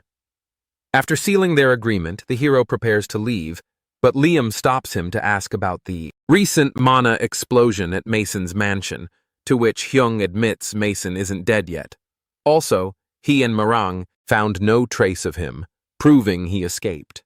Since no death notification appeared, our guy concludes Mason is still alive. Frustrated, he decides to avoid politics, but insists on tracking Mason down again, only to suddenly pause mid-sentence as something unexpected happens. In another location, Mason meets with Hanarin. She asks Mason the reason for his tiredness, to which he mentions having handled some matters, casually referring to Kim Hyun-woo, the man he calls a nuisance who delayed their hidden operations, to which Hanarin responds indifferently, prompting Mason to reassure her that their growing organization built under her assistance can still take control of the world easily. However, she remarks that she pies him for not realizing the truth. Before Mason can react, she strikes him, driving her sword into his chest. Shocked and in pain, Mason calls for his men, but none move. Later, he demands to know why she betrayed him, to which Honorin coldly explains that betrayal would imply they were allies, which they never were, and admits she once accepted his financial help to strengthen her plans. But killing him wasn't her intention back then. Over time, she realized his words and actions meant nothing, accusing him of lacking conscience and claiming she never built the organization Illuminati for someone like him. Mason insists Hannarin is mistaken and that he's the true leader of the Illuminati, and tells him that the real leader was chosen long ago, and that the organization was never his. It was created as a gift for someone else. As Mason stares at her in disbelief, she explains that he's dying because he tried to harm her master, revealing that her loyalty was never to him. When she orders his removal, Mason suddenly vanishes, leaving her stunned by his escape. Realizing he's one of those with special abilities, she composes herself and quietly vows to her true master that no matter what battles lie ahead, she promises to support and protect them at all costs. A system notification announces that a hidden climber named On Ryong Sa has been found and killed in Mexico City. Eve confirms his death, leaving Hung puzzled since the timing feels off because Unyong Sa had escaped earlier in good condition. After hearing this, the hero wonders whether the man died from his injuries or was killed by someone else, but quickly dismisses it, satisfied that his mission is complete. Afterwards, Eve informs him that there are no more hidden climbers, and as Hung prepares to leave, she excitedly asks for the latest VR equipment, saying it will help her perform better, to which Hyung awkwardly agrees before heading out. Later, he meets Mireille. Once everything is set and they sit in the car, Hyung instructs the team to move toward their next destination, the Labyrinth Dungeon. As the hero and Myung sit in the car, he decides they'll head out immediately, saying there's no need for the others to prepare since Myung alone is sufficient. While on the way, our hero checks his phone and sees breaking news spreading worldwide that Mason has been exposed as one of the main perpetrators behind the Hunter massacre and linked to Mushin's assassination attempt. The media confirms that Hyung's earlier plan worked perfectly, and he no longer needs to worry about Mason's downfall. Soon after, the focus shifts to their next mission involving the incomplete Achaean's origin and the Labyrinth Stone, which still reads 0%. Afterwards, Argai and Mi Ryong enter the dungeon where they're immediately gathered by enemies. Though Mirong offers to handle them, Hyung confidently takes control and unleashes his overwhelming strength, clearing the monsters. Their teammates, including Sukuan, Hyung, Seo, and Xiong, become stunned. Even though they're strong enough to fight off such enemies together, the effortless way our hero handles the situation shows just how far above them he truly stands. The porter thanks Xiun for letting him join as a porter. While the group's live broadcast from the dungeon gains massive attention online, viewers flood the chat, praising Hyung's strength and joking that he deserves the title of God of War or God of Smarts. Indeed, donations pour in as the audience watches his every move in excitement. Meanwhile, the hero notes that their progress has been smooth, and the Labyrinth Stone gauge has reached full capacity after clearing enough monsters. Moreover, he wonders why Levin had seemed so concerned earlier since the task turned out to be simple. Suddenly, Xion points out that they've only reached the 14th floor and worries about Hung going further without a map, to which the protagonist brushes off the concern and teasingly asks Myung, his disciple, if she can read a map, only to drop the question midway. When a porter offers to join them and navigate the upper levels, Hung reminds him that leaving would end his day's pay. Still, the porter insists on going because deep down he wants to earn money from the live stream and volunteers to lead the way, leading our guy to let him follow. As they prepare to advance higher at Naren's castle, a terrified man pleads for his life as Naren interrogates him.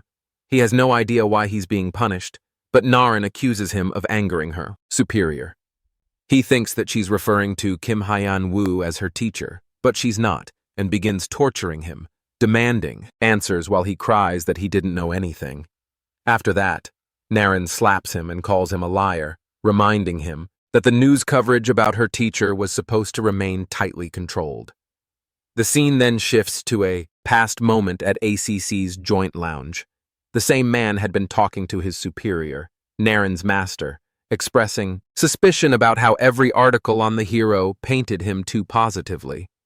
Further, he questioned why there were no rumors or scandals when reporters usually chased controversy, to which Naren's master warned him not to dig deeper and to simply follow the public narrative, explaining that positive stories about Hunwoo brought more attention and safer results than critical ones.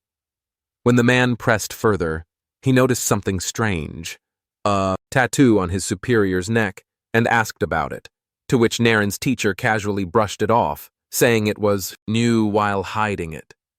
Back in the present, Naren reminds the man of that conversation, pointing out that he now understands what that level of information control was for, and declares that protecting her teacher's reputation is part of her duty as a student. Meanwhile, the scene shifts to where the labyrinth stone gauge finally reaches full capacity.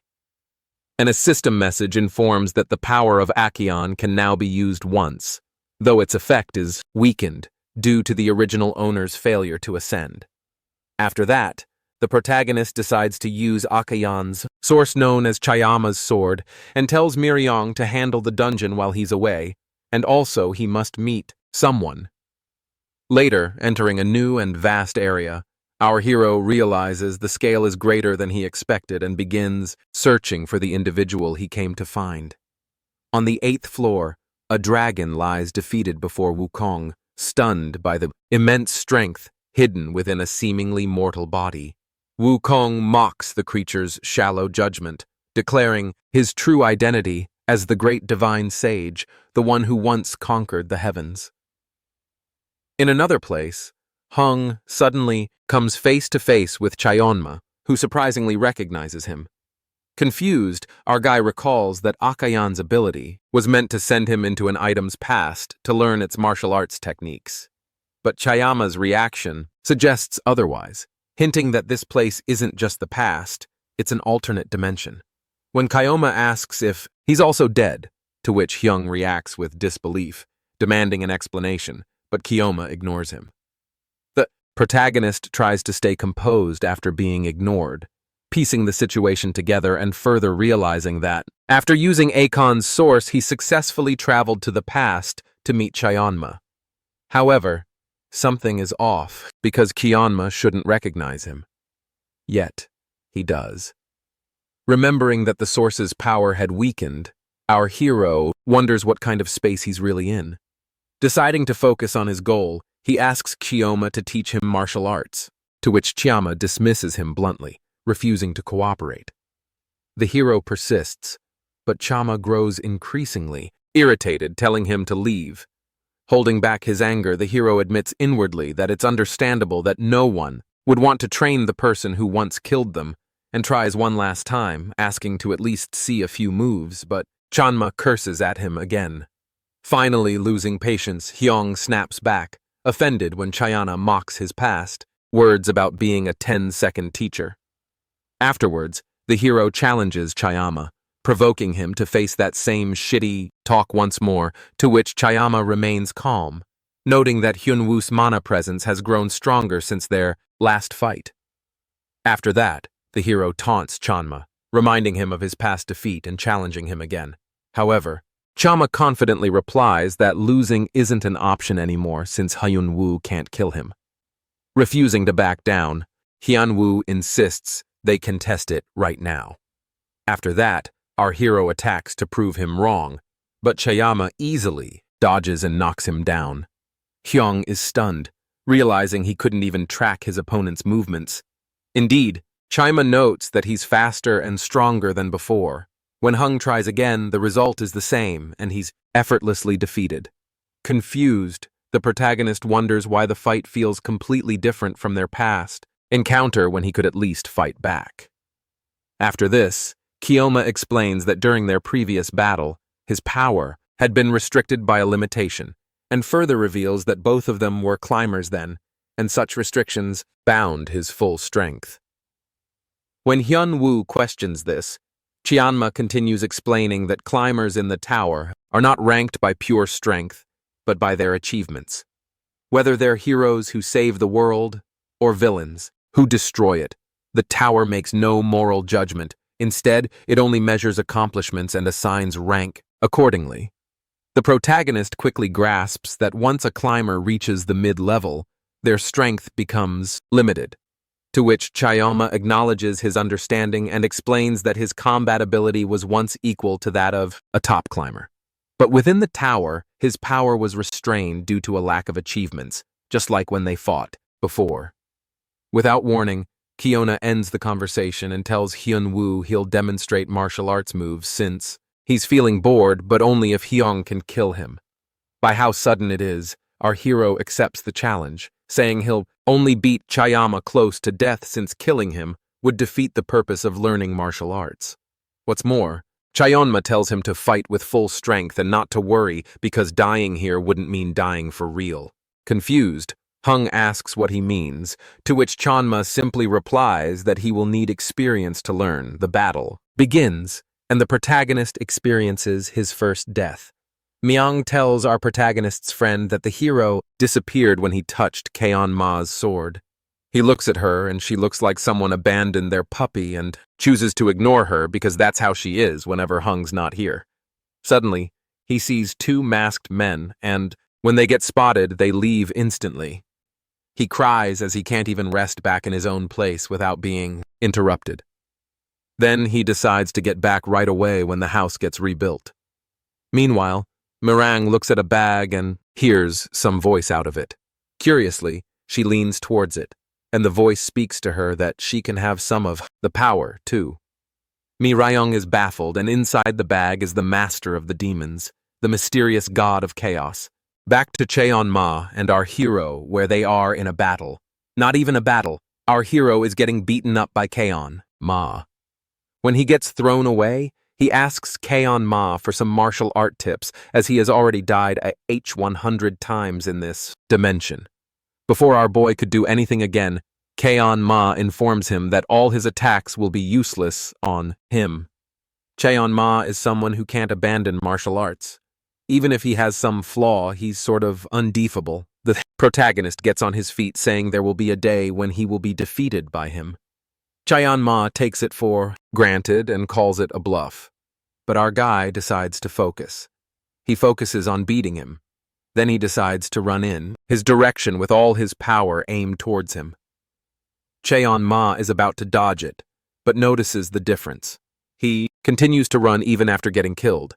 Meanwhile, in our protagonist's mind, he knows he's not the one to give up no matter what it takes for him to win. Despite hearing Cheon Ma's mockery towards him, he's unstoppable.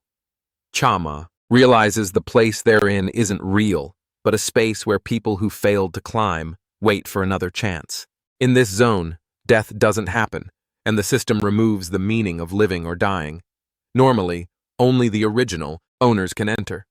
Yet, Hyung somehow got inside, which Changma at first finds hard to believe. At first, Kyoma thinks Hung's request to learn from him is ridiculous and plans to just tease him. He sets a harsh condition and means to refuse seriously, treating the whole thing like a game. After killing our guy many times, around 100 times, Chiama feels a strange change. The repeated losses stop being satisfying in the same way. Instead, he sees our hero's eyes shift from anger to awe. That reaction unsettles him, so he stops to take the matter seriously and begins to teach with everything he has, no longer holding back.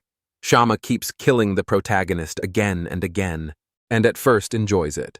After 200, then 400, then 700, and later 1,000 defeats, he breaks Hyung's moves and expects him never to rise. Every win feels satisfying, and he also mocks Hyung's weakness. But our hero keeps getting up. Even after thousands more deaths, Chama notices something odd. A small, growing worry he hasn't felt since he became a climber. After killing him nearly 3,000 times more, that worry becomes clear because our hero simply will not quit. The refusal to give up makes Choma uneasy and sparks a dangerous respect. Angry and determined to end it, Tianma vows to destroy Hyong so he can no longer rise. But in the end, the hero answers and stands again, proving he won't be finished so easily. Wukong sees Blue Lion arrive and sarcastically asks why he took so long, to which Blue Lion brushes him off, saying he's finished his task. After that, Wukong complains that it's been 3 months since he defeated the Lizard Guardian and wonders about the others. Soon, White Elephant and Big Phoenix join them, explaining that they've completed their parts too. One cleared the west and the other handled the east. Wukong mocks them for taking 5 months to finish such simple work, even though they already hold powerful ranks. After hearing this, Blue Lion responds that Wukong's fame came easily, while their recognition was only for being the feared 3 demon kings of Sotadong, known for monstrous deeds. Blue Lion for killing a legendary beast with his tusks, White Elephant for invading a kingdom and devouring its people and king, and Big Phoenix for destroying armies by the thousands. Despite their terrifying reputations, Wukong accuses them of making excuses for being slow. Later, Wukong tells the others to make a plan before climbing again and divides the regions. He will head south. Blue Lion takes the north. White Elephant goes east, and Big Phoenix moves west. Moreover, he orders everyone to finish their tasks within 2 months because he has other business. The scene shifts to the Administration Bureau, where team leader Ma calls Shu Hyun with an urgent warning. A calamity alert says a disaster will strike Korea in 3 hours and they need Kim Hyun-woo's help immediately. Meanwhile, back at their place, Miryong sits down sadly and stares at the sword. Time here isn't measured by days, but by how many fights happen, and the battle keeps going. Hyung taunts Chayama about a move being fake, to which Chayama answers with tired shock, noting how many times he's already killed him. Chama has already beaten our hero 5,000 times, and can't understand how the hero keeps fighting without a break or losing hope, especially after Hyung's progress reset around his 200th death, when Chama used the Thunder God technique. Still, Hyung's eyes shine with the same fire, and he keeps coming back, landing attacks and teasing Chayama each time. Chama growls that Hung is a mad dog, to which our guy cheerfully takes it as praise. Later, Chanma's feelings changed. At first, the worry he had long ago fades. Then, it turns into respect. He remembers rising from nothing to reach the top, meeting many fighters, and usually breaking their spirit by destroying the skills they trusted. Yet, this one person, Kim Hyun-woo, keeps coming back. No matter how many times he dies, the hero dies again and again. Shanma begins to teach properly, and explains that to perform true distortion conversion, you must follow 3 clear steps. Martial arts are not about flashy tricks, but about the roots. Footwork, how lightning power sits inside your mana and shaping that power into one reliable form. Moreover, he warns that copying moves by watching is not enough.